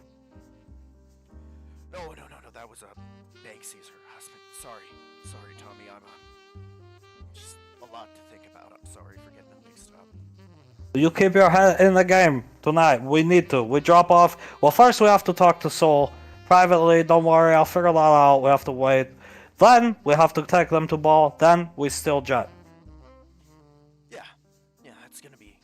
We'll get it done. We'll get it done clean this time, right? Right. Now listen to me very carefully. Go find Soul and Colt and bring them. They're probably doing something, having sex somewhere. Don't interrupt their sexual stuff. But see what they're doing and bring them up into town. Need to talk to them. Yes, sir. I'll make sure to, and trust me, I don't want to interrupt them while they're doing that. Good. And do not tiptoe. Ever. After seeing that video, I don't think I ever want to again, Tommy. Alright. Get out of here. Yes, sir. He'll head out. Ricky goes out. Yuri looks at Tommy. Tommy's scratching his head. Well, what have I done? Oh, Zash! Does Zash answer? Yes, he does. Tommy, why? It's been a while since you've called me. What's going on? I have fucked up. Oh, come on, Tommy. You couldn't have fucked up that bad. You're Tommy Wiseau. Listen to me, your son was helping me. We were watching, Pequod, Julius, talk to Oz and Laz. Pequod want to meet Laz's boyfriend, like approve of this type of stuff. Anyway, they mentioned, well, what if somebody want to fly Ricky home this weekend? And Pequod say he won't want to go home, his father home this weekend, and he have problems with his father.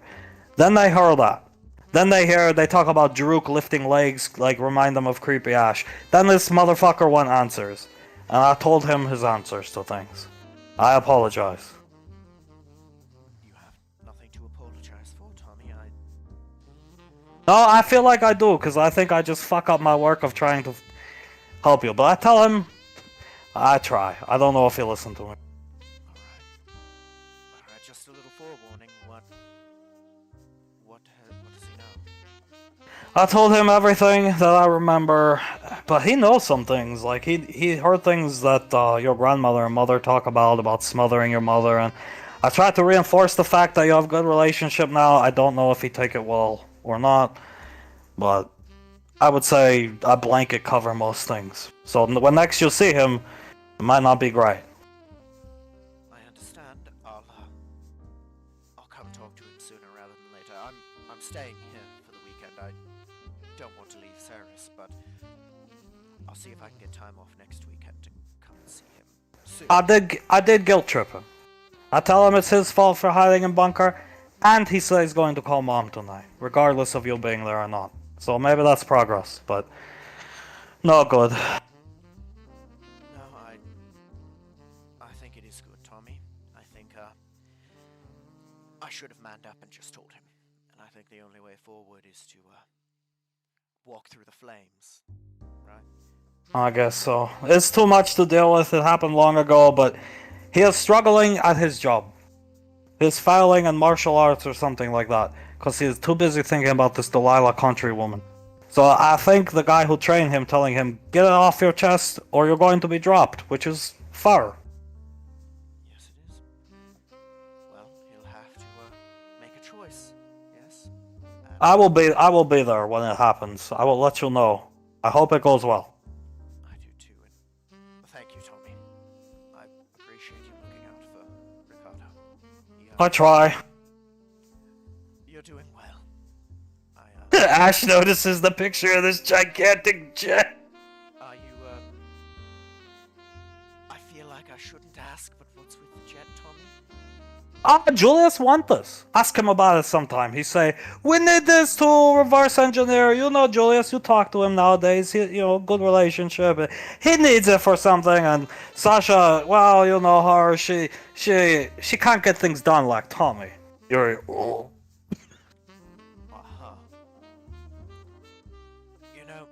I know that's... Alright, I'm not going to pry. Just, whatever you are planning with that... Just be careful, alright? No worries. Do not worry about Tommy. Tommy has everything under control. Now we have to go. We have plans to break into building. I will see you later. He hangs up on you as you're... Good. Top. Yes, good. As he watches Ricky run off into the town. Now, up here, Sasha's going through the paperwork, getting angrier and angrier. More Reese, huh? More fucking Reese! Yes, darling, Maurice. More Reese! As she throws the club sandwich Icy brought her into the wall, shattering it. Yes, darling, Maurice. Davy goes to put a hand onto Sasha's shoulder. That is certainly what Benny signed on the paperwork. If this kid wasn't dating your daughter, I would kill him. Or at least trying to date your fucking daughter. Whatever, she throws it in the trash. I understand, darling, I really do. She just pats Sasha on the shoulder. And yes, I would agree with that, and thank you for not killing the boy my daughter is interested in. She puts her fingers on her temples and starts rubbing them. Between this and Ricky and scrubbing away Ricky's arrest, I'm just very angry. Suletta, I can understand. I can't believe Ricky would get himself arrested. Yes, it is very disappointing. I'm very disappointed in Ricky. But now... What do you mean? What do you mean? It's hard to say no when somebody's paying you 100,000 credits. Shut up! Davine just sort of clears her throat and looks at Icy. That kid made more in one day than I did my first 2 years in SIS.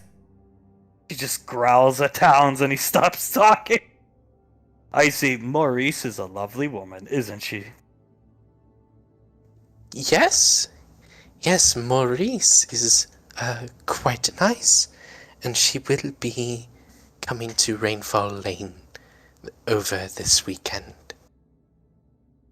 Sasha groans as she hears the teleporter going off, and these three come through. Elizabeth is holding Benny's hand, doing a little skip as she comes into the office. Mask is off as soon as she came through the teleport. Benny, oh wow, it's the Ranger General.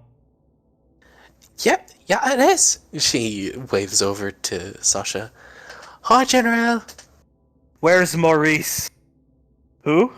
I want to meet her. He comes up to her. I see. Oh, that's death. Elizabeth looks over at Banksy, very worried looking. He's gonna come up and stand in front of Benny. She's busy right now. Nah. He pushes around him. Oh, God. Elizabeth runs up. Benny, maybe not bother the Ranger General right now? Pleasure to meet you, Benny. She just puts her hand out and sinks her head into her shoulder. This is awesome. I want a miniature of you. I'm sure the Rainfalls can get you one. I have most of your TCG cards. That's great. Elizabeth looks very nervous, but also relieved that Benny isn't dead right now, and Davine looks like she's ready to spring to action to defend Benny at any point. Would you be willing to sign some of my cards? Sure. Miss Grow. Just don't do paperwork anymore down there. You got it, ma'am. Are we gonna get those Oreos? Smiles down at her. You just sighs. Thank you very much. And look at it this way, you don't have to bail Ricky out. Yeah. Davine has a hand on her cheek. She thinks in her head for Icy. That went good. Well, it's a good thing Elizabeth likes him. Otherwise, he'd be dead. Yes, I believe he would, as Elizabeth runs up behind him and hugs around his forearm. Benjamin. He just glares at him. Hello. Oh, right, this is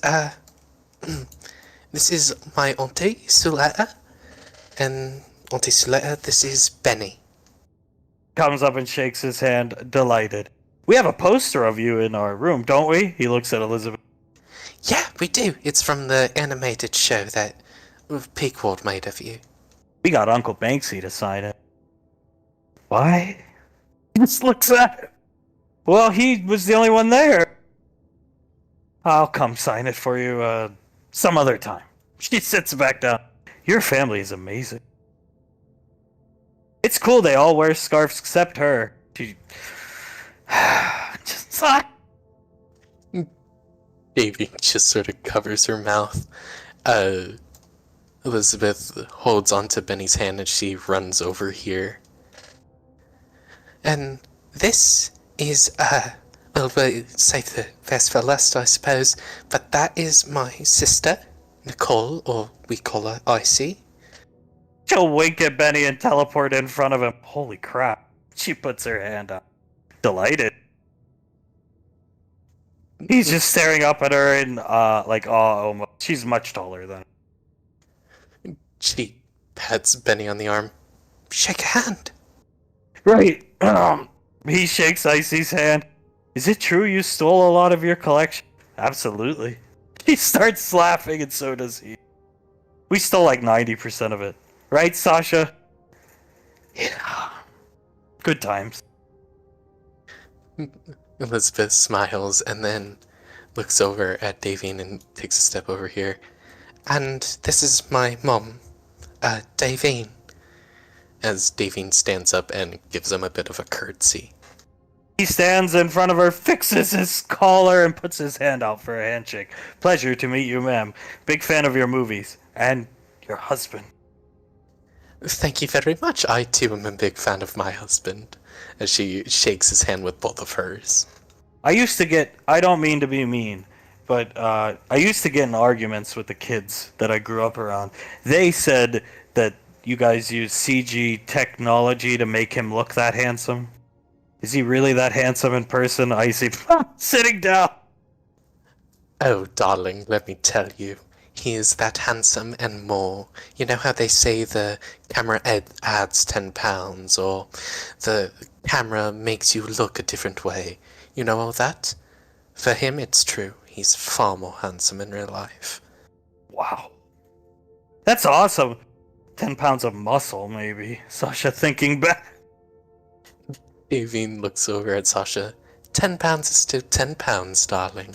Yeah, 10 pounds of muscle. Does he still have the crazy workout routine? Stiletto, of course. Anything to impress her. Davine smiles and nods.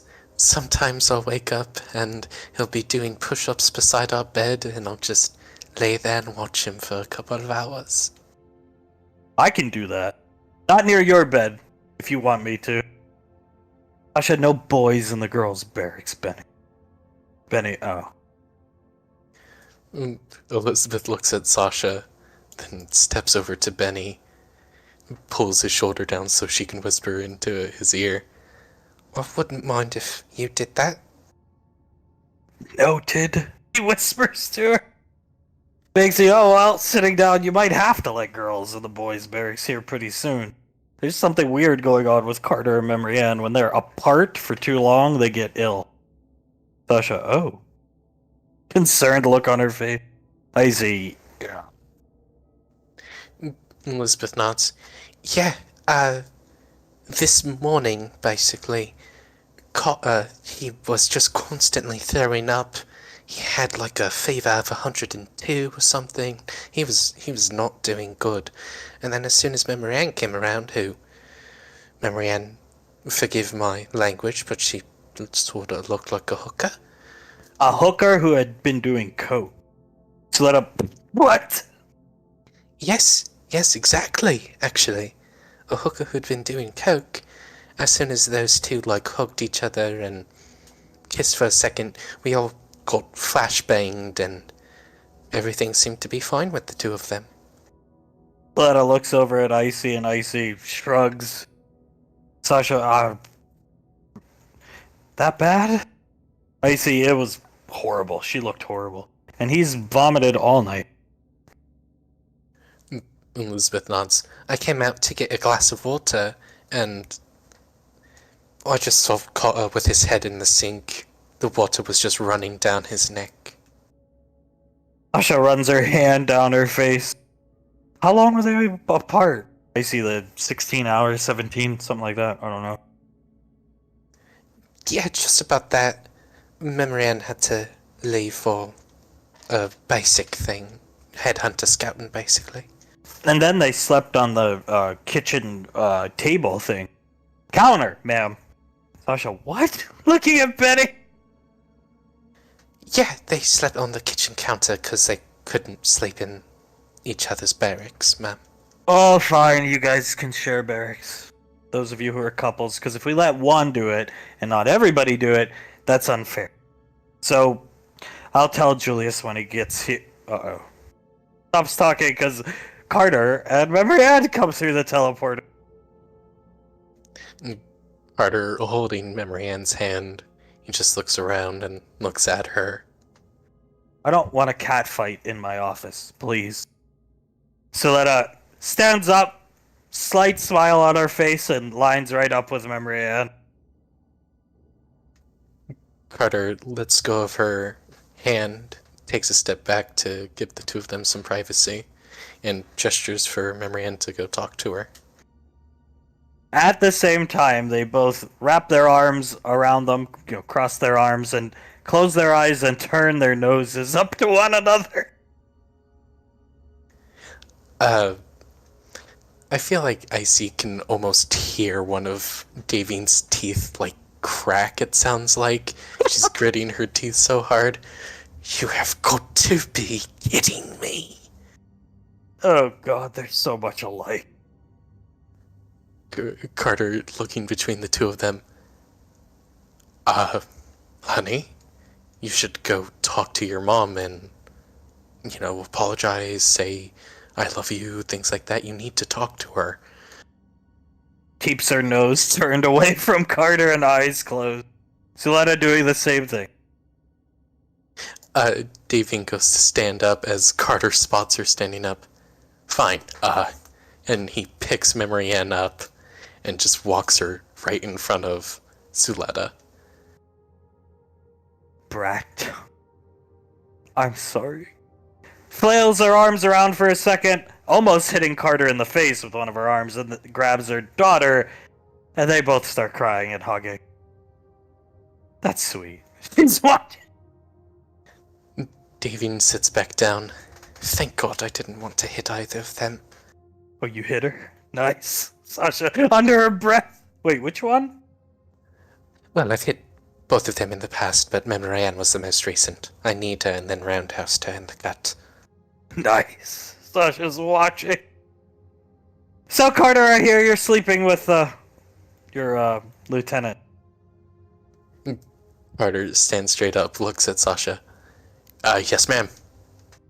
Pequod and Julius coming through the teleporter. You're sleeping on the kitchen, what was it, Benjamin? The counter that Oz had cleaned earlier. Cattle trail. Carter just looks at Benny, then at Sasha. That is correct, ma'am. We were sleeping on the kitchen counter together. So you guys get physically ill when you're apart. Suletta, I've never really heard of something like this before. Marianne, I couldn't talk, ma'am, when I got back to the base. Pequod, yeah. I saw some of the footage. You did look like a hooker. Marianne, what? Oh. And I was, very, very ill, ma'am. High fever, nausea, everything like that. Sasha, Julius, if we let one couple sleep together, you have to let them all. So, just let them share barrack. Really? She looks shocked! Carter's eyes widen. Thank you, ma'am. And Julius nods. It will be done. I will put a announcement through on Monday. Good, yeah, and when you go recruiting for the headhunters, you have to go with her, Carter. Yeah, of course, I'm fine with that. Carter looks at Memory and smiles and gives her a thumbs up. Suletta will come here and put her arm around Carter. Carter steps into the hug and puts his arms around her. We've been rooting for the two of you since the time tombs. I say, finally we could talk about it. Davine claps a couple times. Yes, finally. God, weren't the two of them so cute, him making the sandwich for her and everything? I see, it was effing adorable, and we saw you for the first time. Pretty cute. With somebody, but he was wearing armor. Points at Benny. Elizabeth looks at Benny, then at Icy, and like a blush comes on her face. You guys saw that? Yeah, we did. We even saw a Marine scout sniper. He was covered with soul. Sasha. Oh.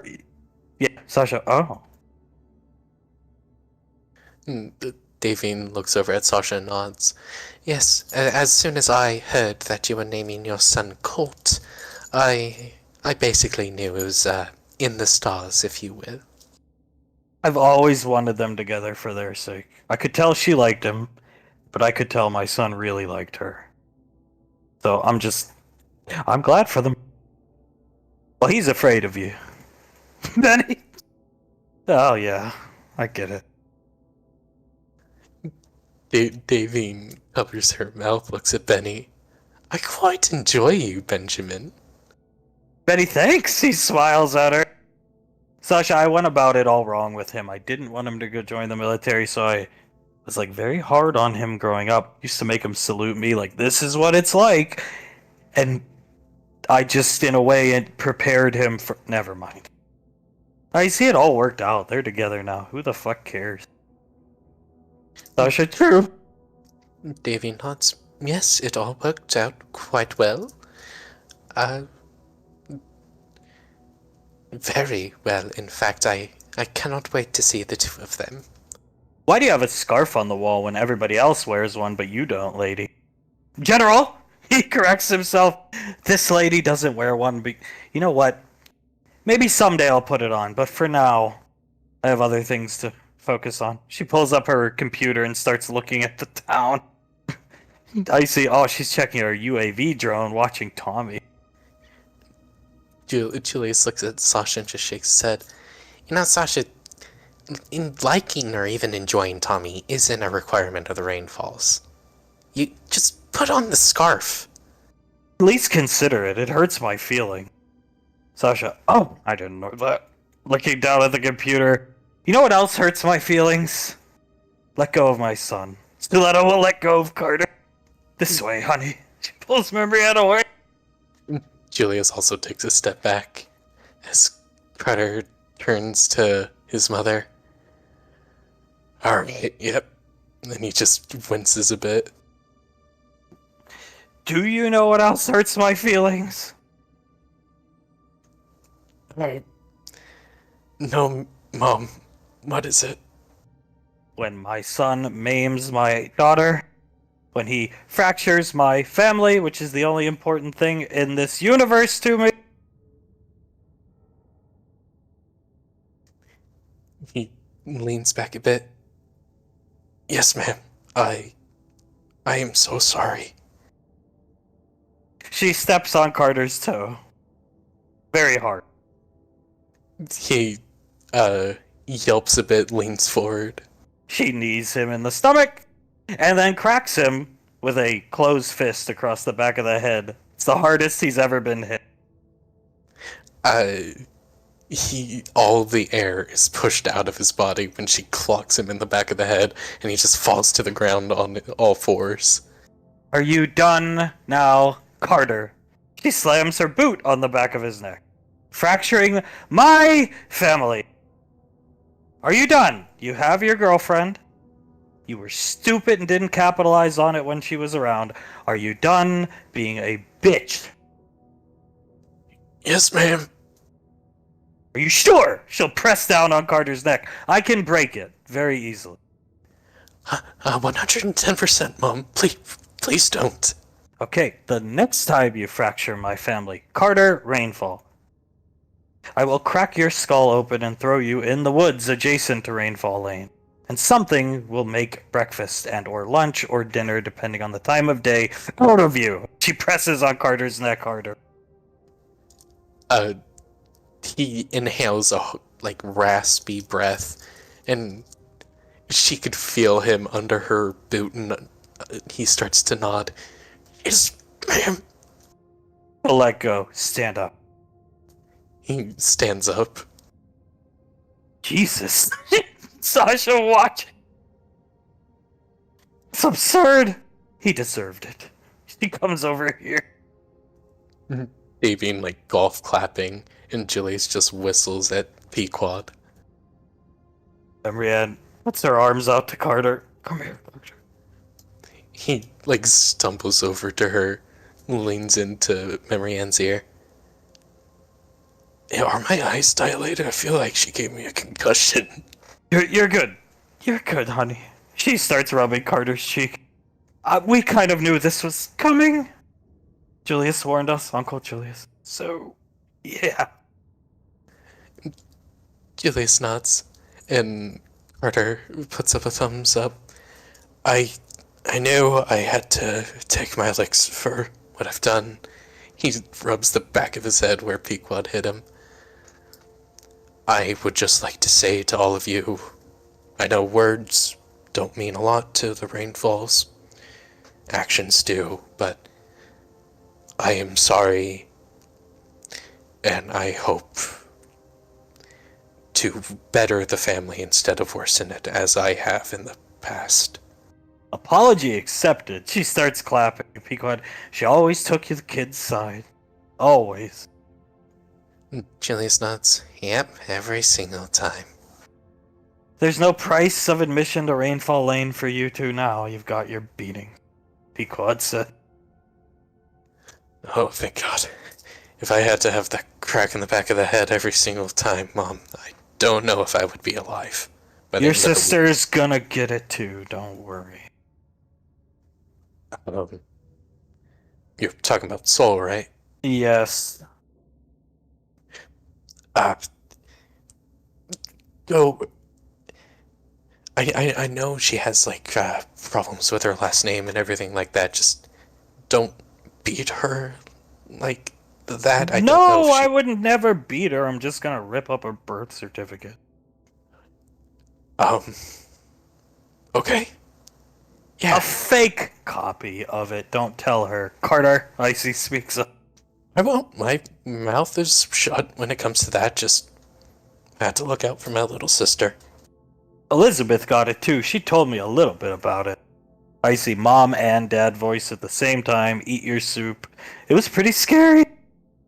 Elizabeth nods. And then even before that, Auntie Suletta came up to me down at Woodbury and slapped me in the face and stomped on my ankle.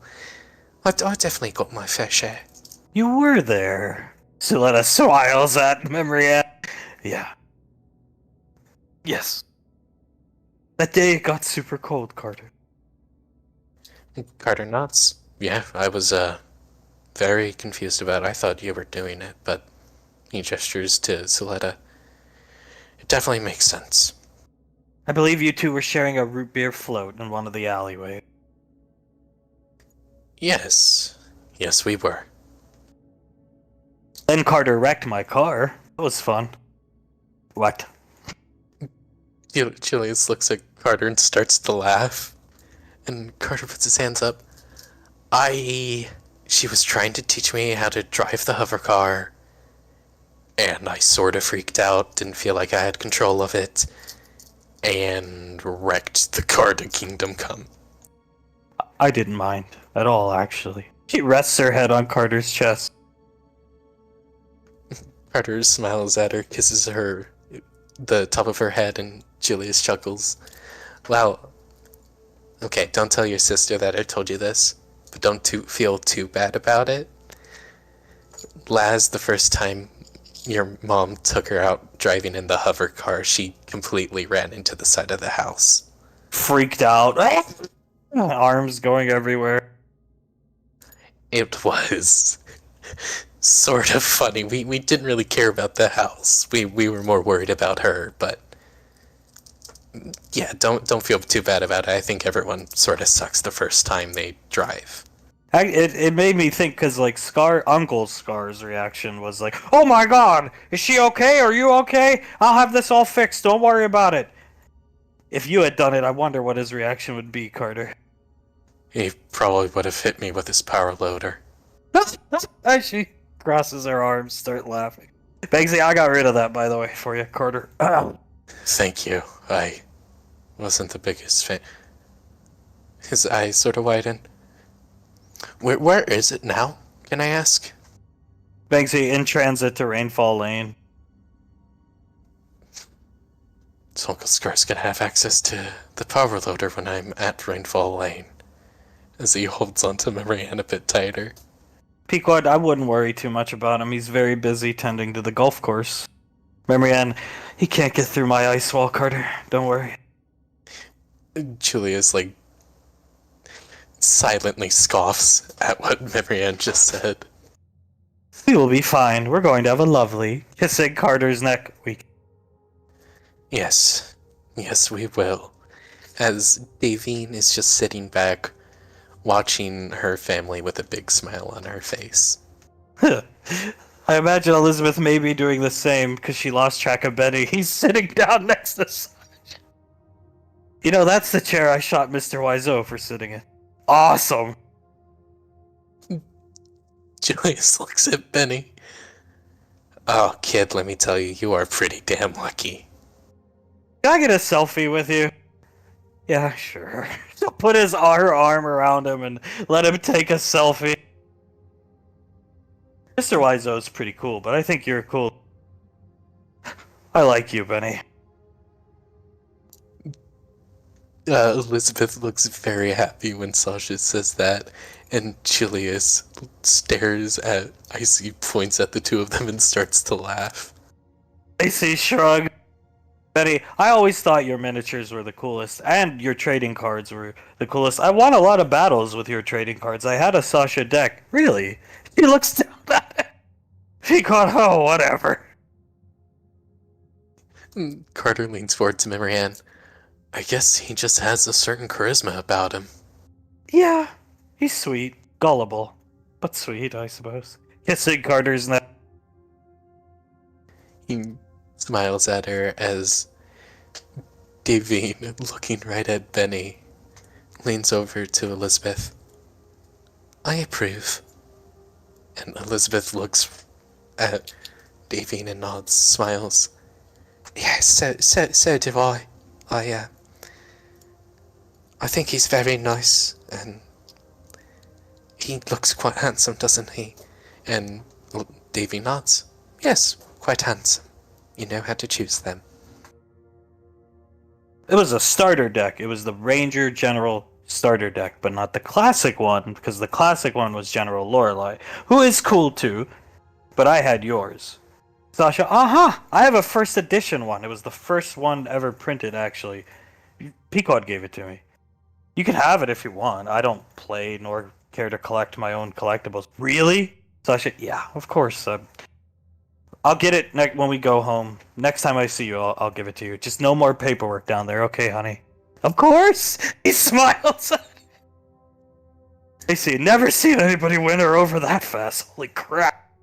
Jeez, it went from like, I thought she was gonna kill him to completely amicable in the span of 5 minutes. Pequod laughing as Memoryhead kisses Carter's neck, shifting to Woodbury.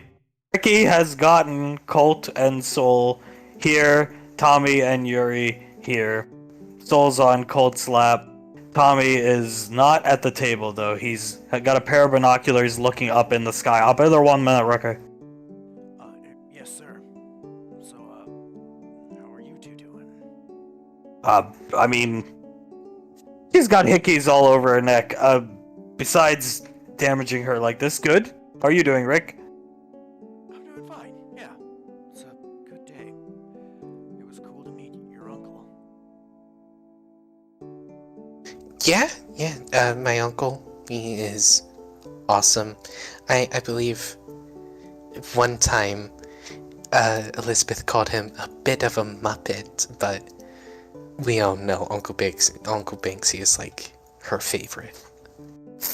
Colt. Yeah, I mean, the steaks were good. It was a good day. Just, what are they doing? Why are they looking up in the sky with thermal binoculars? They was watching us.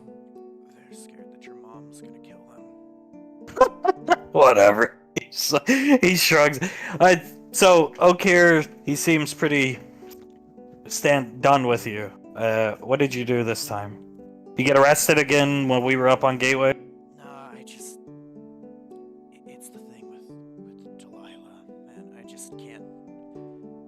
My mind ain't all there right now. I need to just try to talk to her. Actually do it. So, I'm gonna give you advice. I don't know if it's good or not, but in Marine Scout Sniper, to get into Scout Sniper School, you have to qualify as Ace Marksman. And you're allowed to do these tests 3 times in Marine Basic Training. You get 3 chances to do this. Okay. The first time I failed. This is just to get into school, Rick. Think about this for a second.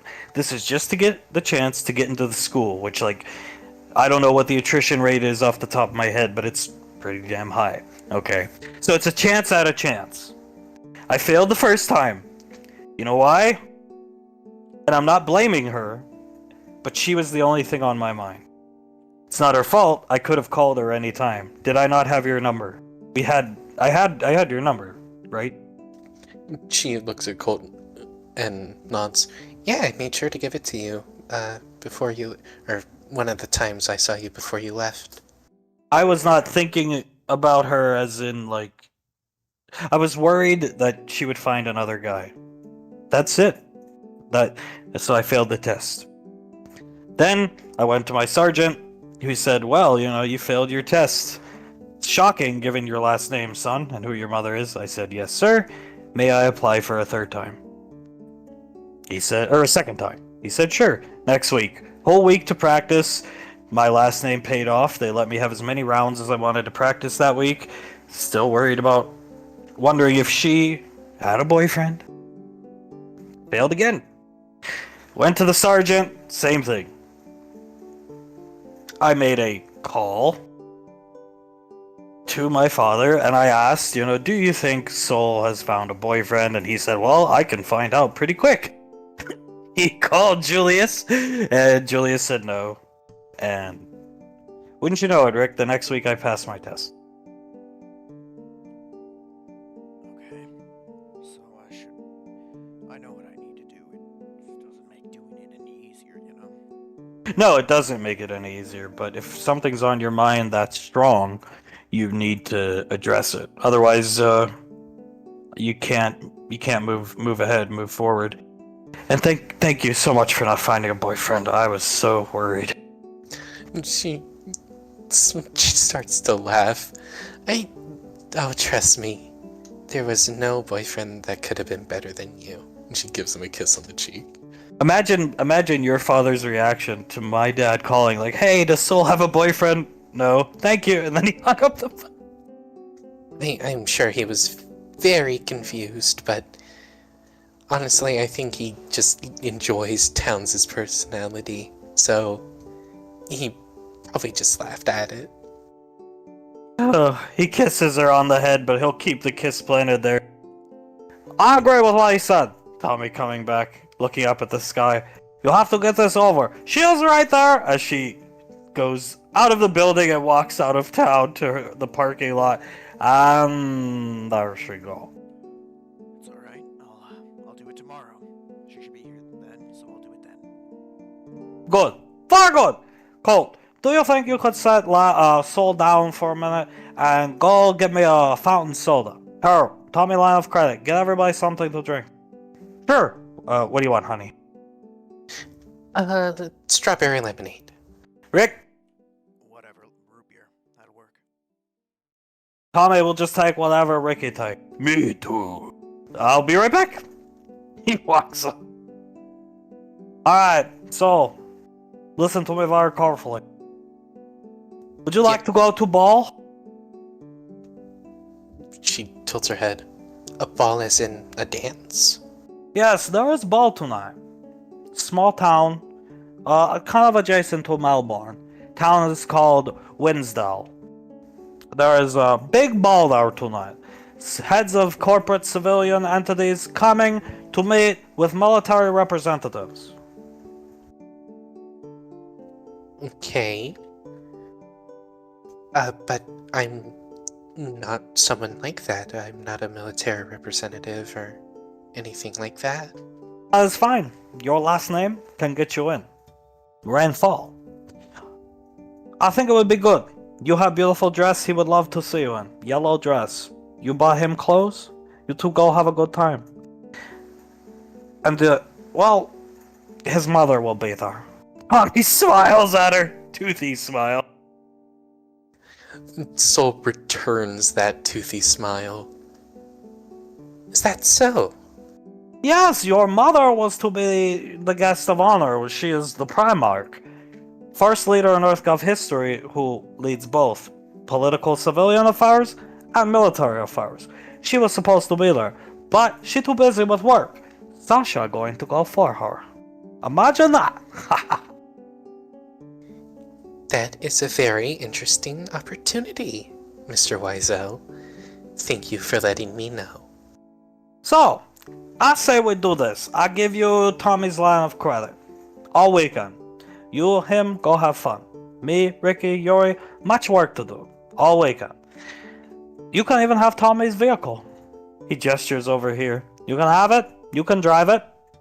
I only ask that you give me, Ricky, and Yuri ride to Winsdale. It is my job to make sure you get into the ball safely. Then the car is yours for the weekend. Me, Yuri, Ricky, we have our own way back home. Yeah, we do. That definitely sounds like a plan, Tommy. It's no problem to drive you to Winsdale. Well, good, very good. We have business there, we have to do very important stuff. And you two have a good night and good weekend, and I'll see you sometime next week. Probably have to do some things and plan for many things. Sounds good, Mr. Wiseau. Thank you for this tip. You're very welcome. I think it is the logical step. He smirks at her. You do this, and I don't. Her. He types on his wrist computer. This boy at the time, he was boy, not man. He paid me all this money for Dolphin. I keep it in this bank account. Shows on wrist computer. I transfer it to your bank account, you give it back to him. Sends it to her. I never spend it, never intend to keep it. Don't need it. But it was good motivation to get him to finally show you. She looks at the money that was just transferred into her account. Nowadays it's like 345,000. Every paycheck. Wow. I will give this to him as soon as he comes back, and I will let him know that we are going dancing tonight. Make sure he gets nice, dressed up, look good. As he comes back, he's coming back with soda. Make him look good and presentable. His mother will be there. Do not tell her that Tommy bring you or Tommy anywhere around you, okay? Of course not, Mr. Wiseau. I wouldn't dream of it. Good. Tommy may end up dead as Colt comes back. You're gonna end up dead? It's just a joke. Ricky talking about murdering me. Haha. Yeah, totally. I'd totally be able to take you, right, Tommy? Most likely. I mean, if we get physical with it. I did train with Julius for many years, though, so maybe I have a chance. If I use magic, I just turn you to dust. Well, that's cheating. Come on. Don't worry about it. I don't use evil magics. Yeah. No, you wouldn't. You're too good of a guy. I try to be. Thank you for the soda, young man. He just hands it to Ricky. You're good. Drinks his in 2 gulp. We should put him and Okir in an eating contest. My money is on him. Colt looks down at Soul, so, can we head to Rainfall Lane with everybody else? Well, something has come up, darling. Oh? We are going to go dancing tonight. Okay. Where? To a ball that's being held in Winsdale, and you will get to see me in a very nice yellow dress that I got just so you can see me in it. And I'm going to dress you up very nice. That's good. I was gonna say I need help with the fashion sense thing, like a black tie affair. I would only know to wear my marine dresses, so yeah. Dress uniform. Don't worry, handsome. I totally got you covered. Especially since it's a black tie event. Ooh, you know what? Maybe I'll even get you to wear like a green shirt or something. Whatever you like. I'll wear anything. I mean, go get dressed now. Time is always against us. Nods and smiles. Of course. She, takes his hand, starts to walk off. Oh, and, one more thing, Colt. Yeah, they're down here at the elevator. Yeah, he clears his throat because he was drinking the soda. She types on her wrist computer and transfers the money to his account. Oh, no, I don't want money from you. I feel bad enough with you buying me things. Oh, hi, handsome, it's not from me, it's It's from Mr. Wiseau. He kept it? Yeah, in a completely separate bank account. He just asked me to give it to you. Oh, I will thank him the second we, I assume they're taking us to this ball. We're going to drive Tommy's car, drop them off in Winsdale. We're gonna go to the ball. We get to keep the car. Apparently they have a way to get back to Woodbury. What are we, the responsible adult drivers of the 3 kids? He starts chuckling. So chuckles. I would have never picked us for that, but I suppose this time we are. You know, you'd probably look pretty good behind the wheel of that big, I don't even know what it is. It's like some type of minivan tank thing. She looks at it. It's like no car that I've ever seen, but yeah, I think I would look pretty good in it. Alright then. Hands on her ass cheeks and picks her up as they go down the elevator. Dress me however you like. Oh, trust me, handsome, I will. He starts, well, he's actually just gonna kiss her on the nose as they go down the elevator. Tommy here. That's brilliant, sir. I should have been an SIS, espionage master. He puts his hands up to the air, and soon we steal jet. Yeah, he's gonna look behind him. Maybe not yell that in front of the guards. Oh, very observant of you, Ricky. Very proud of you. Yes, well, we get the jet. So let me go over some things. We're going to go to this museum, okay? We have a way in. We have keycard. We go in, put keycard in door, no alarms with keycard. Tommy steal it from guard, who goes to Saint Box. Nodding, smiling. Get in, you get jet moving with keycard. We can get bay door open, drive jet out. Then, well, maybe someday we take it back. For now, we keep it.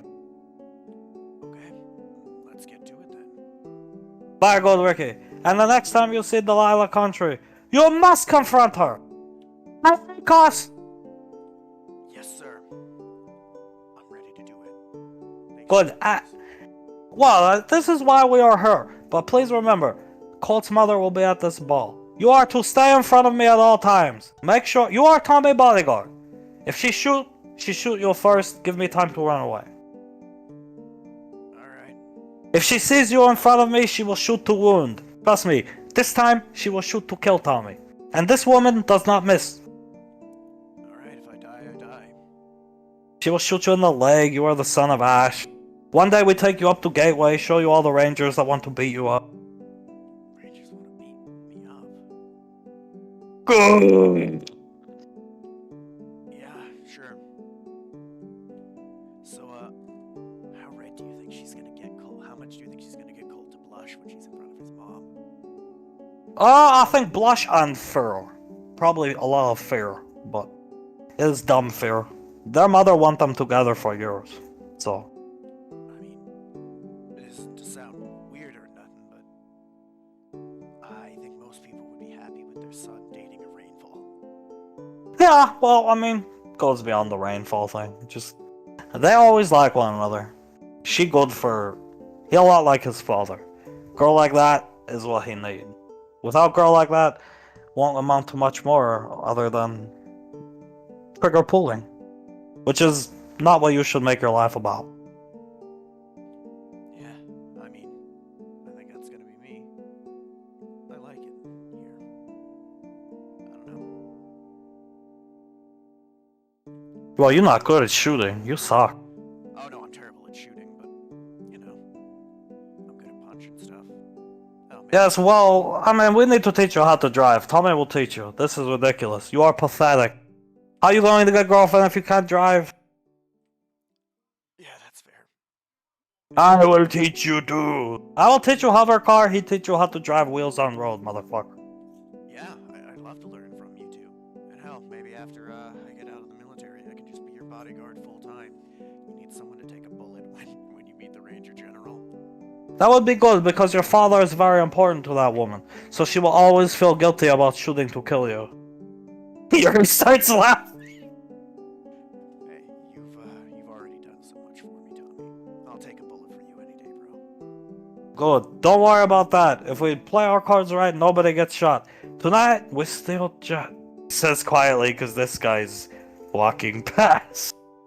Yep, tonight we go to a museum and see a jet.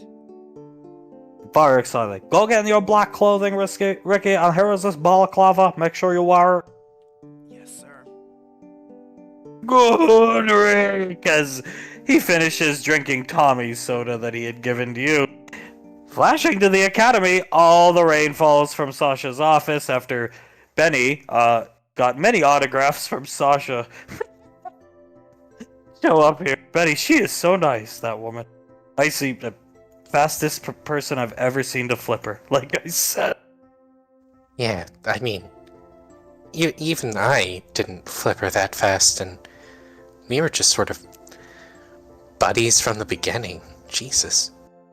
Sasha, I'm sorry, Pequod, shit, I don't think me and her even got off on that quick of a good foot. Like, it at least took a day before we were like, yeah, we're cool, we have a lot in common, we're friends. Hi, Zanzibar.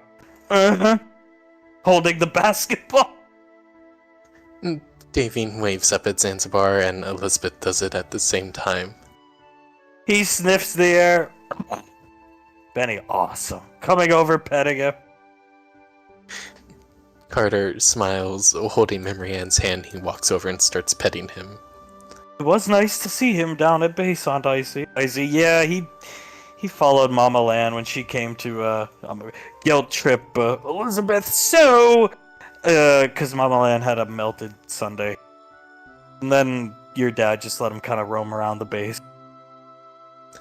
Well, I'm glad he did. It was quite nice to see Zanzibar. He's saying it's nice to see you too. You gotta wait, you can understand him. Banksy, she taught me, yeah. Well, you teach him, but not me? And you just send him down and he tries to have conversations with me? He always has tried to have conversations with me. Icy starts laughing. To let out, yes, when... I don't have to call him the Colonel. When Julius Benjamin first moved his base, got his town, Nicole used to send Zanzibar with him for lunch. La la la la la la. Yes. Yeah, and he would talk to me just like that, and every single time I would just look at him and nod and say, "Yeah, that's true. That's true, Big Z." Oh, that is the fattest cat ever. Letta, I know, isn't he gorgeous? Picks him up! Memory and Mr. Snuffles, smiling at him. Oh my god. Carter just sort of smiles. He really is still just like a balloon. Meow! He says, that's rude, Carter. Well, it is true, Mr. Snuffles, and you know it. Benny, can I hold him? So that, of course, he's quite heavy. Hands him to her. Oh, nice. He's holding him. Memory Ann coming over with Carter petting him. Meow. Carter reaches out to pet him as well. Meow. He looks up at Suletta. Is he saying stuff about me?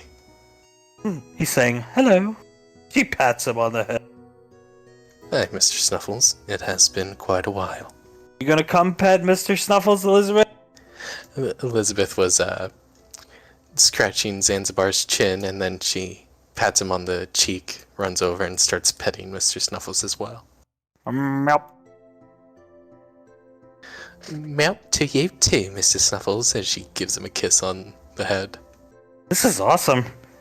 Between the Drake and the giant cat, I mean, you guys have some awesome pets. Remember, and you haven't seen anything yet with Benjamin. Oh yeah, just wait. Julius, maybe, with Auntie Suletta's permission, we can bring you down to one of her animal sanctuaries. She looks over at Julius. Yes, I suppose.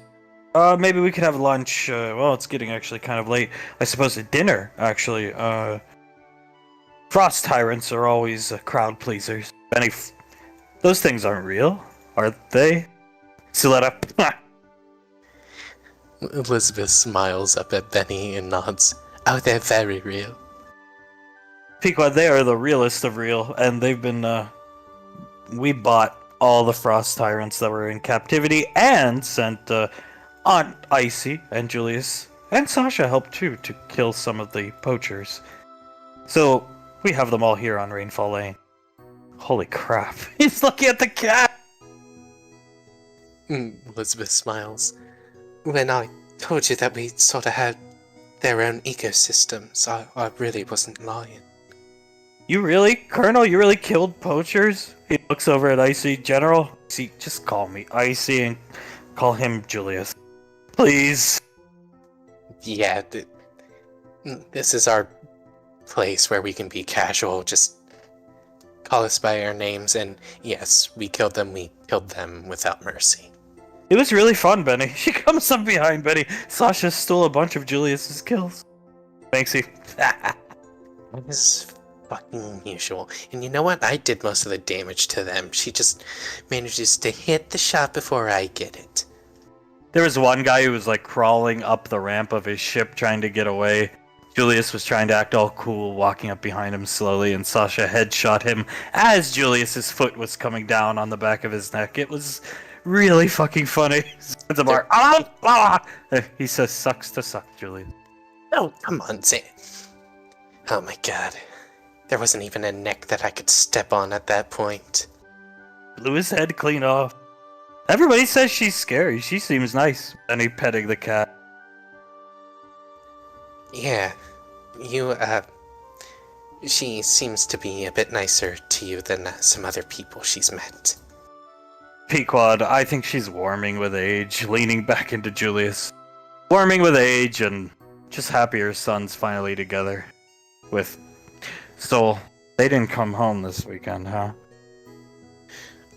Davine looks around and shakes her head. No, I don't believe they did. I see, not because of her last name. Something to do with Tommy. I was reading Ricky's mind when I noticed he got a call from Tommy. Tommy wants them to go to a ball or something where Sasha's gonna be. Pequod, I see. Yeah, probably to get permission from her and tell them that they're dating and shit like that. Snuck on the gateway this morning with Tommy's help. She got to see her dolphin, so... Oh, yeah, that's good. I am 100% sure they had a very good time. I can't believe it. She's reaching her hand up. She's leaning against Julius, her back, but her hand up to Julius's cheek. I can't believe he bought her a dolphin. That's incredible. Well, when you are in love with a girl, you do some sort of crazy or illogical things. I sort of know that firsthand. Carter does too. Carter nods. Yep, like accidentally crash a car.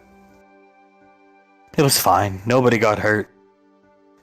He chuckles to himself, or spend pretty much my entire paycheck on a pair of earrings. So that I was wondering where he got those. And I haven't taken them off since getting them. He smiles at Suletta. I thought she looked nice in sapphire earrings, so I got her some. I do as well. Yes. Big smile on her face. Meow. He agrees. Oh, thank God. Carter chuckles. I was actually pretty worried about you not agreeing with that, Mr. Snuffles. Banksy has he wasn't here for the latter part of the conversation because he handed Davey the basketball to bounce it. He was bouncing it back and forth between him and Zanzibar, checking to see what Hunk's doing. He comes back in. All right, well, he is still polishing. How long has he been polishing the Oscar cabinets?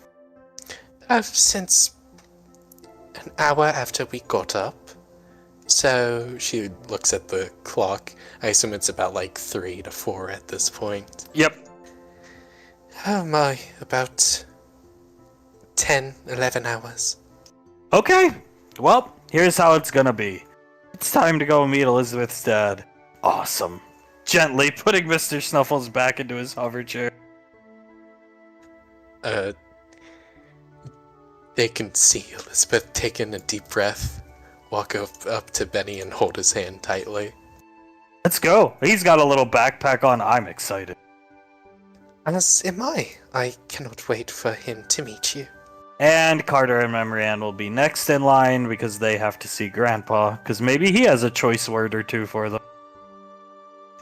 Yep, I would definitely understand that. As would I. She holding Carter's hand. Alright. Carter cracks his neck and Elizabeth takes in one more deep breath. Let's do this! And she'll bring Benny into the Oscar Hall. So they go into the Oscar Hall, all fucked up on their positioning, but whatever. The hallway's big enough for where they can be in like this, like earlier, fixing their tokens. So Elizabeth's definitely here first. He's gonna be behind her though. Oh, they could be in a single file or doubled up like Carter and Memorian. Elizabeth sees him frantically polishing the cases. Dad? Huh? He looks over at her. Tal is, they are spotless. Would you give it the F up? Because Hale's here. Yeah, I think it's quite clean, Dad. Hey, sweetheart. He turns around. She smiles and waves and points behind herself to Benny, who's like standing over her. This is Benny. He'll shift Hale on his other hip. Benny, he's like, he's not slobbering, but it looks like he should be. This is my biggest fan. He comes up. She'll stand out of Hunk's way so the two of them can get closer together. Yeah. Salutes, the best salute he's ever given. Quick, like very quick. Please, none of that here. Those days are over. Yeah, you don't need to salute him, Benny. Go ahead and shake his hand. Say hi. He'll come up. Take Hale, darling. He hands her Hale. Yeah, she takes Hale and gives her a kiss on the head. Alright, how do you want to do this? Do you want a handshake? Do you want, like, what was that thing called? A reassuring shoulder hand? Do you want, he looks around, I don't know, a hug? Benny hugs him! Okay! Great! I don't usually like guys wrapping their arms around me, but in this case, I'll make an exception. Everybody's coming down. Elizabeth chuckles to herself. He really enjoys your movies. A really big fan of yours. I can tell. I can sure tell, honey. She smiles up at Hunk, nods, and looks at Benny, who's just still hugging him. It's an honor to meet you, sir. All the pleasure's mine. So you're my daughter's best buddy, huh? Yes, sir. Looks up at him, looks down at Elizabeth Banks, or Hunk does. Elizabeth looks at Hunk, the tiniest bit meekish, and just sort of nods. Coming in on his hover chair. Going through the kitchen. That cat has a mind of his own, like literally. Hunk, yo, you ain't seen nothing yet, trust me. Yeah, we all truly believe he is actually speaking to Auntie Siletta, and she's the only one who can recognize what he's saying. I've seen pictures of this place. He's gesturing around the Oscar Hall. Hunk, yeah, I was in some internet articles and like some military stuff, I think. This is every Oscar. The family collectively has one. Nicole's got one here for special effects. Patricia, producer. Benny cuts him off when he says producer. Yeah, I know. On Icy special effects, Pequod producer, Julius acting and martial arts back in these things called Malcolm movies. Davine, best director 3 times? Hunk, holy shit.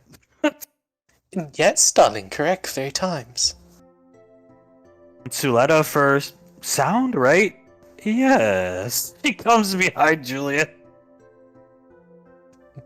Julius turns to face Suletta. Okay, maybe he is our biggest fan. I think so. Her hands on your shoulder looking at... Best actor was Air Force One, right? I remember watching the Oscars. You gave a good speech. I didn't understand the joke about, or why you emphasized having a speech prepared is important. That's a long, sad story. Oh, he found that joke just so funny, and he kept it from me too. Very witty, Mark, as she smiles lovingly at him. He winks at her. I didn't understand the joke about always making sure your soup bowls are secure. That's a funny story. Mr. Wiseau had a piping hot bowl of soup. He was like so shocked when my wife won for best director for The Room. The bowl like flipped onto his crotch, and then he said, "Well, Tommy Dick on fire." All the rain falls. Even Memory Ann starts laughing. That was the best night ever, just hearing that come out of Tommy's mouth. He was very disgruntled that night because he didn't think we were going to win at the Oscar, and he just wanted us to win for Davine's sake, and he felt like it was all his fault, and then we won, and he was super happy. That's awesome. He's looking around. Yes, and poor Tommy, he went up on the stage with the soup still on his pants. It looked just the tiniest bit like he had peed himself. Suletta coming up next to Memory Ann. I had to remove the bowl from his crotch area. Memory Ann.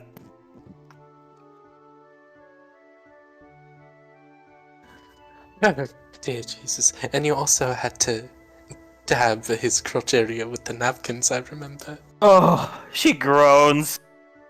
More whiskey, Blaze, more whiskey. He was drinking heavily that night, Benny. I see speaks up. Yeah, just...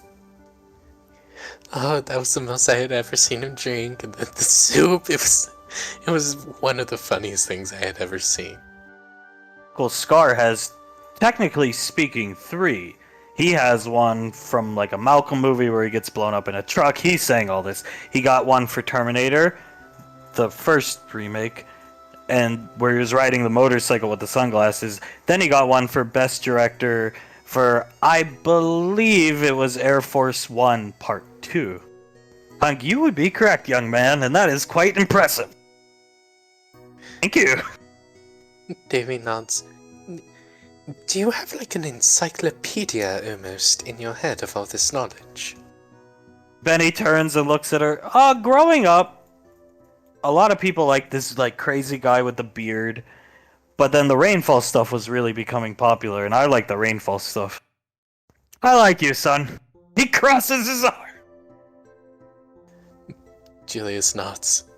That is the right thing to say, Benny. I'm proud of you.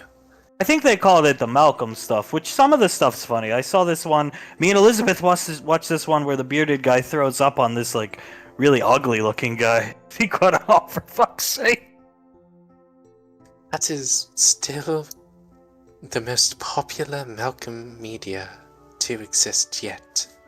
Pequod, that was Ricky's father, Benny, and he was not ugly by choice. That Malcolm guy was like actually really evil. He sure seemed that way. And then Colonel Hawk Down, where like he was playing like 60 people. We watched that. It was kind of funny, but not as good as, well, not as good as most of the stuff you guys have done. I haven't seen everything you guys have done. Yeah, it's been a while. We did produce quite a bit of movies and TV shows. I would be quite surprised if you said you had seen all of them. I want to see all of them someday. I didn't have a lot of money to pay for the streaming service. Pequod, we'll just give you a free card. Scratching your chin. Yeah, we'll just give you a free membership, lifetime membership. Don't worry about it. And whose child is this? He points over here. She's ultra cute, and you look good with it, kid. Oh, here we go. Elizabeth very much blushes at him saying that, looks down and sort of talks into Hale's head, just, well, this is my sister Nicole's child, her name is Hale. Yeah, why don't you let Benny hold her? Lacey speaks up. Of course, yeah. She hands it, Hail to Benny. Pequod, pass Integra up here. Julius passes Integra up to her. Pass your sister to Benjamin Carter. Carter passes Integra to Benny. Lacey and Davine said they want to see if Elizabeth follows him with children on his hip. Betty, they're awesome, they're cute. So Carter's sister, this one, and Sol, and Laz, and... Okay. Yeah, but I mean, that's like, it's too confusing with the way the family is, so it's just like everybody's like sister or brother, or just keep it simple, keep it straight. Got it? Put them down on your hip. Like this. Like, you know, he's trying to gesture, Benny does. Go into the kitchen. I have somebody else I'd love for you to meet in there. A couple people that I think you'd really like. He walks in. She doesn't even say a word and just follows right after him, staring at him. Starts laughing. Davine watches her go. Well, like mother, like daughter, I suppose. You know, I never knew that was like a thing that got her going really until I think it was Niagara Falls when I came out with all of them strapped onto me and she went from her normal color to just like tomato red. He points at Davine. Come here, by the way. She runs up to him right next to him. He gives her a kiss. You remember that day? Oh, trust me, darling, I remember it very well. She gives him a kiss back. It was very hot. I will do it more as long as they keep producing more beautiful grandchildren. Pequod duly noted. Memrianne noted. Carter just nods to himself. Noted. Tal, oh, I think he's a lovely young man. It's time to show him the resident fucking clowns. Yes. Talking about these three. Carter looks at Tal leaving and chuckles to himself and rubs the back of his neck. Hunk hands on Davine's hips and stares over at Carter and Memrianne. To let a dad voice time. Carter looks Hunk in the eye. Hi, Grandpa. Hi! Walks up here, slams fist into open hand and cracks his knuckles. Carter purses his lips and nods. I am glad to see you again. I am glad to see you. Every time I thought about you two while you were gone, and I'd get like really angry. He puts his finger up between both of them. Memrianne's eyes are following them. I'd get really angry. I would think back to our wedding day. Me and Grandma's. And it was after the ceremony was over. You guys are sitting at the lakefront. Tommy had it. We wanted it on a lake. It was Lake Erie. You were sitting there and I said, rain falls, gather round.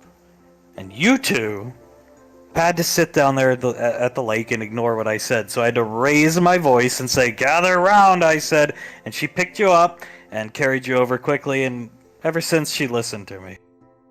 Memrianne smiling, but also looks scared. Hunk, I'm just glad you two are finally together. Give Grandpa a hug. Carter lets out a breath of relief and gives Hunk a hug.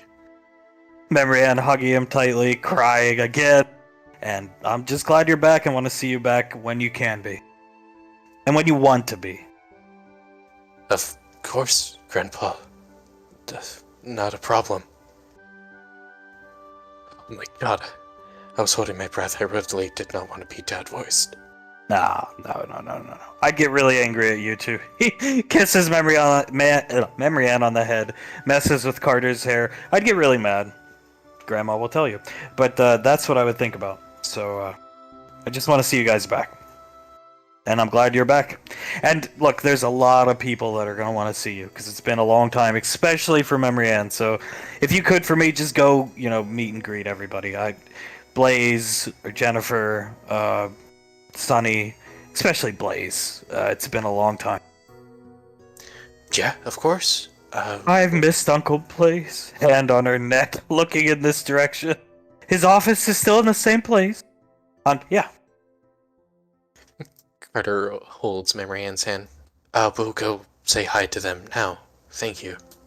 Go ahead and then come back in here so you can see your buddy Benny fawning over fucking goofball Krellin. Carter chuckles. Yes, sir. They're gonna walk off. Suletta crosses her arms. And just does that exact noise. They didn't need a dad voice.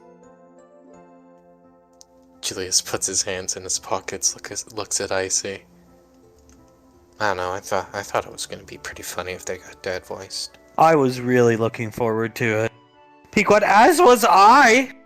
She's super angry. Well, I mean, you know, you said you were gonna crack him in the back. Did she crack him in the back of the head? He looks around, looks at Davy. Davy laughs. Not only did she crack him, but she also put a boot on his neck. Don't you think that's enough? Pequod.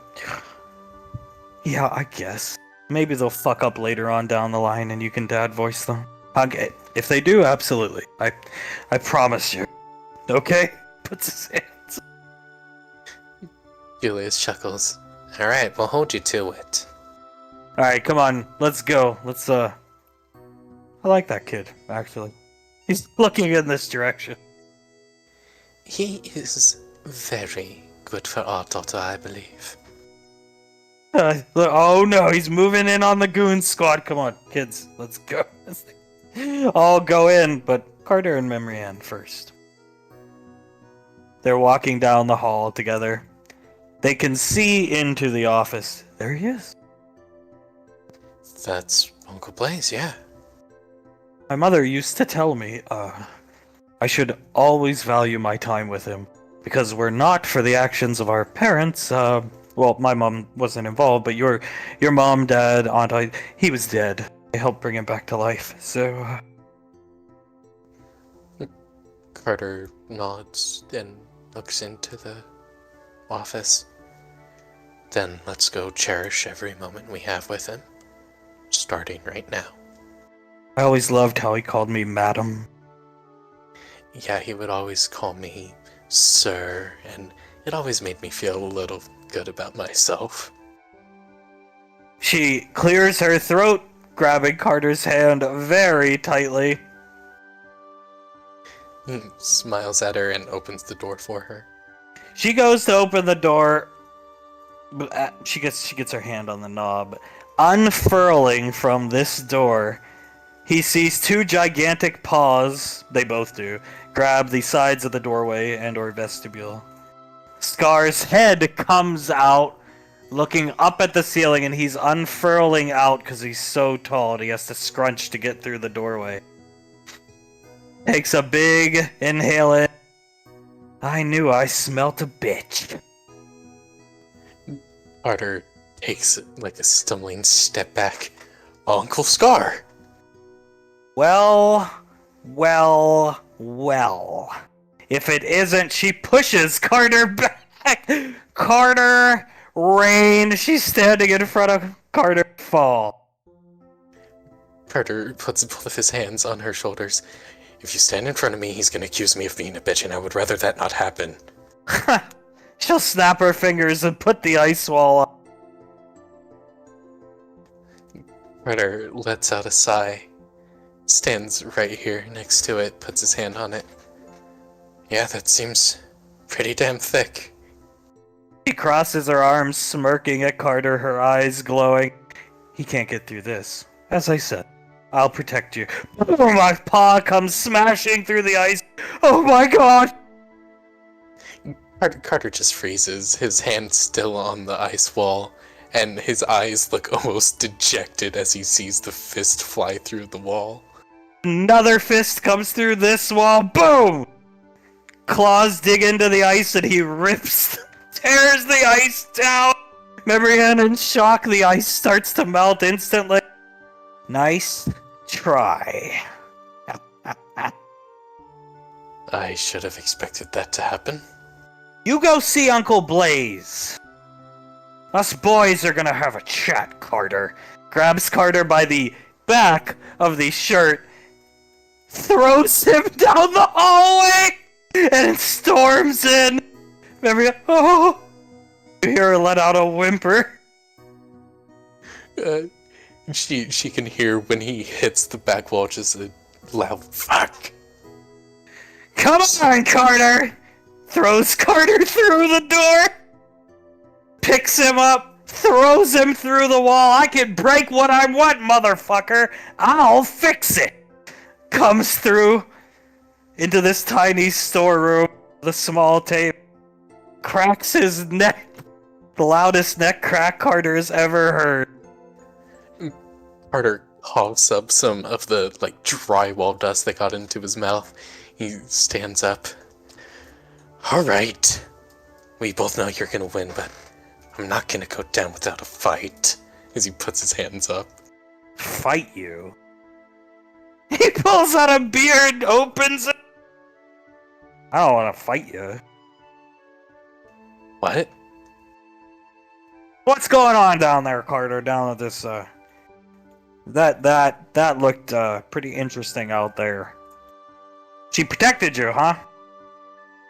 You two are finally together. Is that what I'm to assume from the, selfie at this, or I guess it's like an amusement park or something. Carter looks around very confused, puts his hands down at his side, but keeps the defensive stance he has. Yeah, we're together.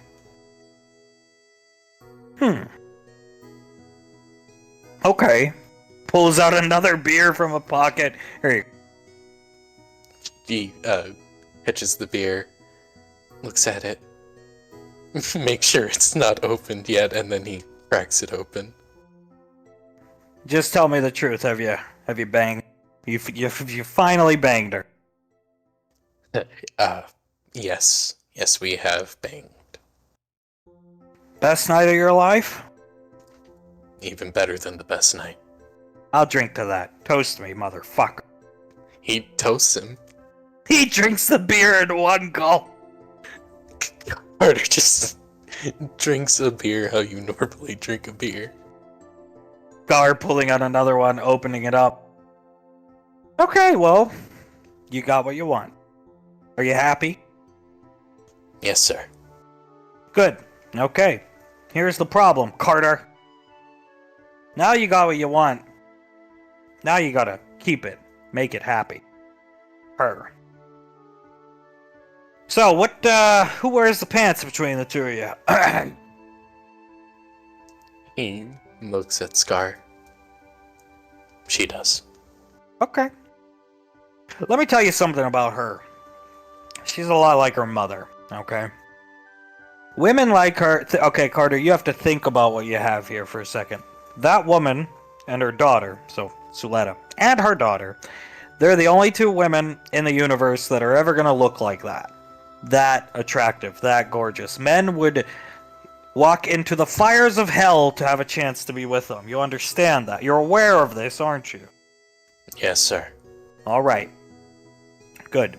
So, now that you're with her, only your offspring can potentially look that good. I found Aunt Suletta ultra fucking attractive back in the day. One time we were on a boat while the girls were on the beach, and we were on the boat doing some stuff, just fishing. Don't worry about that. The details are important, but anyway, I was gawking at Suletta for about 7 hours. Though I know what you went through. I know where you're coming from, okay? Okay. Okay, so with a girl like her, she likes to be in charge. She likes to wear the pants. Alright? But the thing that'll probably get a woman like her the most is being thoughtful, Carter, okay? Do you think a girl like her likes beer? No, I don't think so. Okay, well here. I'll hand you, Carter, an unopened beer. You give that to her, and you watch her melt into you. And when he says that, you think about her reaction to the earrings. When Tommy was like, buy her a drink, motherfucker. Carter stares at the beer. He puts it on his forehead and nods. Alright, yeah. Beer, okay. You could give her anything. You could come up with a scorpion and say, I got this for you. It's the thought that counts with a woman like Suletta. And in this case, a woman like her daughter, who seems to be a lot like her. Yeah, Of course, thank you for the advice. So do something. Take her out on a date. You pay.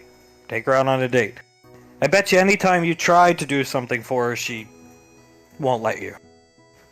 Thinks back to I'll pay for the car. No, I'll do no. Yeah, that is correct. Well, then the only way you can get that done is to go around behind her back, but in a good way, and just set things up for her. Surprise her. And she will melt for you. He nods. Okay, so, as an example, I guess, I go to Amels, prepay for anything she would want, take her there, and when she tries to pay, she isn't able to, because I already did. Don't tell her where you're going. Tell her you're taking her somewhere. Don't tell her, leave her in the dark, no matter how, dommy mommy, I suppose, she gets with you. Then she'll melt. She'll melt. Make a reservation. Sure, we own the place, but the fact you made it means you thought about it. Thoughtfulness. He continues to nod along to what Scar is saying. Takes a sip of the beer. Okay, yeah. I'll definitely make the reservations for Amos. Yeah. Good. Take her out, give her a good night, have some fun with her. It's the thought that counts with women like those two. Definitely. I think most Rainfall women. He crosses his arms. But, yeah, especially with Suletta and Memory Ann. I'd say doubly so.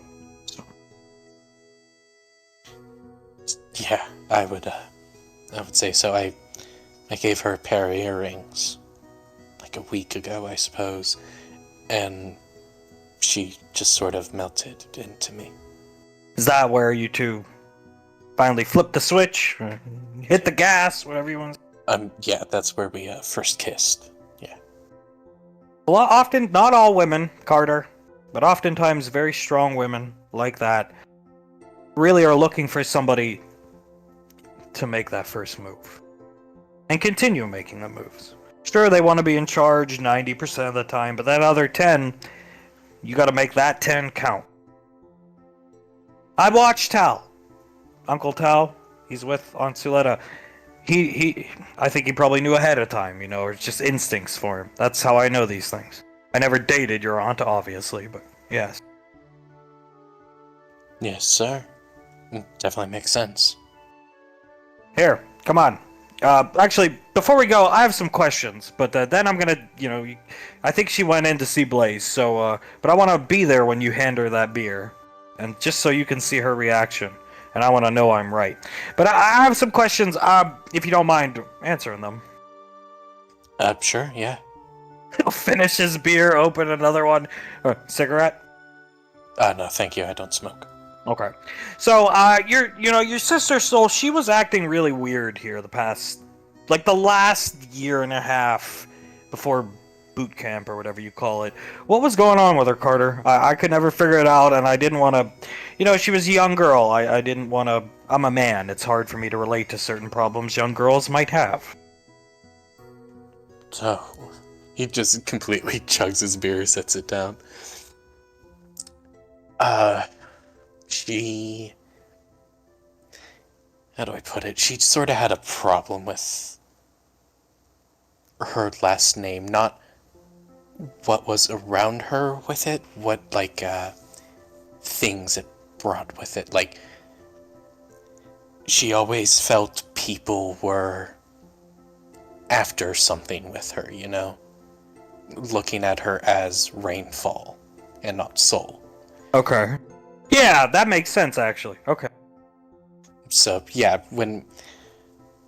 whenever she would get a friend, he does quotes, they would just turn out trying to get, money or things out of her. That happened quite a few times, and I don't know, do you remember Eric? Her, boyfriend? That dweeb motherfucker? Yeah, exactly, the dweeb. He ran out on her, said, after seeing Rainfall Lane and talking about my mom and my dad and basically the entire family and said she wasn't worth it.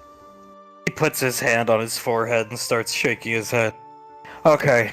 Alright, well, she's, I've heard a thing or two through the grapevine. She's with Sasha's, son now, right? Yeah, she's with Colt. Okay, good. Then that means she's where she wants to be, then. Yeah, correct. She definitely seems more at peace with some things, I think. Okay, excellent. As long as she's good, then no problem. Here's the last thing, Carter. Crushing a beer can, opening another one. Listen, here's why I'm so hard on you, motherfucker. Laz, Sol, Memory Ann, Elizabeth. Think farther down the road. You've got Integra, and you've got Hale. They're all girls. You are the man here. In this generation of Rainfalls, you're the one sole male. Sure, there's JJ. But he's the ambassador of this academy. He goes around for your mother. He's hardly ever around. And when he is here, he maximizes his time with his parents. Unlike Elizabeth. So, he chuckles when he brings up Elizabeth. So, it's your job, no matter how old they are, whether they're younger than you or older than you, in Laz and Memory Ann's case. Of course, Memory Ann, because you're with her. It's your job to protect them, Carter. You're the man. Do you understand me? Yes, sir. I understand. Sure. I can't think of any other man better than Sasha's son to protect Sol. But what if he's not around, Carter, and you're her brother? You're their brothers. It's your dead brother. You're all brothers. Forget, it's too complicated with all the Rainfalls. They're your family. You have to protect them. You're the man, just like your father did for Nicole, Pequod, and some other folks. Okay? Until your grandpa came into the picture. Alright? Yes, sir. Don't be a weasel like your old man. He starts chuckling. Carter starts to chuckle. Isn't that what that old guy in some of those movies that Mom used to show us would call my father? I'll walk Carter through the holes he threw him through. That's right, and that's why I call him a fucking weasel. Because I know he hates it. He starts chuckling. But, go ahead and be honest with me. Do you actually think he's a weasel? Nah. Some days I'm just having bad days, and honestly, most of the time, he's looking in the door. I just like to get a rise out of him. Carter starts to laugh. It can be sort of funny to see Dad angry. You don't actually see it a whole lot. No, he's pretty damn level-headed, but when you throw the W word out there, he gets a little hot. The room gets a little hot as he starts opening the door. Give her the beer. Let's see if I'm right. He nods, walks into the room. Scar is coming in. Memory Ann, you're alright! Blaze looking at you. Hello! Hi, Uncle Blaze. And yeah, I'm alright. He looks at his shoulder, sees some drywall dust on it, wipes it off. Yeah, I'm okay. Good! You're drinking? No. I got this for you, actually, out of the fridge. Hand on her chest. Thank you, Carter. She takes it!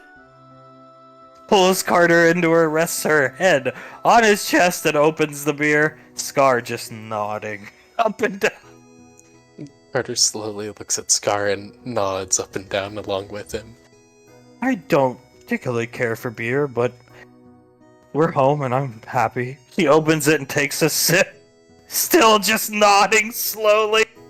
He gives her a kiss on the head. What is your favorite drink? I'll make it for you tonight. In terms of alcoholic beverages, Carter? That would be the one, yes. I like kiwi martinis. They're the popular drink around here, but honestly, I like a good screwdriver. Screwdriver. Nice, simple, easy to make. It's all yours, honey. Are you okay, Uncle Scar? Scar's just nodding his head. Huh? He looks around. He's just having a good day right now. Very good day. I'm gonna go check on the other goons. He walks out. Memory Ann, I thought he was gonna murder you. I heard crashing. Oh yeah, no, he threw me through some doors and walls, and I thought I was gonna have to fight him, even though I would lose. But he surprisingly just wanted to talk. Oh. Really? He's watching the door he went through. That's shocking. Yeah. Carter's staring at the door he just went through. Very shocking. You may want to practice your spellcasting now that you're... He comes over, hugging Carter. Hand on Carter's shoulder, now that you're not being stupid. And back home, madam. He broke through the wall like it was candy. Yeah, it was... All I saw was right in front of my face, his fist flying through it.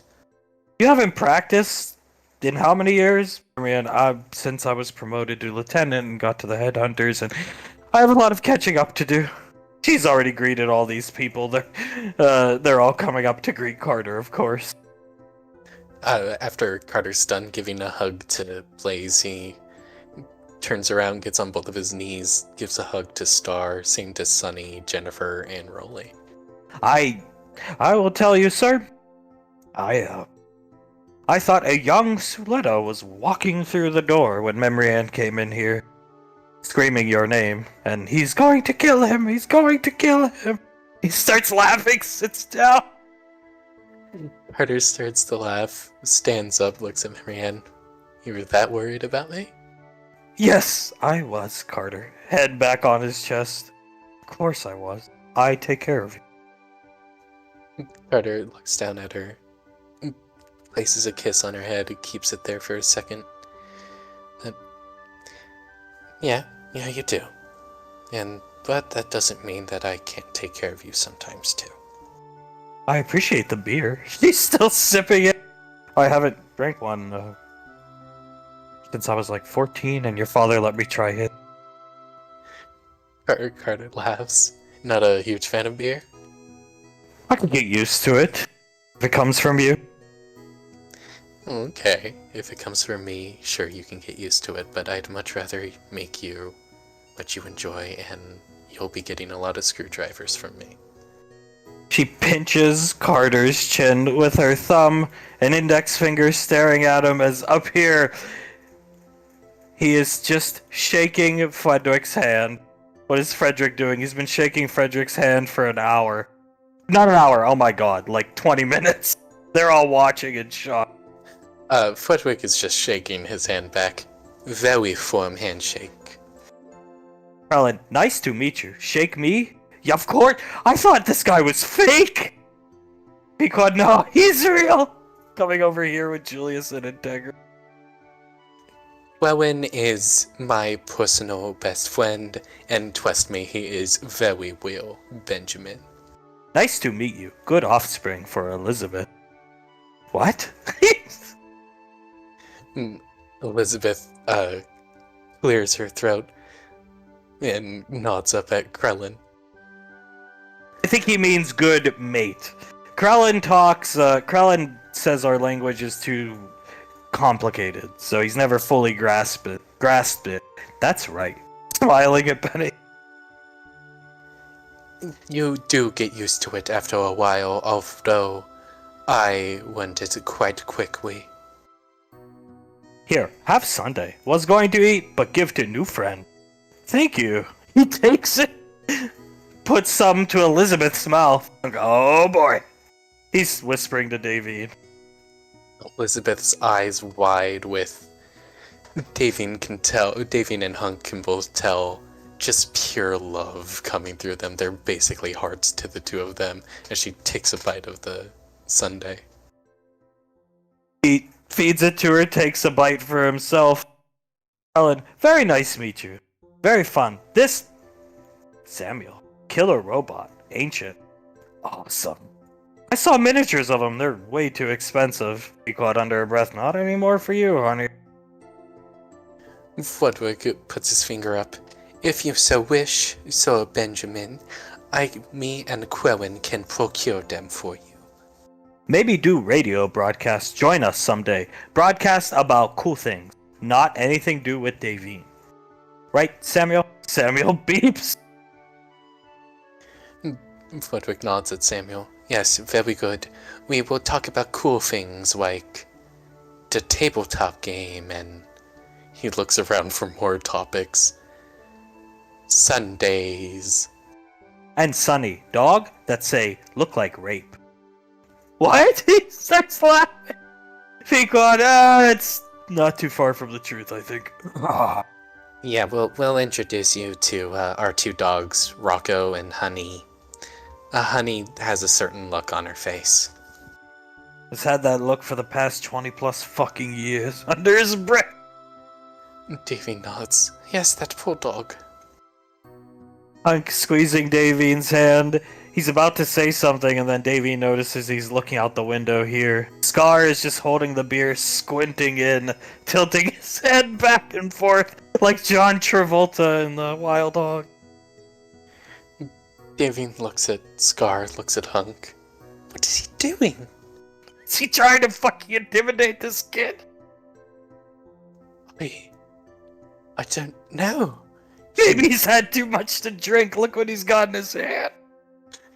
He has been drinking quite a bit today. He's just staring at Scar.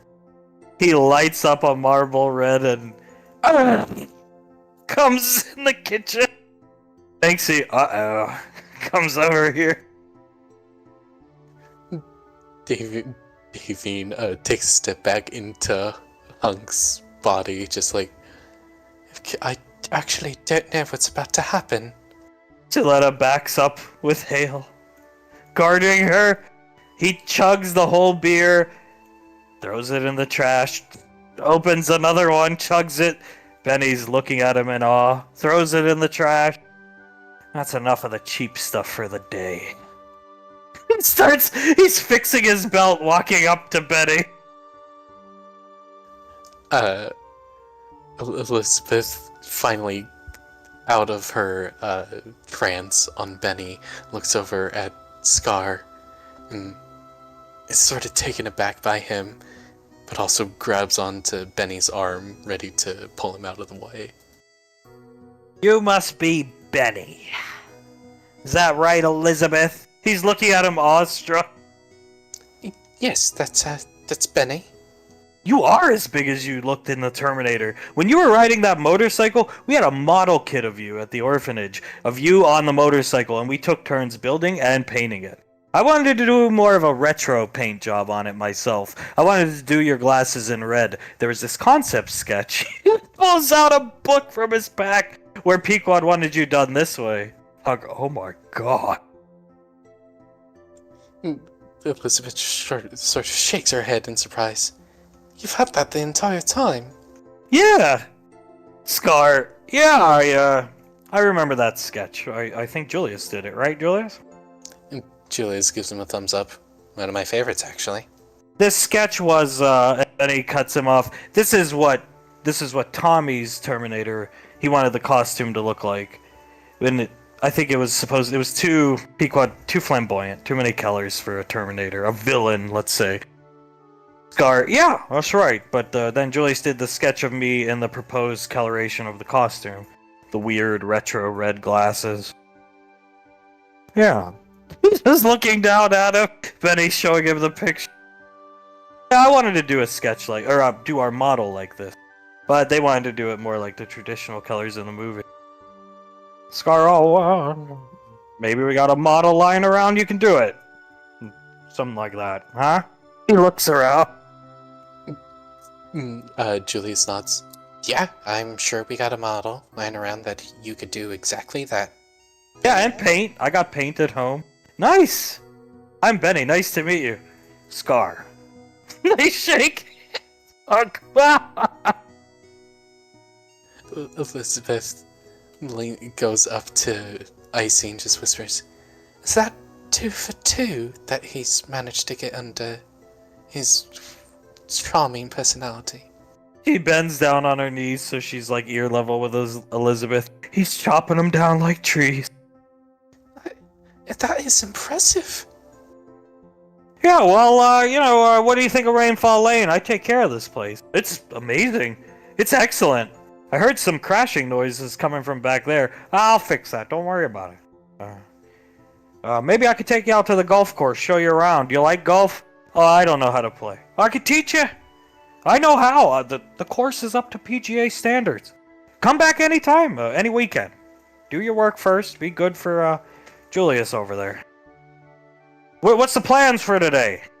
Rain falls. I think we're gonna go see some frost tyrants and have some dinner. That's good. Well, alright, that's good. Yeah, that is the plan. And Elizabeth perks up, whispers over to Icy, I'd also like to take Benny to the Jurassic Park machine.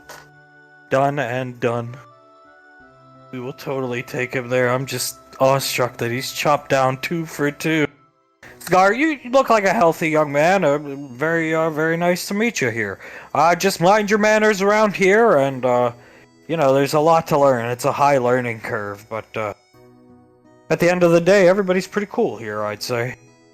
What the fuck? Under a bridge? Julius just shakes his head. I've never seen him like this. We were just talking, actually, or this morning about getting Rainfall Lane back. The production's back. That would be amazing. It's actually kind of sad the production stopped. Yeah, but, things happen. The kids had some trouble. Growing pains. It's okay. Things seem to be, doing good now. Anyway, it was nice to meet you. I gotta go. I'm gonna go watch some TV. I'll see you guys later. He goes, what the fuck? Did he just say he was gonna go watch TV and not, work on the golf course or anything? He didn't mother F us. He didn't call you a weasel. He didn't call me a bitch. What is happening? Krellin clapping. Rainfalls come back together, Fwedwick. Fwedwick puts all the pads of his fingers together and nods. Everything is going exactly to plan.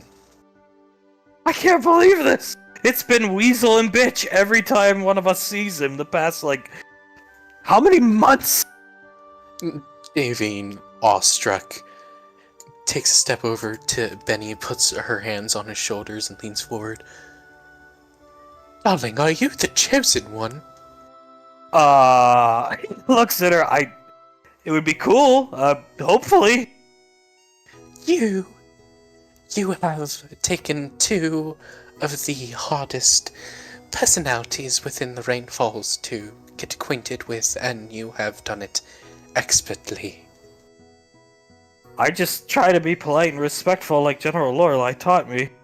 And a good job she did. I see patting Betty on the head. That is amazing. She pats both of his shoulders. Very good. She just goes back over to Hunk, still staring at Benny, awestruck. Hunk wraps his arm around Davine's waist. Benny, those steaks Uncle Banksy made were excellent, but I'm kind of getting hungry again. Pequod, then I think it's time we go see some frost tyrants and get some club sandwiches. That sounds good. Quick and easy. Me and Julius will make them. Julius nods. Yeah, been a while since I've gone into the kitchen, even if it's just sandwiches. It'll be nice. About time, put the skirt back on. It comes up tight. Julius looks at Banksy. Oh yeah, you're one to talk wearing the skirt. He is a house husband. Crosses her arms and smiles. And a very good house husband he is. Betty, smiling, looking around happily as the Rainfalls will prepare to move, cutting to downtown London. Manchester. Laz is sitting in the car. It's about almost 4 a.m. there. She's been sitting a while, having a lot of fun, as Oz comes with sausage rolls and coffee. He comes into the car, closes the door. Oh my! She lets out a yawn. It takes one of the coffees and takes a sip of it, puts it into the cup holder. Burning the midnight oil, darling. Sausage roll for you. Very popular here. Very good. Thank you. She takes a bite of it. I was getting pretty hungry. Oh, goodness. He's gonna pull her in because he's got his arm around her. Your mother is, I see where you get your incredibleness from. Your mother was, yeah. I'm surrounded by very strong women when it comes to being in the rainfalls, and I always thought my mom was the strongest. That's just my opinion, though, you know. Oh, yeah, and I can understand why.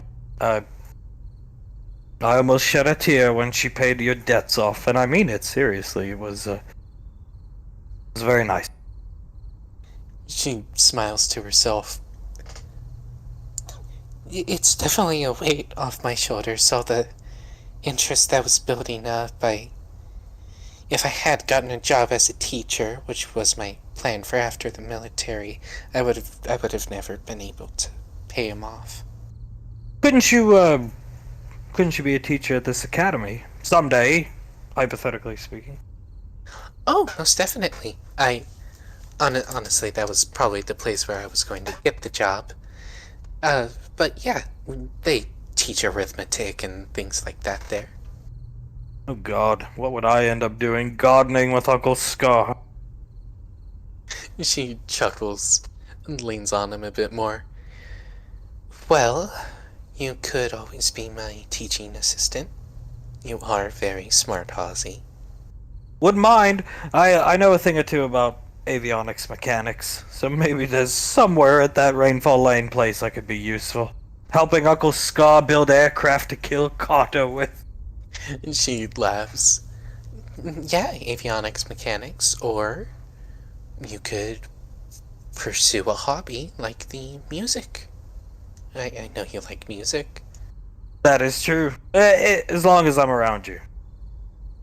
I want to stay as close as possible. She smiles, scoots a bit closer to him, and gives him a kiss on the cheek. You know, I have to say I am enjoying myself. I didn't think it would be miserable, but I thought, with my luck, Steve won't come out and we'll waste the night and she'll be disappointed, and it kind of seems like it's trending that direction, but this was fun. As long as I'm with you and spending time with you, I would never be disappointed. He blushes, actually. That's, pretty hot to hear. Her eyes widen a bit. It is? Yes. Wow, I didn't even mean for that to be hot to hear. You're pretty hot most of the time, honey. I don't think you realize it. I... I don't really think of myself as hot, no. Well, you are most of the time. The way you snicker at Steve's idiocy, he starts laughing. It's pretty cute. I mean, yeah, pretty much everything he does is extremely funny. He's gonna kiss her on the head. And your mom just wants you to stay in until, your siblings are out. And I will help you look after them. She smiles. Thank you. I worry about my siblings a lot, actually. I really didn't care about the scars or anything like that. I just really wanted an apology out of him. Even past that, Carter and Soul and all of them, they're still my little siblings. And nothing in the world would ever take that away from us. It's important we look after them. I will make sure they're okay. With your help. We'll be together. We'll make sure they're okay. All of them. Even Memory Ann, who's older than us, but more immature than us most of the time now. Somehow, she takes a sip. Did you know she used to take care of us when we were younger? Really.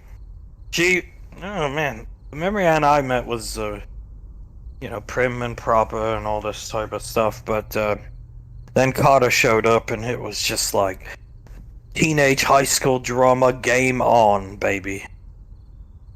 Oh, yeah. They were always like, she holds up the cup and the sausage roll and starts orbiting the cup around the sausage roll. They were always sort of like this. Sometimes they would get pretty close and then, boom. right back up to the apex of the orbit.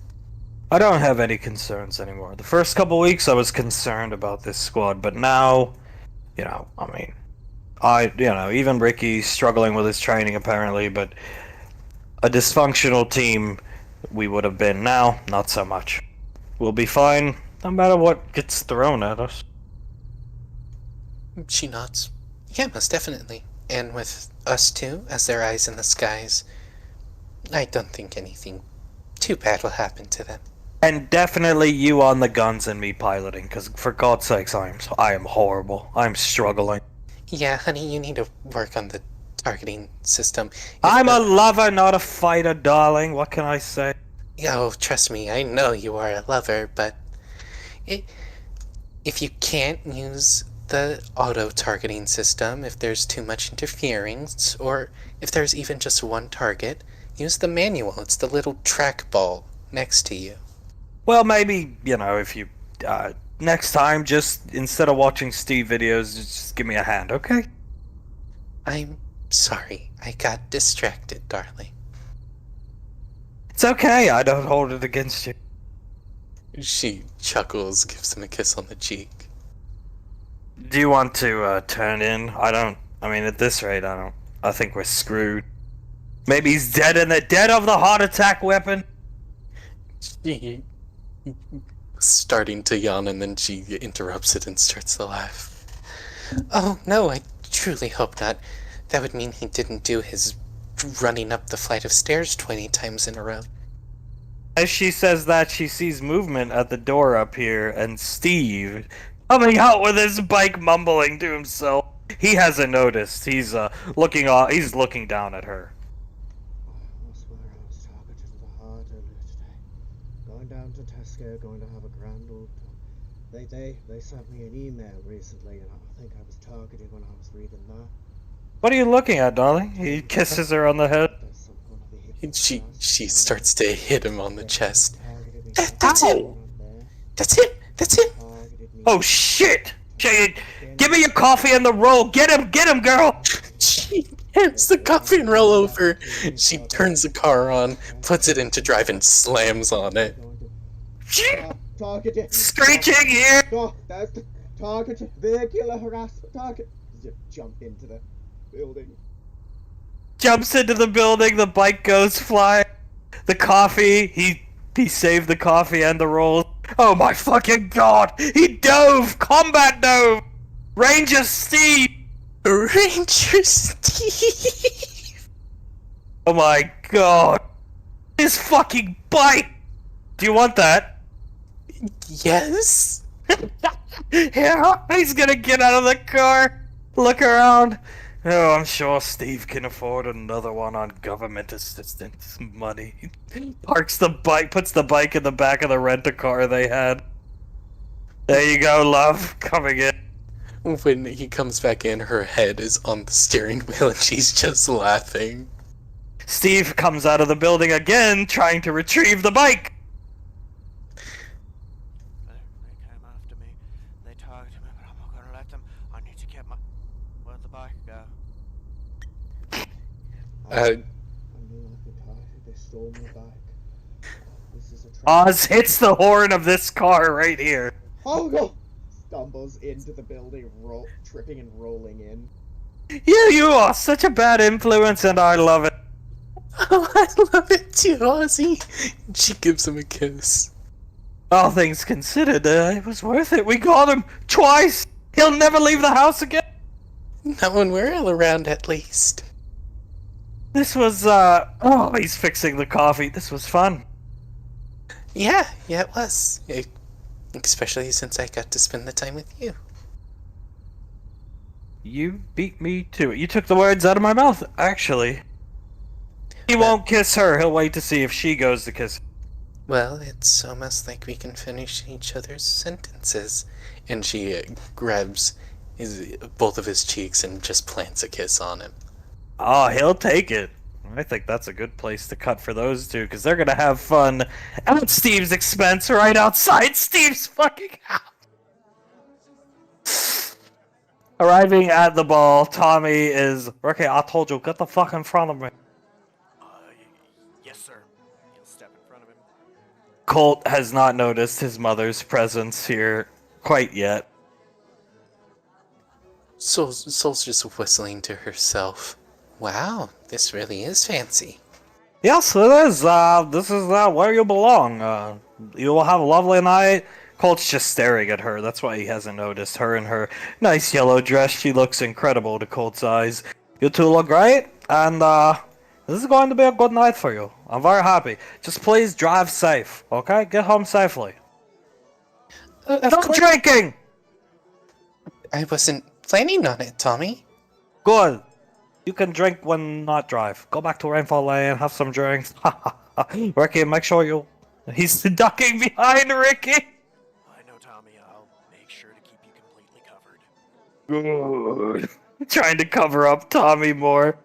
You know you'd have a better luck of getting hidden if you hid, like, in between the two of us, right? Oh, very smart, Ricky. That's why you will be my bodyguard someday. He gets behind you guys, between you guys. Colt. Yeah, you guys aren't staying. Hey, look. Isn't that chick? That's... Tommy? Oh, what the fuck? See Ricky stand up. Do you think I'll get in trouble if I walk in there? God damn it. Tommy, looking around. So, Colt, please go have a good night. Enjoy yourself. He smiles. And remember, line of credit open to you all weekend. Have fun. She smiles at Tommy. Of course. And as they're walking past Ricky, she just pats him on the arm. Good luck. Thank you. Colt, as they're going by, just remember what I told you. You have to get it off your chest sooner or later. He's still locked on Soul, so they're moving up. He has not noticed his mother. Tommy. Oh, god damn it, Ricky. Do you think I'll get in trouble? Flower. He's mumbling to himself. Just go. Go. You have to do this. Do it. Get it over with. I hope it work out for you. I hope so. If it work out for you, you will apologize to your father. Deal. Thank you, Tommy. Good. Go. He's gonna make his way up.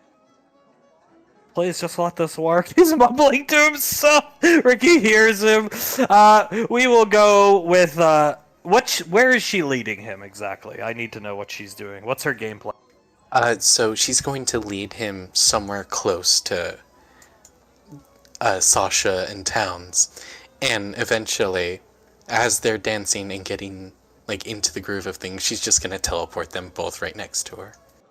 Oh my god. Okay. Colt. I am not the best dancer. I know your grandpa's really good. I know Uncle Banksy's really good, and the Colonel, Julius, so bear with me. But I'm gonna put my hands here and put some on her hips and try to give you the dance you want. She smiles. Yeah, a dance with you is the dance I want. She puts both hands on his shoulders and starts to dance with him. You know, this is rough being here. You're in this dress. You're really just incredible looking, but we have to be all... He looks around. Prim and proper. Oh, yes, quite prim and proper, she chuckles. I knew the slit up the side of my leg would you would enjoy it. He's gonna lean in, so he's whispering in her ear. Yeah, it's a nice touch. Kisses her ear lightly. She smiles at him. Do you also like the dandelion in the hair? I do. Yellow looks good on you, what can I say? She winks at him. I only got the tip from the best. Oh, I don't know if I'm the best. To me you are. As she gives him a kiss on the cheek and whispers into his ear, "You're gonna thank for me for this." And she casts Misty Step on the both of them and teleports right here. Alright, as that's going on and they teleport up there, what's Ricky doing? He's gonna walk up kind of slowly and go, hi. Hello, Dr. Contry. Turning around. Delilah, turning around. Oh, I know you. You're from the Woodbury. Points at Ricky. Yeah, I was just coming to drop off a couple of the other of the squad mates, and This is a black tie affair, honey. She looks around. It's special or something. I understand, ma'am. I'll be heading out in just a sec. Really, I was just here to drop them off. He's gonna point. I'm assuming at this point they're still dancing over there. Yeah. He's gonna point over to them. I was just here to drop them off, ma'am. But I was introduced to Delilah right the other day, and I'm gonna be honest. I kind of have been wanting to talk to you for a while. I think you're kind of pretty, and I'd like to see if maybe we can get to know each other better over like coffee. She claps her hands together. Ho ho ho! That's so sweet! Yeah, kind of sweet, Mom. You don't have to if you don't want to. Just What's your name, darling? She puts her hand out to shake Ricky's hand. Ricardo, ma'am. Ricardo Valorius, ma'am. Just blinks at Ricky 3 times. You can call me Ricky. I honestly prefer it, ma'am. Valorius? Yeah, Valorius. Valorius. Yes, ma'am. What is your father's? She lets go of your hand. Name. It's Ash. I think it's I saw him in a prison jumpsuit the other day, Mom. You stay the fuck away from my daughter. You understand me? yes. Stay away from my daughter. Yes, ma'am. I'm sorry for having disturbed your evening. Grabs her daughter's hand and storms off. Her daughter, very dejected look, looking at Ricky, disgusted look. Tommy down here, God fuck, no! Hands on it, both hands onto his glasses, pressing them into his face. You're a fuck. He comes over here, just kicks the wall. Ricky's gonna stand there, kinda like a deer in a headlight, stunned for a sec before just shaking his head, looking at the ground, and slowly walking to Tommy. Tommy's head is slumped, hands still. Wow. God damn. Spits into this fire pit that's here. Tommy, for fuck's sake. It's alright. Get it off your chest, right? Oh, he does that exact groan. Oh, I have to be quiet. I forgot she's going to fucking kill me. She her too. Everything go wrong at once. You think if I run in there, she'll shoot me? Yes, she will. Then me. You're not doing that. Yeah, I don't want her to kill you. One way or another, Rick, it's over. It's off your chest. You can at least move on. You have career ahead of you. Yeah, career. You're right, Uncle Yuri. Yes, you have many opportunities ahead of you. Don't worry about it. Just rich white woman suburban problems her mother have. That's what Tommy think. Yeah, that's probably it. It's alright. Let's go get that jet, yeah? Yes, let's get the fuck out of here before we all end up shot by that very intimidating woman up there. Yeah, let's do that. Though being shot right now doesn't seem that bad as he walks out with these. So they have teleported up here. Towns is behind Sasha. Turns around. Colt? Soul pops out from behind Colt and waves at Towns. Hi, Uncle Towns. Uh-oh. He crosses his arms, smiling. Wow, what are you guys doing here? She's busy talking. They've actually kind of moved over here. Oh, I'm just here to tell the general that me and Colt are dating, and also about the dolphin. Towns crosses his arms. Aren't you large and in charge? I'd like to think so. Sometimes at least, and she smiles very sweetly at Towns. He nods his head. The dolphin Tommy told me about. I don't think it's a big deal. Colt's sweating, grabbing Soul's hand very tightly. She looks at Colt, pats his hand. Hey! Twists his head to look at her. You Misty stepped him up here. He speaks up. It's like Judgment Day for him. Oh, yes it is, sir. I don't think it's going to be Judgment Day, darling. Especially if she tries anything, I will protect us both to the best of my abilities. Trust me, you're gonna feel like a complete moron, Colt. Trust me, I've been there! All the time when it comes to your mother. God, I hope you're right. I'm sure he is going to be right, darling.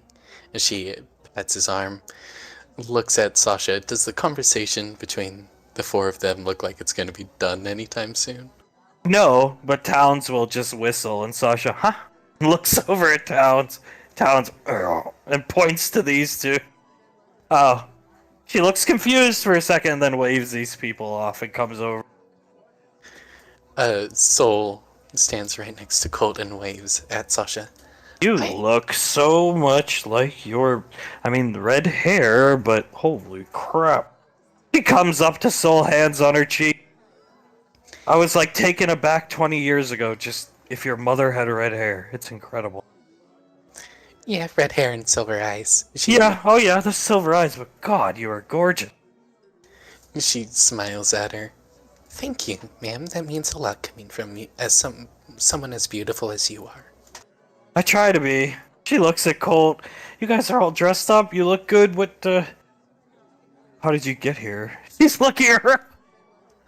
Oh, we just heard that you were going to be at the ball, and since I needed to talk to you about something, I thought we'd just pop in, Rainfall can get me in here pretty easily.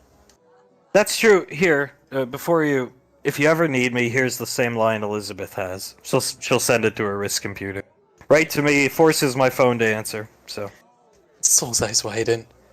Elizabeth had a line this entire time? Yeah, it had... Ricky's dad and some things. It's really nothing to worry about, but precautions better. Best to take precautions. One day, I'm sure somebody will tell you guys all about it. Oh. Well, okay. Thank you for the number. She looks at Sasha and smiles. There is a matter of importance that we must speak about, General. If it's you two being together, which clearly is what's going on here, I've wanted this since he was 10, and I walked in on him with a tea set. That's a girl's thing. A tea set and a Raggedy Ann doll with red hair that he was referring to his soul. So. Cold. Oh. Soul puts a hand on her chest and... Okay, for one, Colt, that is really cute. I absolutely love that. And two, really? Yeah. I told you, your aunt knows this, Pequod knows, your mother knows this, Julius knows this. If somebody had just come and asked... Soul starts to chuckle to herself, and... What's there to be afraid of? Called fraternization. Sasha. Well, you'll find the reverse polar opposite come Monday. I've told Julius you guys can share barracks, those of you who are couples, so... No shit, Ma. He just looks at her. Her smile widens even further as she grabs onto Colt's hands. See, I told you everything was going to be just fine. I was just worried because, man... Sasha looks around. Oh, there's a long... You wouldn't imagine the fucking that went on in that apartment. Oh, yeah, I mean, well, if my mom and dad are anything like they are now, then... yeah. We were fraternizing out the, I don't know, what's the word? Towns. Wazoo. Hey, I guarantee it, yeah. And Lorelai did not care, and you know why? Because it made us a better team at the end of the day. So. He smiles at Colt. I told you. I just figured! He stops talking to let Soul talk. He chuckles. There is another thing that we must talk about, though. Sure, anything. Your son, as loving and handsome and wonderful as he is he decided to get the ultimate gift for me. What's a dolphin, right? Yeah, he bought me a dolphin. A live dolphin. She puts her hands up.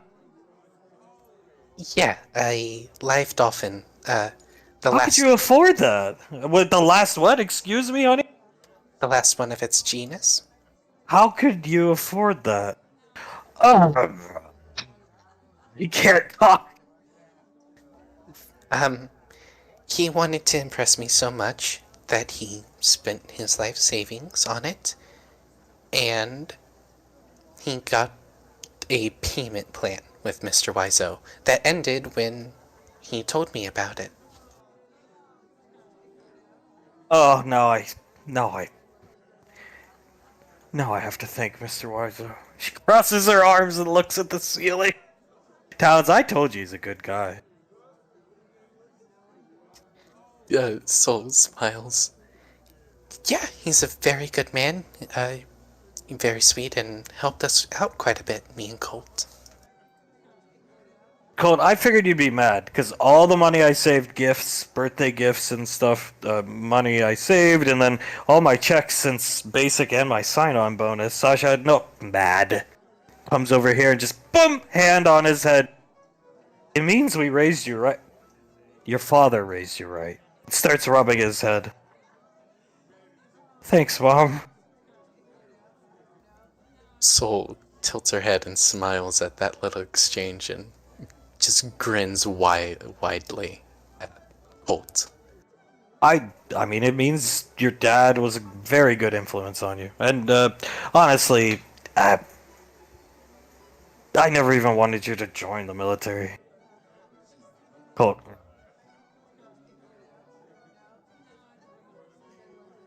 Soul blinks a couple times. You didn't want him to join? No. I tried doing, reverse psychology. It was his idea, really. Points at Towns. I would make him salute me and to try and show Colt, this is what you're gonna have to go through every day. And ultimately, at the end of the day, it just, I think, prepared him and made him think that's what... Not a good move on my part. But then we kind of heard you were going to join because your mom wanted you guys to join, and so maybe we stripped Colt of his position as a Marine Scout Sniper, and it's really not a demotion, but to where Colt was in his career, kind of demoted him to the Headhunters. It was me. He smiled. Soul looks at Colt and chuckles a bit. See, I knew nobody was mad at you. It was for your good. You should have seen her all the time up at the office on Gateway with your mom, your dad. I say, "Are they dating you?" And then she'd slam something. Oh my god. He just... Soul starts to laugh even harder and puts a hand onto Colt's bicep. I was afraid of nothing. Yeah, sure. And you should just come to me next time. Yes, ma'am. She smiles and holds Colt's hand. See? Nothing was wrong, and I totally knew it. Now you won't have a choice. She has the line, so... You're in trouble now, Colt. Colt starts laughing. Soul smiles and nods. Oh yeah, if anything comes up, I'm calling your mother directly. I will endeavor for there not to be anything that comes up then. Sweetheart. He looks at Soul. Yeah, that's very good. She gives him a quick kiss and then looks at Sasha. That means you can wear the scarf now?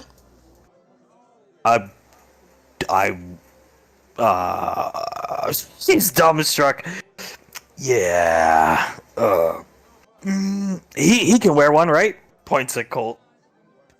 Yeah, of course. I would prefer if he wore one. Here, I have one. She hands it to Soul. You should put it on. She puts the scarf onto Colt and looks at Sasha. Looks pretty good on him, doesn't it? I think it looks great on him. It's what he needs and where he belongs. I think so too. And she holds both of his hands. You two should go have fun. You just stay.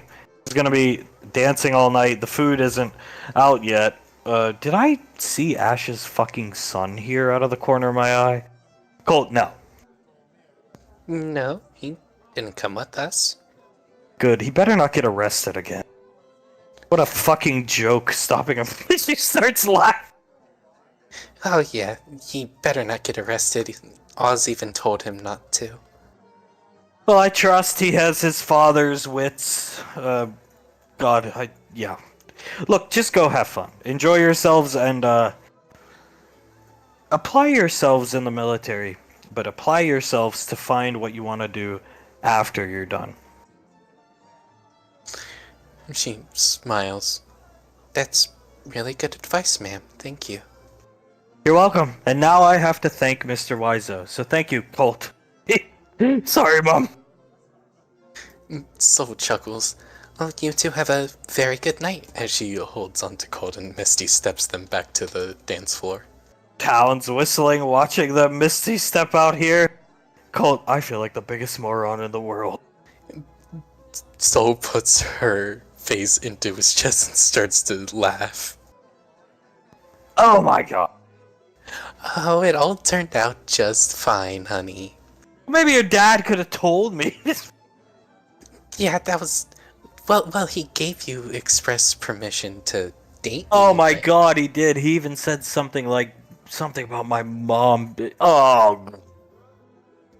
Oh, so, yeah, he probably didn't want to directly tell you. Wanted you to come to the conclusion yourself. Hey, you see, I have my moments of idiocy. I need you to get by. So, thank you. You're welcome, and I That Misty step was dirty, though.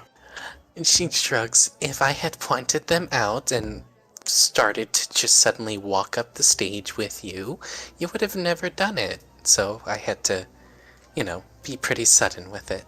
I would have done it, you just would have had to, drag me, like a cat being dragged up the stairs. Yeah, and well, Colt, honey, sorry to say, I'm just not that strong. Oh my god, best emotion ever. I would have to say so, as she puts her arms around him and gives him a kiss. He kisses her back, and now we dance. And now we dance, and maybe I can teach you a step or two. Yeah, you need to. But I will try my best for you. Good. She just smiles at him and starts to try to teach him. They will slowly start to dance, but he's definitely coming in for kisses on her. As shifting out here to the museum, Tommy, what a fucking terrible night. Yeah, what do you mean? It's a great day. I guess so. Puts the key card into the wall, the door opens. Time to steal this fucking jet. Alarms disabled. Just do not break anything. If we break anything, silent alarm go off. He walks in. Yeah, let's get it done, Yuri. Good, Rick, good. Come and get. There it is, motherfucking thing. Get it for this fucking bookworm? Having good time in the UK? Yeah, well, what do you mean? We're having a good time, Tommy. More like depressing time. See you get humiliated. Yeah, that was pretty bad. That was brutal. Tommy, get up in the fucking cockpit, I'll help you. It's climbing the ladder. Yeah, let's get it. He'll climb up. It's okay, Ricky, there are other fish in the sea. Yeah, I'm sure there are, Tommy. So, this is a very bad night. But you know, Ricky, sometimes we have to fall on our face to learn from our mistakes. Okay. I don't know what I could have done better. There is nothing you could have done. This is why Tommy take precautions and try to warn you. Yeah, thank you for warning me, Tommy. Fate is cruel mistress. Yeah, it is. It had to be the one girl I've ever really had that kind of a crush on, right? I would try to look at it like this. This is the one girl you have crush on because you never go out and actually experience world. Yeah, maybe you're right, Tommy. There are other women out there. Just can't think of any right now. Yeah, because the only women I'm around are either rainfalls or, not interested in me. He starts thinking. Yeah, that might be true. At least at the base, yeah, but there is world beyond the base. And Big Station, Gateway, many places. Yeah, maybe, when I get up there, you can help me find someone. Oh god, who knows? Next person we find, her other fucking daughter. Turn this thing on! He's gonna pull out the manual, look again at it, try to guide himself to the right button to turn it on. It starts. Very good, Ricky. Now, how exactly do I start these big thruster jet things, sir? He's pointing here and here. Let me see. I want you to try and fly this thing first. I know you can do that.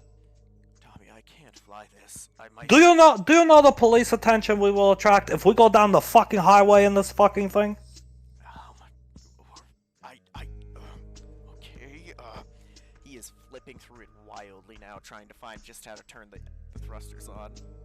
Big engines. Powerful. Just ride down road, Tom. We'll be okay. Look, it says here in book. This thing, max drive 10 miles an hour. We will get fucking arrested. We need to fly. You must overcome your problems, Ricky. This doesn't have to do anything with that, Tommy. I don't know how to fly it. I don't even know what half this means. I don't even know what button to press. I trust you can get us there, Ricky. I trust you. Unlike Dr. Country. Alright, he is... Pull back on that stick and push this button here. Maybe it worked. Yeah, let's do it. And he does it. As the engines ignite and Yuri gets blasted through the window. Oh, God. What the fuck? As the floor is on fire. Yuri, why'd you stand behind it? You are got to be fucking kidding me. It's alright. So that's the alarm. Okay, we need to get out. He looks at Yuri, who's unconscious. That's why the screams stop. There is no way we can cover him. He's too fucking huge and fat. Yeah, I can only pick him up when I'm at my best, and I don't think I am right now. Oh, for fuck's sake. Tommy looks up at the ceiling. Just go, Tommy. It's alright. I'll see you later. He's just gonna... No. Tonight we go down together. Turn the engine off. Yeah, he'll turn them off. Given their fucking response time, they're going to be here in a minute. It is okay. He puts his hand on Ricky's shoulder. Ricky's gonna put his arm over Tommy's. Thanks for staying with me, Tommy. No problem. Fuck!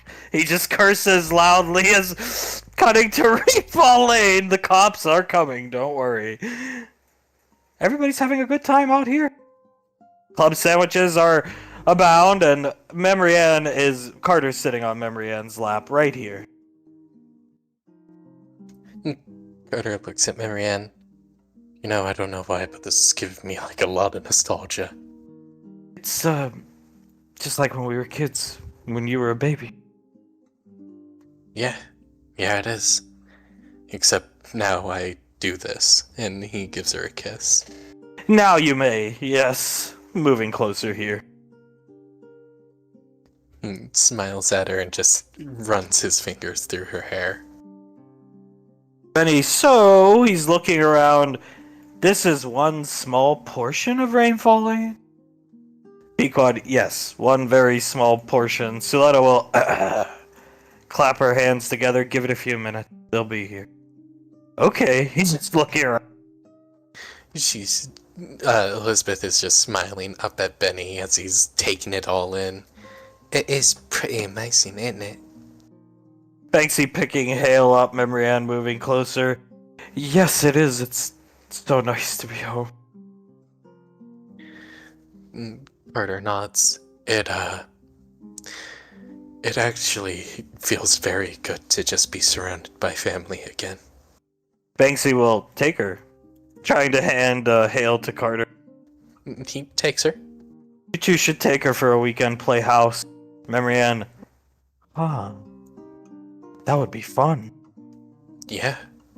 Yeah, it would be fun. Just me and you being mom and dad to good old little Hale here.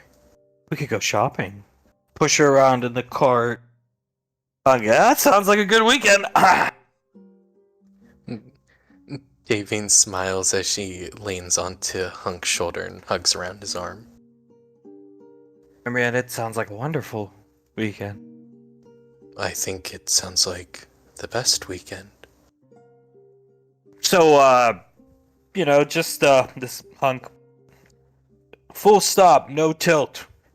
What did you guys think of the news broadcast with Ricky getting arrested and Tommy lying as like a snake through the whole interview? Benny starts laughing. Memory Ann. Oh god, as an on-scene witness, it was horrendous. I'm just glad I wasn't in the broadcast. Benny, it was really weird moving closer. At first I wanted to help, but I'm glad I didn't, because I would have went to jail too. Yeah, I'm glad you didn't help. I wouldn't have wanted to see you in jail either. To me, it was actually just fucking hilarious. Oh, sorry. She covers her mouth.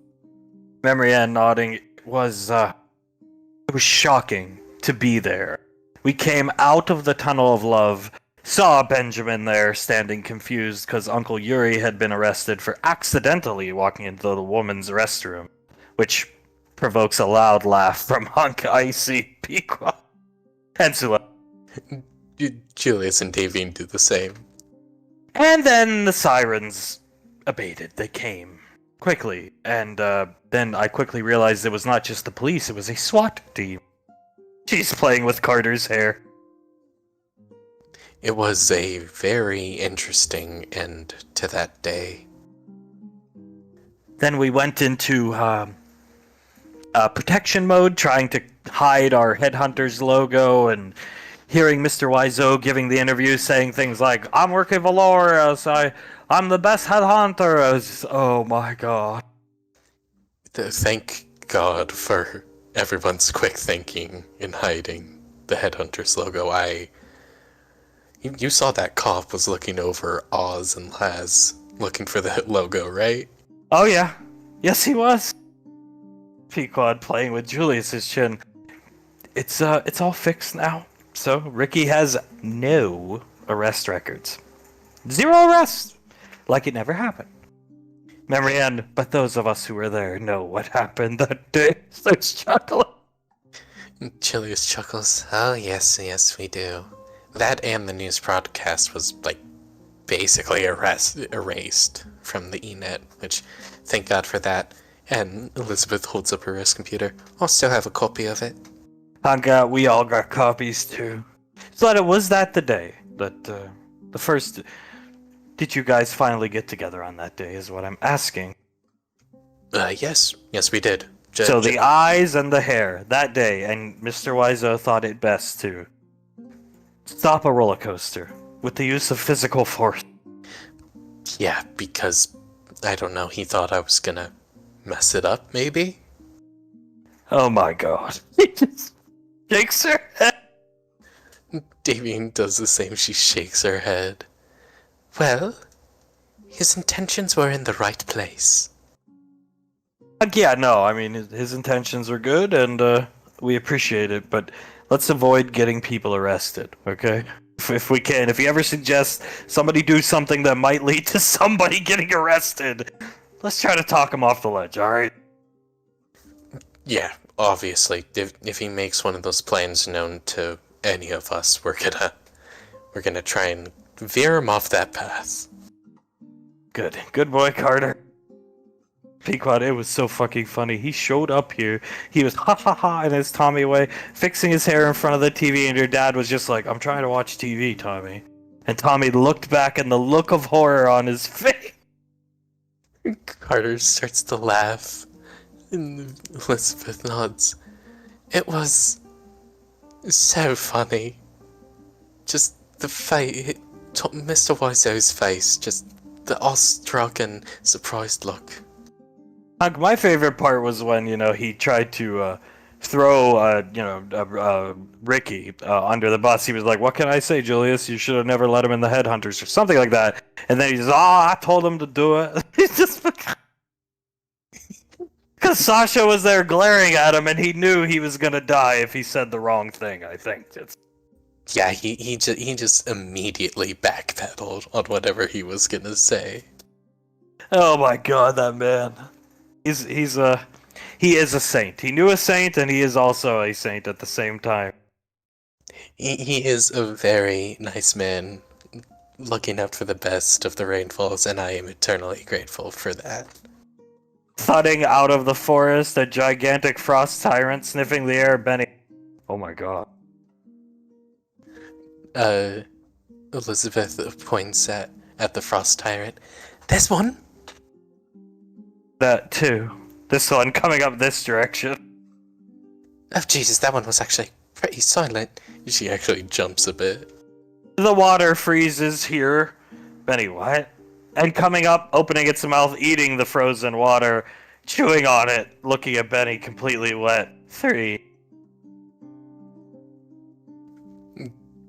Julius just nods, looking around at all the frost tyrants. Pretty cool, right, Benny? He's awestruck. Wait, is there only 3 adults? Oh no, this is a small portion. Of course, the crowd pleasers usually following right behind as a bunch of small ones start jumping off the cliffside. Benny, holy crap. Carter lets out a whistle. Those are definitely more than last time I saw. Suletta, they take after your mother and father. They keep busy. Carter lets out a loud laugh as Elizabeth is just, cooing at all the little baby ones. And they all come up. Piquado, I love this part. It just starts surrounding everybody. They're so docile, Benny petting one. Yeah, they're all quite nice and very friendly to, all the Rainfalls. Suletta, I'm quite fond of their breeding numbers, actually. Julius nods. Yeah? There's a whole lot of them, and all the cuddles to go around as he picks one of them up and just, starts talking to it like he's talking to a baby. Memory Ann, it is so nice to be home. Yeah, it is, as he puts his arms around her waist and hugs her tightly. And I have you to thank, my handsome little piece of meat. Kisses Carter on the cheek and holds it there. Suletta, piece of meat? Oh my god. And I have you to thank for allowing me to be your handsome piece of meat, my beautiful Mew Mew. She bites into Carter's neck lightly. Oh! Do you think you could teach me how to, heal these orifices? I see. Just looking at Carter's neck. Yeah, there's quite a few of them. As he just rubs the back of his neck. And, Aunt Icy and Mom, I need help with my ice walls. Uncle Scar was able to punch right through it. Suletta, oh my. How did that go for you, Carter? And of course, we'll help you. Icy, yeah, absolutely. Oh, he, threw me down the hallway, then through a door, and then just straight up through a wall. And we had a nice talk together in the, storage room of the kitchen. Good. Hunk nodding. Good. See? I mean, he's...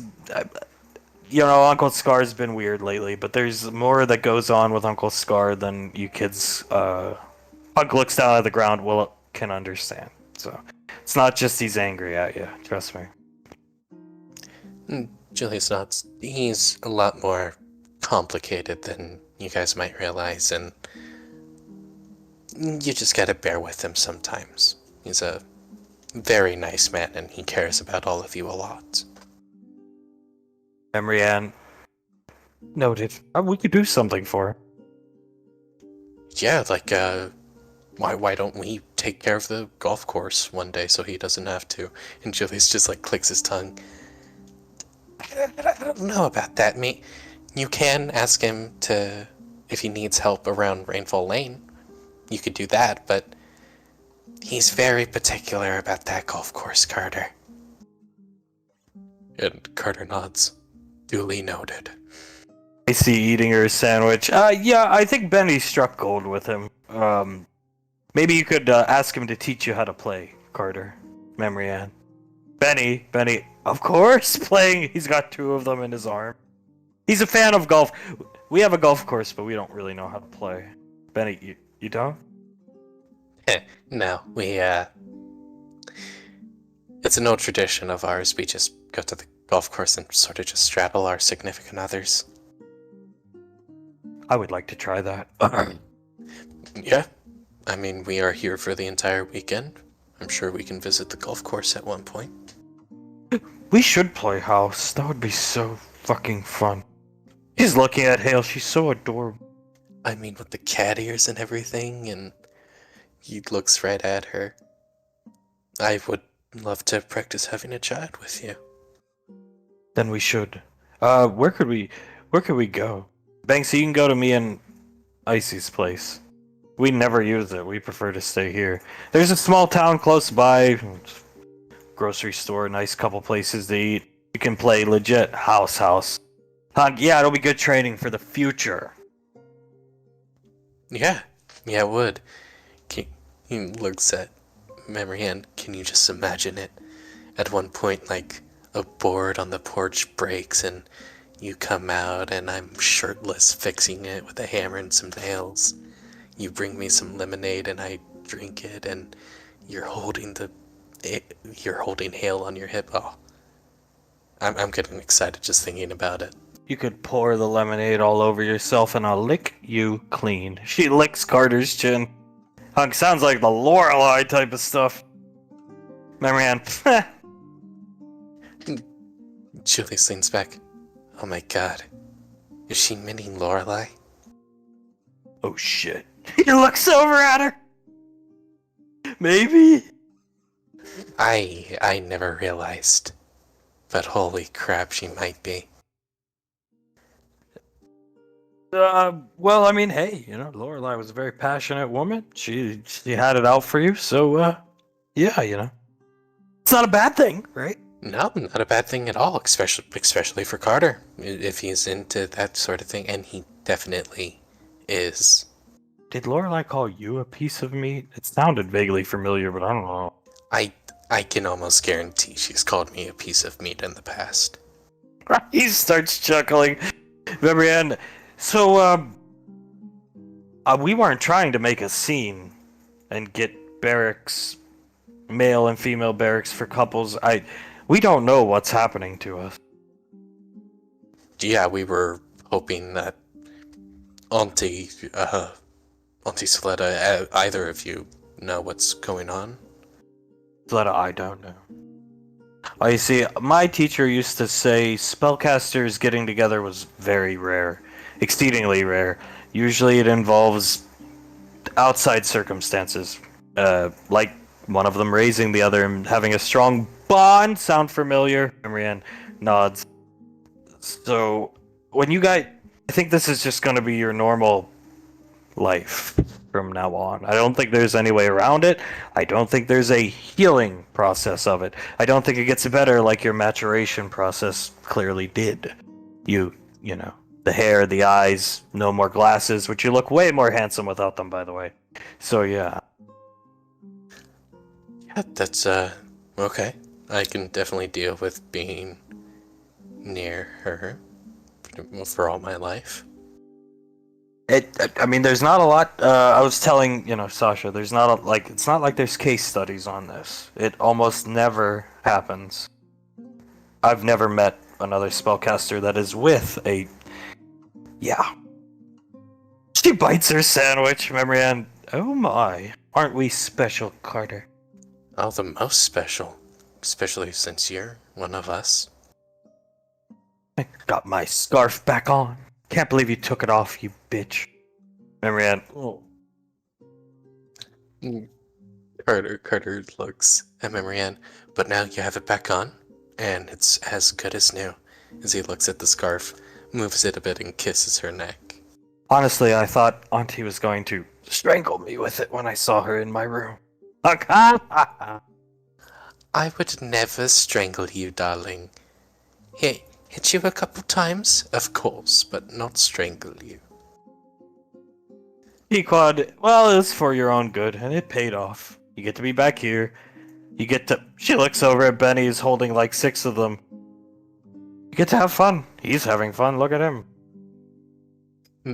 Elizabeth is just staring at him while she's holding one of them and just petting it. Big smile on her face. Can I see all the animals here? Fill it up. Oh, no, not in one weekend. Trust me. Multiple visits. You'll just have to keep coming back. Don't even ask. That's not a problem. Let us start snickering. Elizabeth smiles. I'll bring you every weekend if you really want to, and we don't have, duties to take care of. I mean, this place beats the crap out of the base, as cool as it is, but you can't beat this. He's holding one of them, looking down at. Now, trust me, kid, I get it. This beats the crap out of the base. Yeah, Hunk. It eating a piece of sandwich, putting it up to Davine's mouth. It really does, yeah. And you haven't seen. You've just seen a fraction. Davine takes the bite of sandwich and nods. Oh yes, trust me. I think someone mentioned this to you already, but it is the entire tip of the continent. Basically an entire country to ourselves, so we have quite a bit we need to show you. The thing is, it doesn't show up on maps or anything like that. I had heard of it. I heard General Lorelei mention a rainfall lane, but then if you look on maps, it doesn't show up. Pequod, that's just, the way it is. Yeah, we have some very important people here. We don't really want people knowing exactly where we live. Wait till you meet Dez, Benny. Dez as in the giant dragon that's a model. Pequod as in based off the real giant dragon. Yeah. Holy crap. Yep. As in the giant dragon that will cower to our Hunk's dad voice. Yeah, I'm not proud of him for that one. Julius starts to laugh and looks at Icy. I wonder what Dez's impression would be of Mom's mom voice. Considering the fact it made me dive headfirst behind a bar, probably not good. So probably not. But I think it'd be funny to see. I mean, I calculated it once, he can get from Earth to the borders of the Milky Way in under 3 minutes. So, he'd probably be somewhere in Andromeda in under 6. Benny, wow. Yeah. Like we said, if we really wanted to, me and Pequod, we could be back in Woodbury very quickly. We just need to ride on Dez. When can I meet him? Pequod, he's sleeping now. I actually have a telepathic link with him. General Lorelei gave him to me, but he's sleeping now. You'll just have to come back next weekend. Sorry. Benny, once again, it's a privilege. This kid's good. Points at him. Elizabeth blinks a couple times, and as Benny is sitting there, she walks up right behind him and puts her arms around his chest. Oh, this is nice. Here, can I turn around? Of course. We can hold each other like so. Actually, this would be an awesome picture. Us with all these frost pups. Oh, yeah, we could definitely take one. Take one, Carter. Carter puts up his wrist computer and takes one for them. And send it to them. He does. There you go. Now you'll never forget your weekend here. Your first weekend here. Elizabeth just stares at the picture, and as she does, she just sort of naturally sits in his lap and keeps her arms around him. Uh-oh. Hunk can feel Davine hug tighter onto his arm as she watches it, and Julius starts to snicker. Not too shabby, Benjamin. He speaks up. I like it. No complaints from me? No complaints from me either. It's quite comfortable. Isn't it nicer to be home? You don't have to wear the mask. It's just... Yes. It is quite nice to just be at home and not wear the mask sometimes.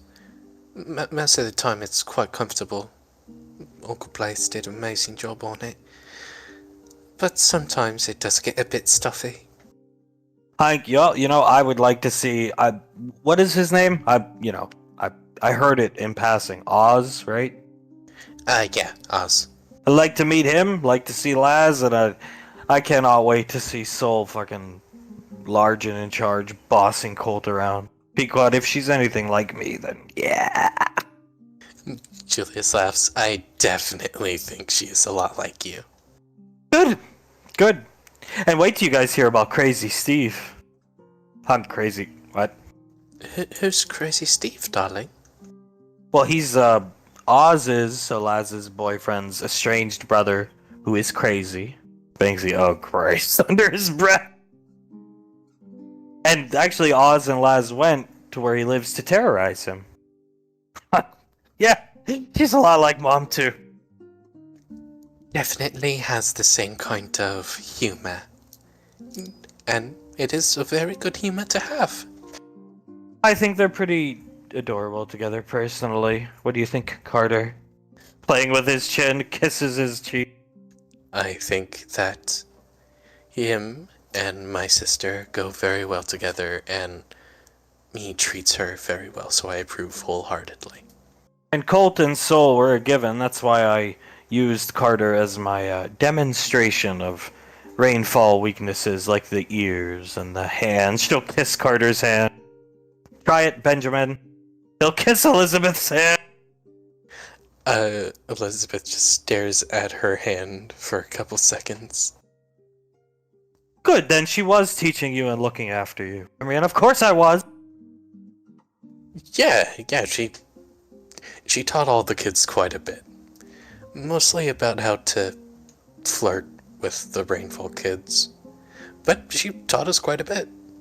Well, yes, I tried to give Ricardo some advice, but I don't know. He was interested in this Delilah Country girl. Oh God.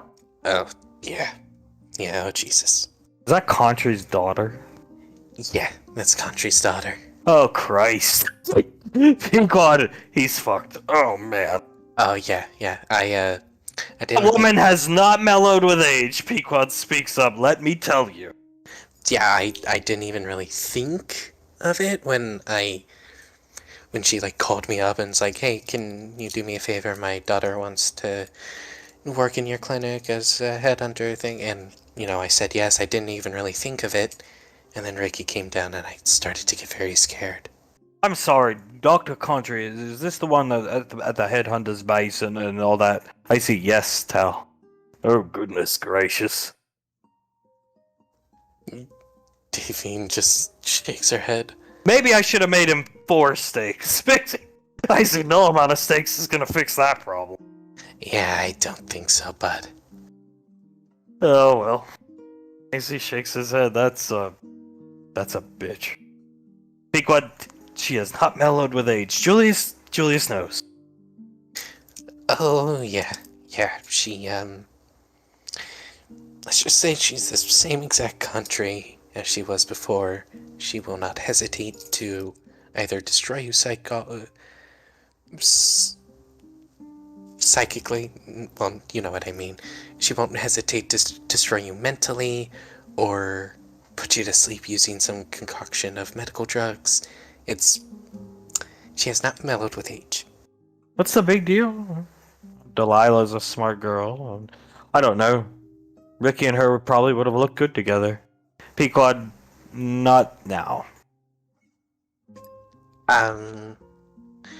There's some other things going on besides just the two of them might look good together, you know what I mean?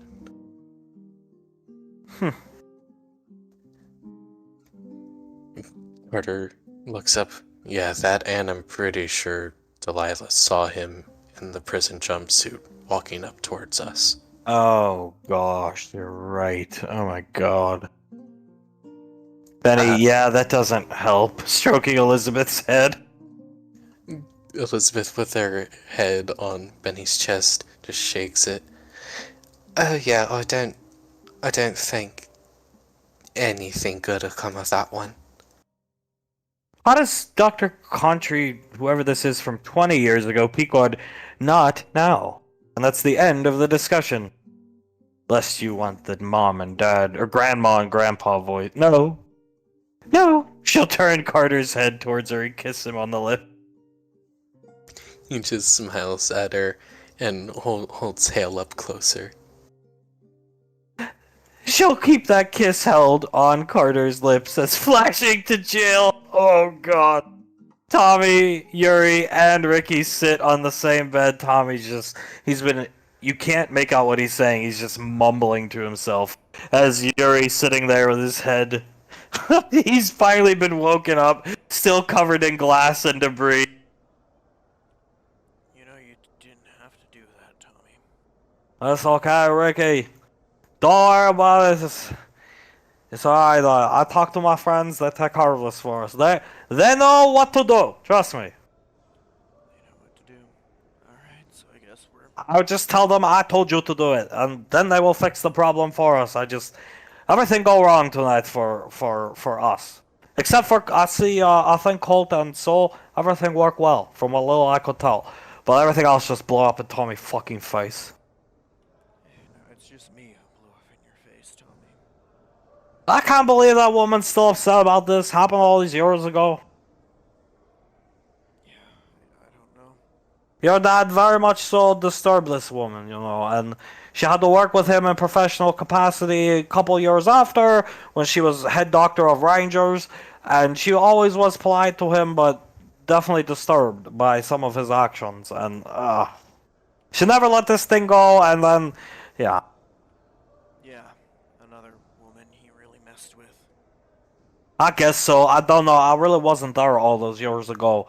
But I've heard, from certain people that may or may not have been present, that your father was not the best socially with women back then. He couldn't pick up on they wanted to be left alone.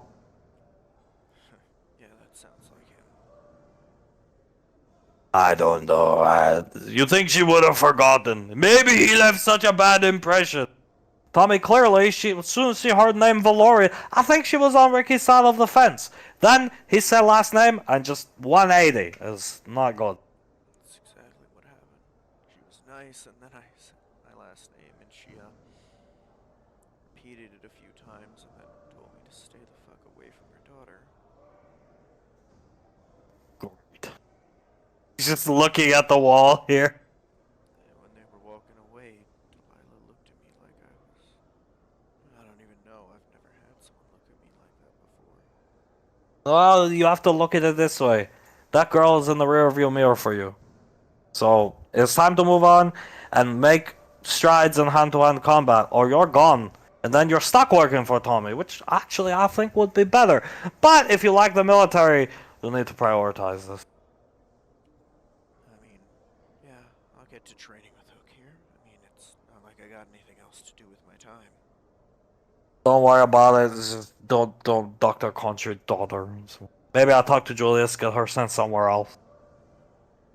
You don't have to do that. If she likes where she is, she can stay. She was here first.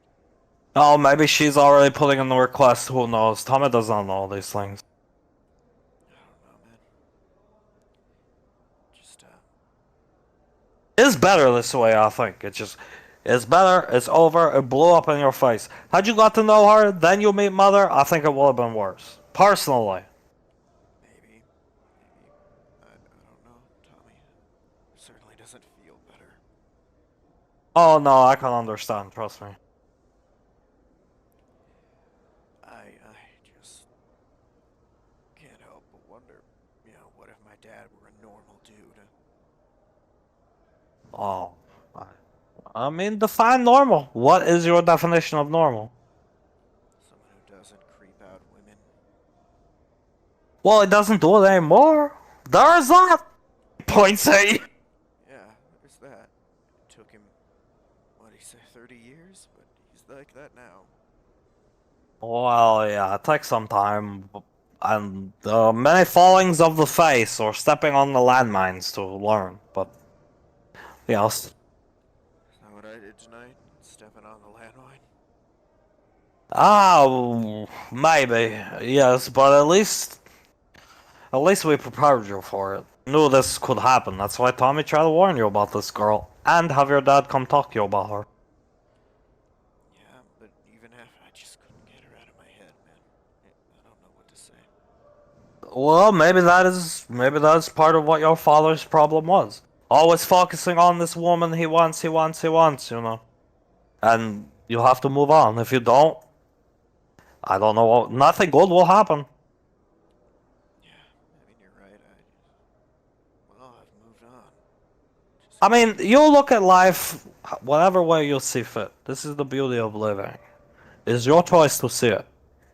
But all I can say is, if you live in bunker and you focus on training martial arts all these years, then you'll think you come out into the world with very little experience, a damaged relationship with father, maybe upset mother because how you treat her and grandma, and training when grandma has passed away, and all these things, and you'll think the world should just bend to you and work to you because you see something you like.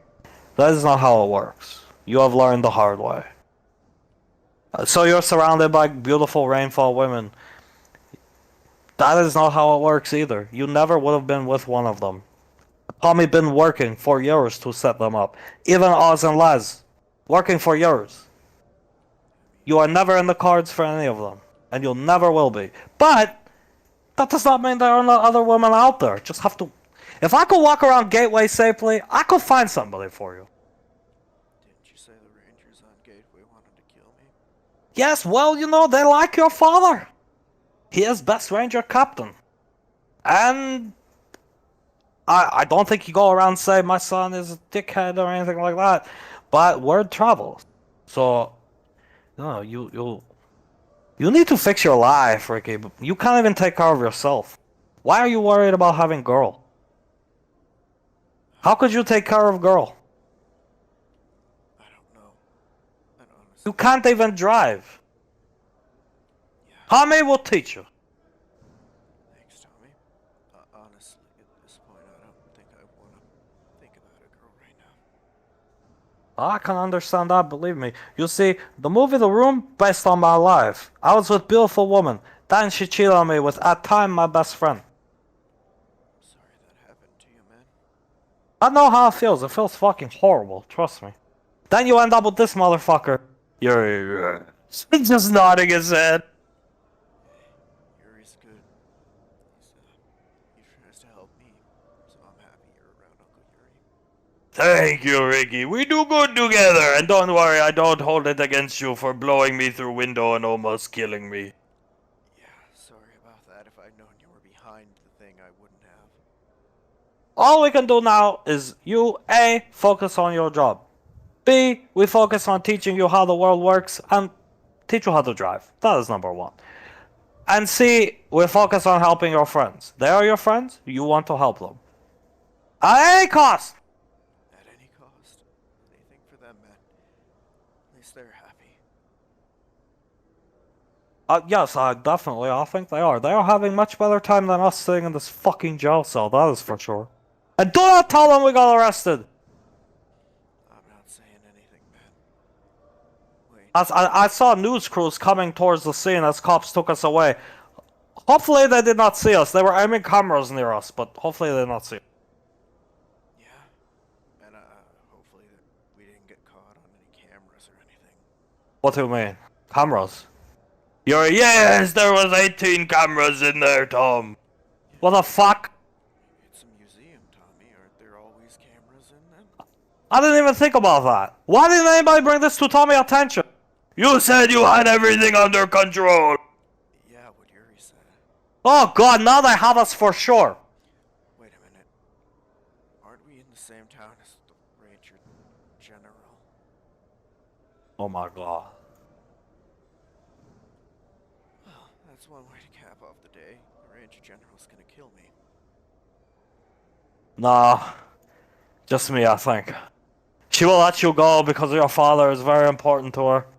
And she will probably let Yuri go because he's a big idiot. Well, she's been after Tommy for quite a few years. Can you do that polymorph thing? What you want me polymorph you to? If you could turn me into you and you into me, that might help. No, I promise your father I'll help you. That would be counterproductive. Doesn't feel that way right now, man. Yes, I know. You've told me. There's nothing we can do about it. Whatever. So, what's the plan for when she gets here, sir? You learn to drive. Yuri will teach you. I will die. Then you carry on my work. I'll go to bat for you, Tommy. I mean, she can't kill us all, right? Just remember, if I die, you need to get up to Gateway, get into a restaurant, find the wedding cakes. Very important. You have wedding cakes pre-made, huh? I told you, you are never in the cards for these children. Been planning this for years. Benny actually come from General Lorelei Orphanage. He say that to you many times, but Tommy picked him with the help of the former general. Excuse Tommy. It's actually really cool, Tommy. They're lucky. Their parents asked me a long time ago to help them. You know they're lucky to have them. They're lucky to have a lot of shit, and I don't think they get how lucky they are. Ah, hopefully they do soon. Yeah, maybe. I hope they do, because Jesus Christ, they have that, and they don't even call them. Well, they're going home now, so don't need to call. Last good daughter though, there is that. Always call home. Very nice girl. Very proud of her. Carter, so they have some problems, but I think fixed. So, I think we did good, man. Elizabeth, I don't really understand. She too much like her fucking mother. Honestly, I'm not sure. I can't read her, and honestly, I can't read Benny either. They're kind of perfect for each other. I think so. That's what I always think. He will teach her. She has to be. As there's a knock on the door. Time to die. Time to die. He'll fix his fucking tie. Alright, Ricky, let her in to shoot me. I'm ready. Alright, he'll walk up and look at the door. I've been here 900 years. It's okay to die. Whatever, I've lived a good life. Towns, did I hear you say let her in? Mr. Towns. You guys know you're the ones locked in there, right? As the door opens, he comes in. Oh my god, look who it is. My favorite person. So, I guess the Ranger General's not coming? Oh, you have about 5 minutes until she shows up. I got ahead of her. I can stealth out. Thank you, God. You are a good man, Towns. I always knew this. This is why I always root for you with her. She has the best thighs and legs. Good, Towns. You must be Ash's son. Yes, sir. You're the one who helped with my, arrest record? Yeah, pleasure to meet you. And I'll scrub this one too. You guys are all over the news. Oh my god. I'm guessing that's seen by your, wife? Yeah. It was on the news broadcast at the ball, at the ball. I noticed you guys were there. Oh yeah, we drop off Cold Soul. How did it go? Excellent. They're together and happy. They're still dancing. See, not that much of a waste of a night, Tommy. No, I guess not. Towns, yeah, but you're all over the news. They got the footage and the audio. So, Tommy, Jesus Christ. We should probably book it. What is my bail? The combined bail is 38 million credit. Jesus Christ. They are extorting us at this point. Please pay it, Tommy. I don't want you I will pay it. I will pay it. Don't worry. Towns, yeah, I can't cover the bail, but I'll scrub the record and yeah, the broadcast. Don't worry. I'll hold the door open for you guys. Thank you very much, sir. I don't know how I'll repay you. Just come up and say hi next time you're on Gateway. You ever want to get into the office, you have to knock 3 times. Then knock twice. Then knock 3 more times. Your dad knows the hand. the special knock. Yes, sir. I'll make sure to remember it. God bless you, Towns. We will never forget this. Come on, Ricky. We have to run. Wait. Oh God, we don't have ride back. Looks like you guys are walking back because you're not riding in the car with my wife, unless you want to die. Yeah, let's get started on the walk, Tommy. It'll be okay. It'll be good. We can exercise Delilah contra all of your sister as they come on, Ricky. Very quickly, we have to go. As you guys run out. And shifting to the final map. Here, in Icy's game room, Benny is looking around in awe. Memory Ann has slammed Carter onto this countertop. It's not a game console, game stand. She slammed Carter onto the countertop and is just head buried in his chest as hung, damn, watching them. Carter is holding a kiss on the top of her head as his hands are in her back pockets, grabbing at her ass. She is biting at Carter's chest. I like you in button-up shirts, Carter. I do, because we can unbutton your shirt and just put myself right here. He's trembling. He looks at her. Honey, what if we switch the positions just this one time? You're trembling, and I'm on the countertop. And I told you you're my trophy, not the other way around. Okay, I just want you to be comfortable, darling. I am. This is very nose and front of the face buried in Carter's breasts, we'll say. Buried right in between. Alright, it is up to you. And he continues to kiss the top of her head while grabbing at her ass. I could never be uncomfortable around you. He bites Carter's neck lightly. He smiles and kisses her cheek. I am very happy that you said that. And the same is very true for me. She'll, using her nose, push Carter's chin up, punch into Carter's neck. A good. Carter lets out like a, it sounds like a groan and a moan put together as he pulls her in closer and leans down. You know, later you can bite me as much as you want. Good, and I will. Good. I look forward to it. Bites in again. You better look forward to it. Punk, were you like this with, Stiletto? No! I was submissive to my husband. Are you like this with Tal? Tal, no!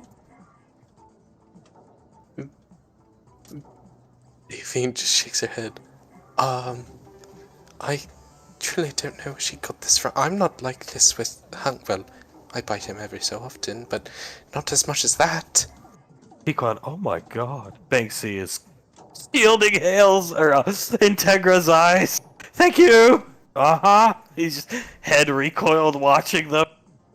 Carter, you're bleeding. You okay? He's fine. Carter just gives Hunk a thumbs up.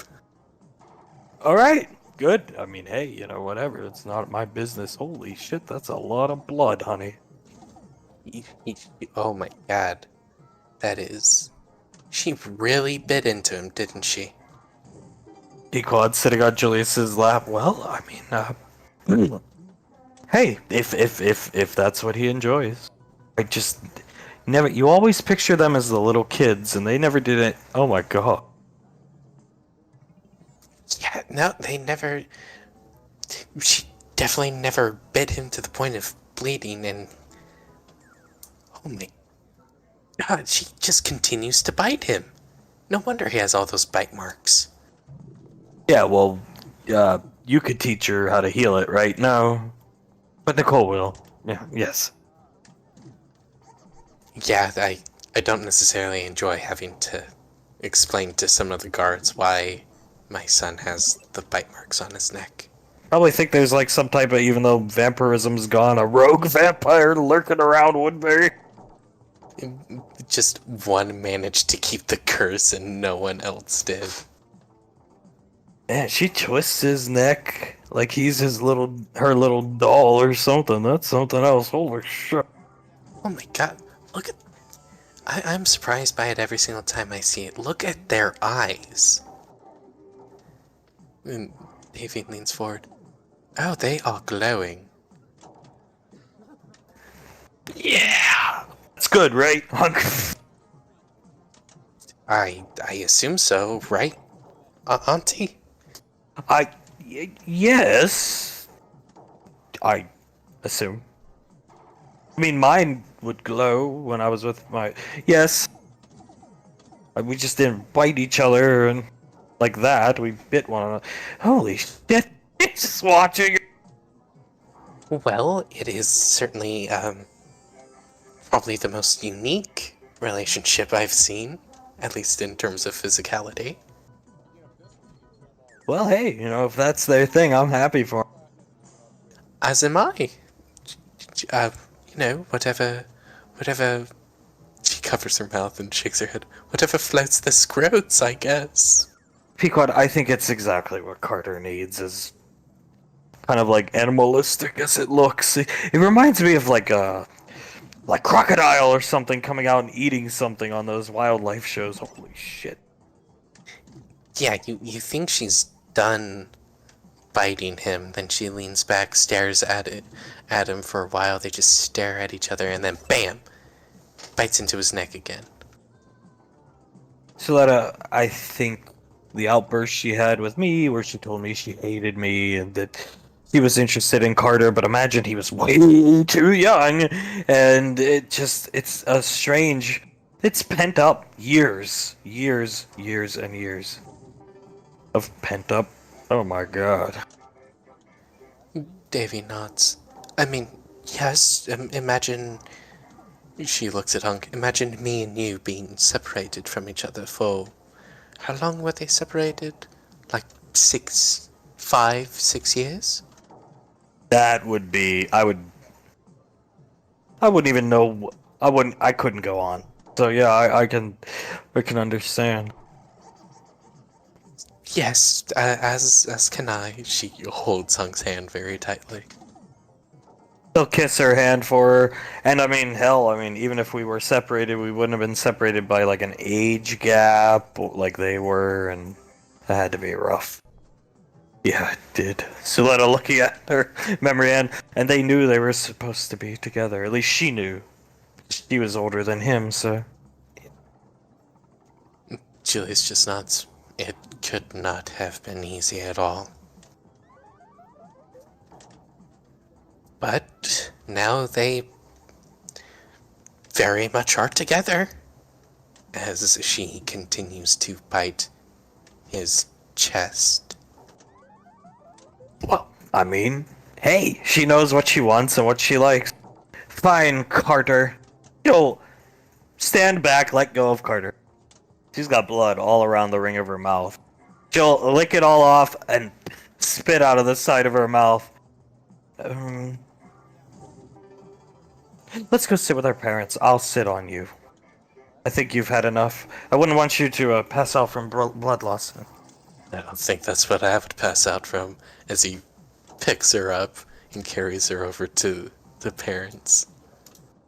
Hello. Carter's sitting down. She sits down on Carter's lap, crosses her leg, and starts bouncing. Hi. Julius starts to laugh. You got some blood, everywhere, son. He tosses him like a little handkerchief rag that he has in his pocket, and Carter catches it, starts to wipe up some blood. Pequod, when you two take Hale to play house, you don't let her see that, do you? You two doing that, okay? Oh, no. Yeah, of course. We'll do that in the privacy of our room. Good. And don't do it in public, for God's sakes. You're gonna get arrested. They're gonna think she's trying to murder you. Remember that? Sorry. Carter starts to laugh. Yeah, noted. Definitely.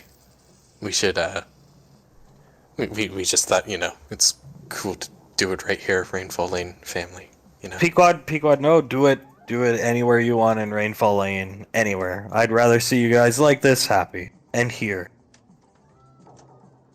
Yeah, yeah. It definitely makes us both happy as he checks one of the bite wounds, looks at it. Holy crap, that one's still bleeding. I think this is the first time I've actually sat on his lap. He's still bouncing her leg. Do you enjoy it? Yeah. Carter smiles at Marianne. She enjoys me sitting on her lap more. Well, I mean, when he sits on my lap, it's not like sitting on a remote control of a television. I can feel in his... Carter starts to laugh. It's like a stick! So let him... Okay. I'm sorry, you were just biting me and now you're sitting on my... What do you expect? Pequod, it's kind of the natural thing. You'll get used to it. Davy nods. Yes, if you continue to sit like this, you will definitely get used to it. Unc, I think you should sit like this more. It's like your cool down period, after you ravage Carter's body.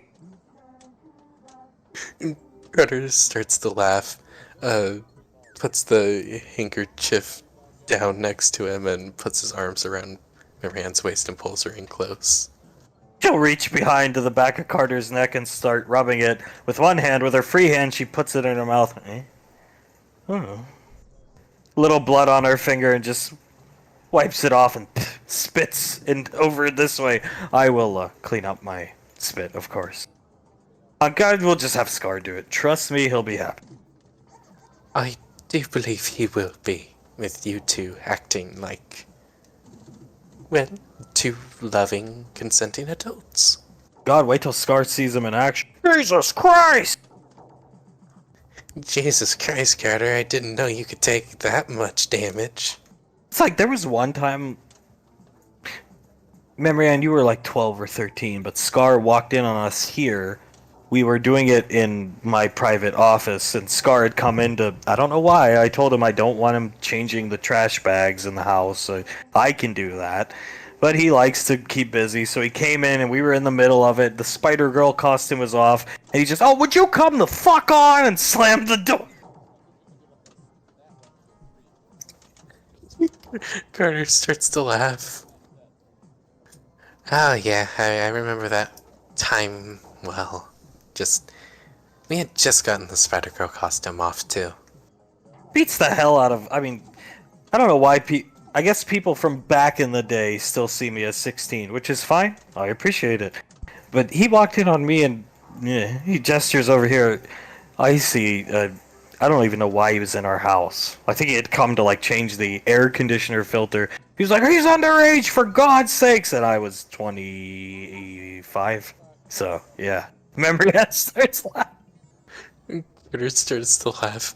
I mean, yeah. When you know someone as like 16, you just sort of keep that image in your mind. Nicole, very beautiful young woman now.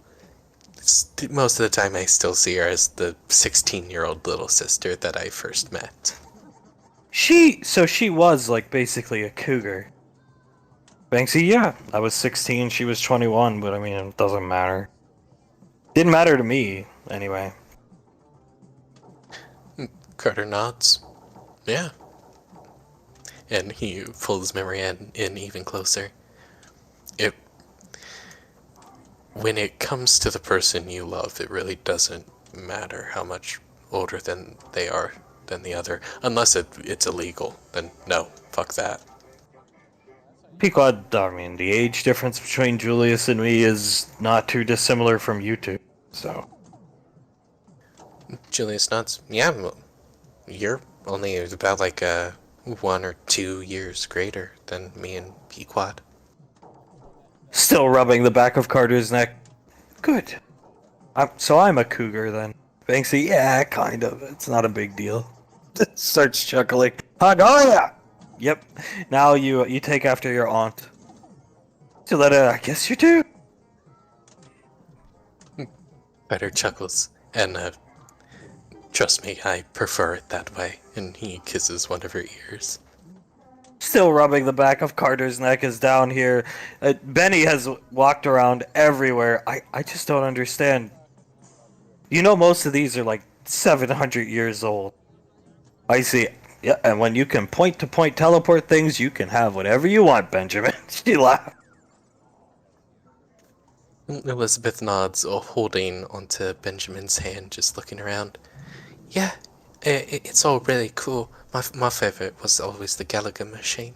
Oh my god, that's a Stephen Hoshigashii original. I see.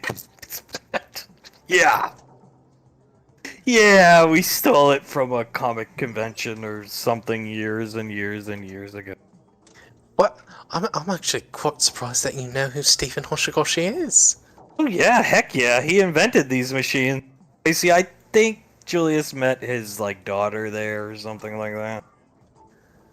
She runs up next to Benny, holding onto the little arm rail that's on it.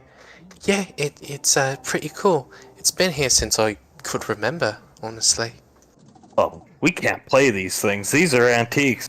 I see, why would anybody steal them if they weren't going to play them? We play these things all the time. Benny, really? Looking at the around the arcade. Absolutely, play whatever you want. Elizabeth smiles at him and nods.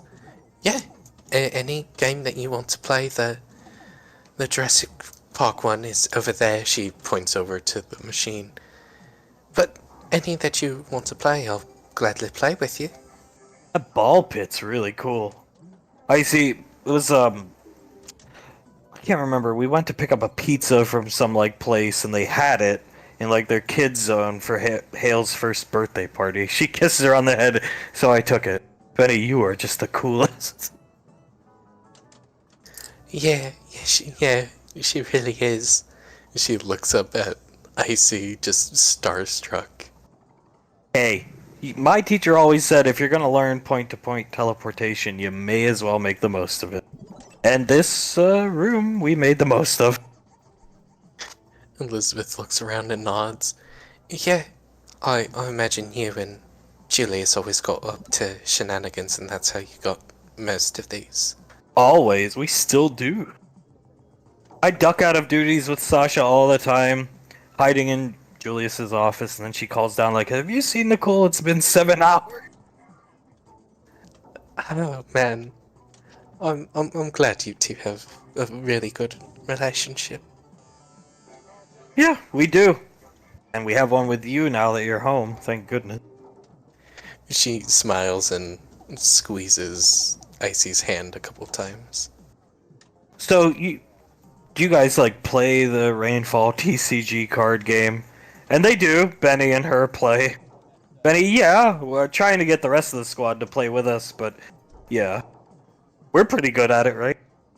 Oh yeah, we built our own decks. I have one with the I call it the babyface deck, since that's what Tommy would call you and Julius. What does he call you by chance? Oh, he calls me Spooky Face. Motivation to not wear the mask, I think. Oh yeah, I think so.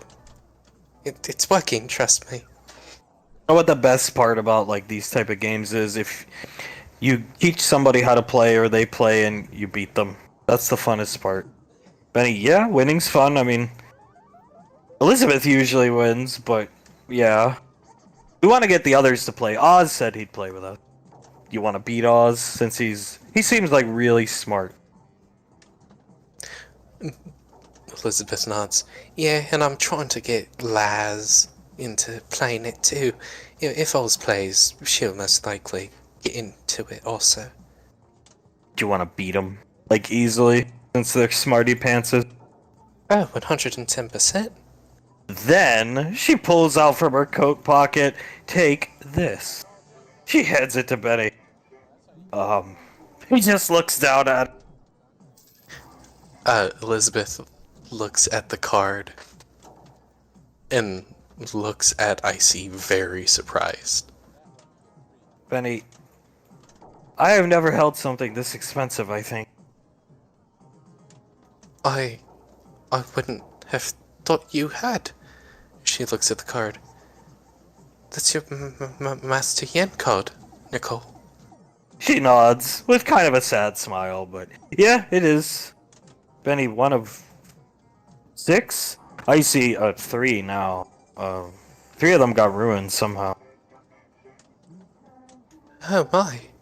Private collection on a independent colony, and the place got like bombed by Zanes, and so there's only 3 left now. Benny, oh my god. Technically speaking, only 2, because you have 1 of the 3. Oh my god. Elizabeth covers her mouth, is just staring at it, and in her head, if Icy's listening, she just says, Nicole, you did not have to do this for us. She'll wink down at Elizabeth and ruffle her hair lightly. You guys should have it. Have fun with it. It beats the hell out of sitting in my pocket. She just looks at the card. Thank you, Nicole. And she hugs around her, buries her head into her stomach. She'll rub Elizabeth's head, hugging her back. You're very welcome. Have fun with it. Take good care of it. And then you can beat the snot out of anybody that plays against you with it. Benny, is this what heart palpitations feel like, Elizabeth? She looks at Benny. Yeah, I'll take the card so you don't drop it. Are you feeling okay, dear? I'm good. I just thank you. I see good motivation to. She'll pinch his cheek, keep coming back to Rainfall Lane. Yes, ma'am. And she'll walk off to go join the other adult. Elizabeth is just continuing to stare at the card. She's holding it in both hands. He's looking down at it. Well, it's in a good case. It's protected. We put it in my backpack and figure out a way to repay her. Not money, but maybe a toy or something. She puts it into Benny's backpack. We have to repay her. That coat is, the coat is very special to her. Why? He's looking down at it because the value, or... Who is this guy again? That's Master Yen. He was Icy's teacher. He passed away some years ago. Oh. He stops to look at the card before he puts it back in the backpack. Well, your parents liked the gifts you eventually got to give for them. We put our heads together and we came up with good gifts. We can do this for this. It's gonna be way harder. He starts chuckling. I think. I think so, but she holds his hand. I think together we can come up with a gift that will be just spectacular for her. I don't want to even play it. I say we just get it framed and put it in our room. I agree. 100%. He takes a long look at it one more time and then puts it away. Let's go to that Jurassic Park machine. Yes, let's. You looked really cute in the pictures you took of you. He's guiding her over, holding her hand in the machine last weekend. They're looking up at the machine. Oh, she puts both hands in her pocket, looks a bit bashful. Thank you. I tried to look a bit cute because I knew you were going to see the pictures. I don't think it's too hard for you. You don't have to try too hard. He moves the curtain for her. Hunk is about to whisper something in Davine's ear. And boom, on the TV that was up here playing nonsensical news. Breaking news from the town of Winsdale. Hunk, huh? Looking over there. Benny, Winsdale, isn't that close to Melbourne? Julius? He goes to say sir, but then says Julius. Yeah, it's both Melbourne and Woodbury. He turns up the TV. Reporting live outside the Avionics Museum here in Winslow. A few moments ago, Mr. Wiseau, she shows a mugshot, Ricky Valorius, and Yuri Wiseau were apprehended as the footage is playing of them trying to steal the fucking jet. Apprehended in the museum late at night. the police gave comment, and you see her standing with a police officer. Yeah, well, it would appear that Mr. Wiseau lifted a card. In the deposition Mr. Wiseau made, he said that Ricky had stolen a card or something to get them in. And then you can see in the footage, he's playing it on his wrist computer. Ricky was trying to pilot the jet, and he hit the thruster or something. I'm not a pilot or anything. Oh God, not again! Watching this, and it blew Yuri Wiseau, the taller one, through the glass, which actually tripped the silent alarm. If it wasn't for that, we never would have known this was happening. So, we reported it to the Ranger General. Pequod, oh no, under her breath, she was in town, and, but they were all apprehended. They came willingly, they did not put up a fight, and, it is what it is. What can I say? Is it the same boy from the amusement park? Yes. Yeah, it's the same young man. Ricky Valorius. Yeah. Wow. Reporting back to you, live. She appears off the screen. Oh no! Julius just puts both hands over his face and leans forward with his elbows on his knees, and he lets out like a pained scream. Don't get angry. She's rubbing the back of Julius's neck. Don't start. Stay calm for me. Kissing the back of Julius's neck. He starts to take very deep breaths. They start very shakily and then start to mellow out after a bit. Again? She's staring blankly at the TV on Carter's lap, bouncing her leg. I see. Again? Kisses Hale, who's laughing.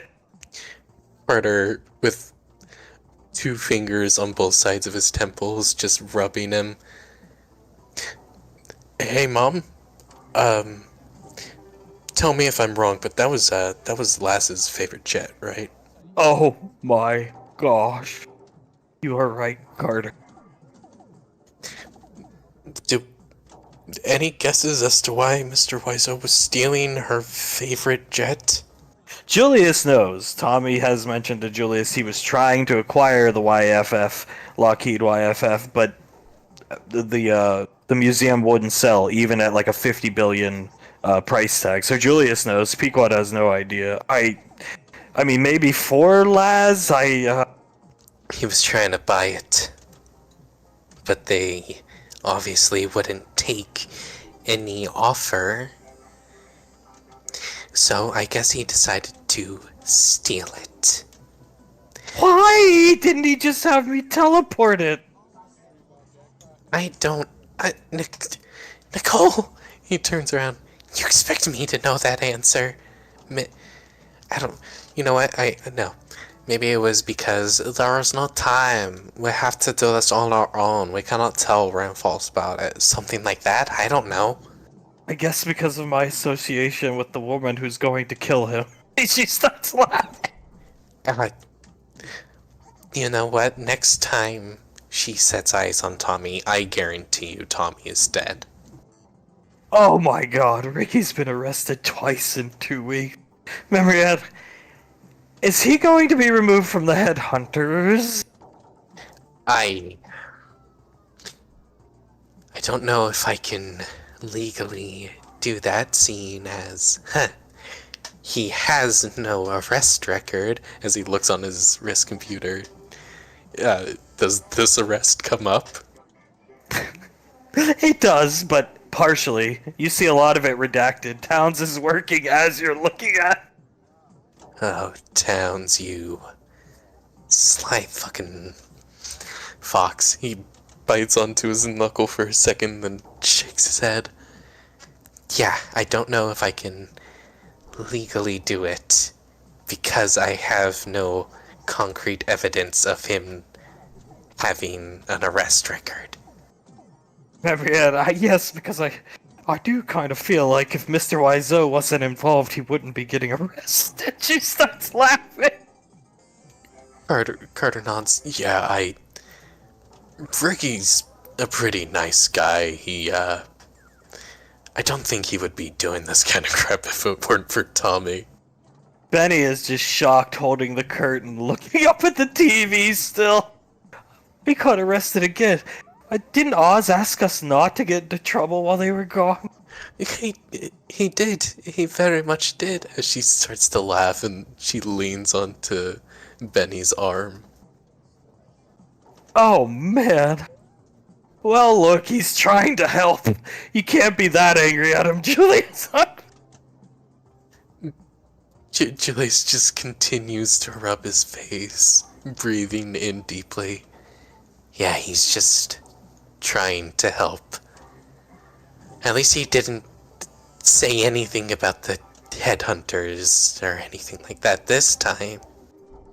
Pequod, you know, no matter what you or any of us do to him, when his parents find out, that's worse than anything we could do to him. So, yeah. Yeah, there's a reason why we all pretty much decided to not tell Ash or Saris about the last one. I don't know if we'll be able to hide this one. Punk, did anybody, Memory Ann? I recorded it. Good girl. He pats her on the head. She leans back into Carter. He puts his arms back around her as Elizabeth puts her hand up. I would love a copy of that, Memory Ann. She sends it out to everybody around the table. What's going to happen next week? Mr. Wiseau, Ricky, and Yori bust into a nuclear power plant to blow it up to impress Soul. I don't even know at this point. Julius just shakes his head. Dennis the fucking menace.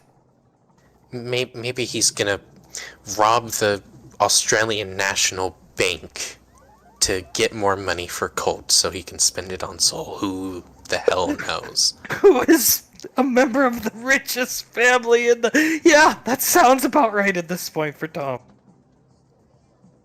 Oh my god. As Davine this entire time has stared slack-jawed at the screen, and she finally begins to laugh very heartily. Did you see their fucking mugshots?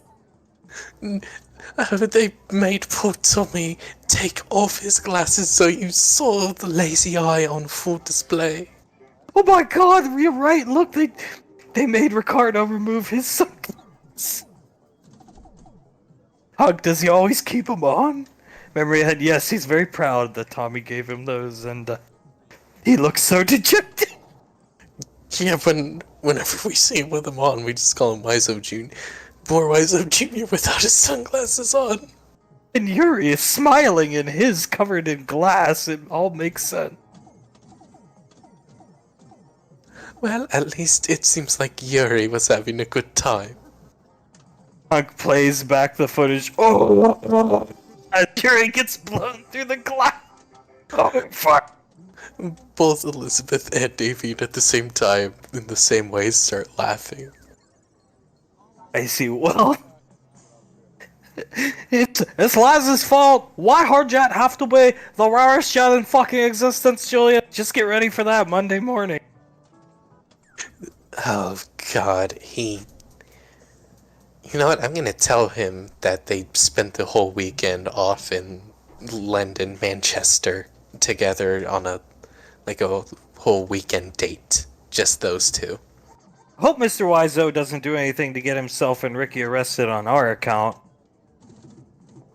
Elizabeth nods. Oh yeah, I hope so too. I wouldn't want that, and I don't really think we need that kind of help. I don't know if any of us really do. I think he helped us and we're all good.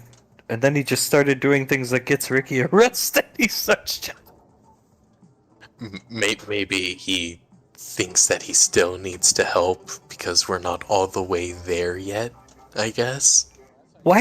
I'm shocked he went down with Ricky. And his brother. You see, squinting. Well, he felt bad for Ricky because apparently Dr. Contry, you know. Oh. Well, yeah, I would probably feel pretty bad for Ricky, too. Something like, oh, whatever, we go down together. Oh my god. Just Tommy standing there Seeing Yuri be sent out through the window, tripping the alarm, I wonder if he just accepted his fate right there. Pequod, well, I mean, look at it this way. They came close. A for effort. A for effort, that is for sure.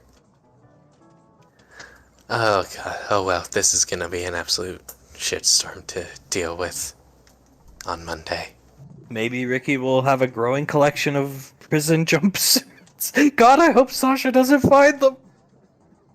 Carter chuckles. Maybe those are just gonna be his style from now on. By the end of us being at the headhunters, I'm sure he'll have enough pairs to make an entire wardrobe. Oh, Jesus Christ.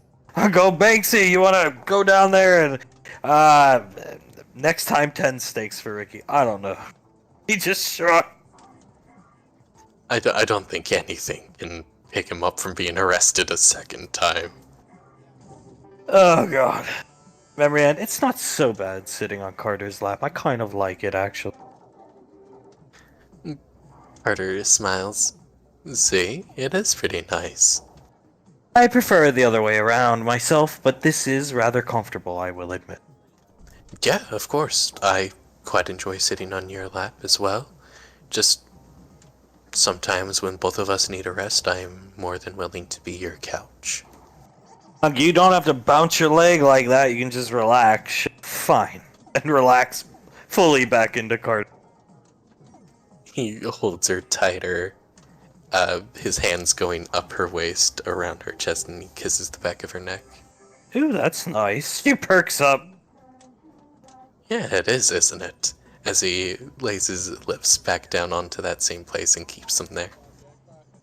Big smiles from all the Rainfall adults seeing this as Benny helps Elizabeth into the machine. Snip.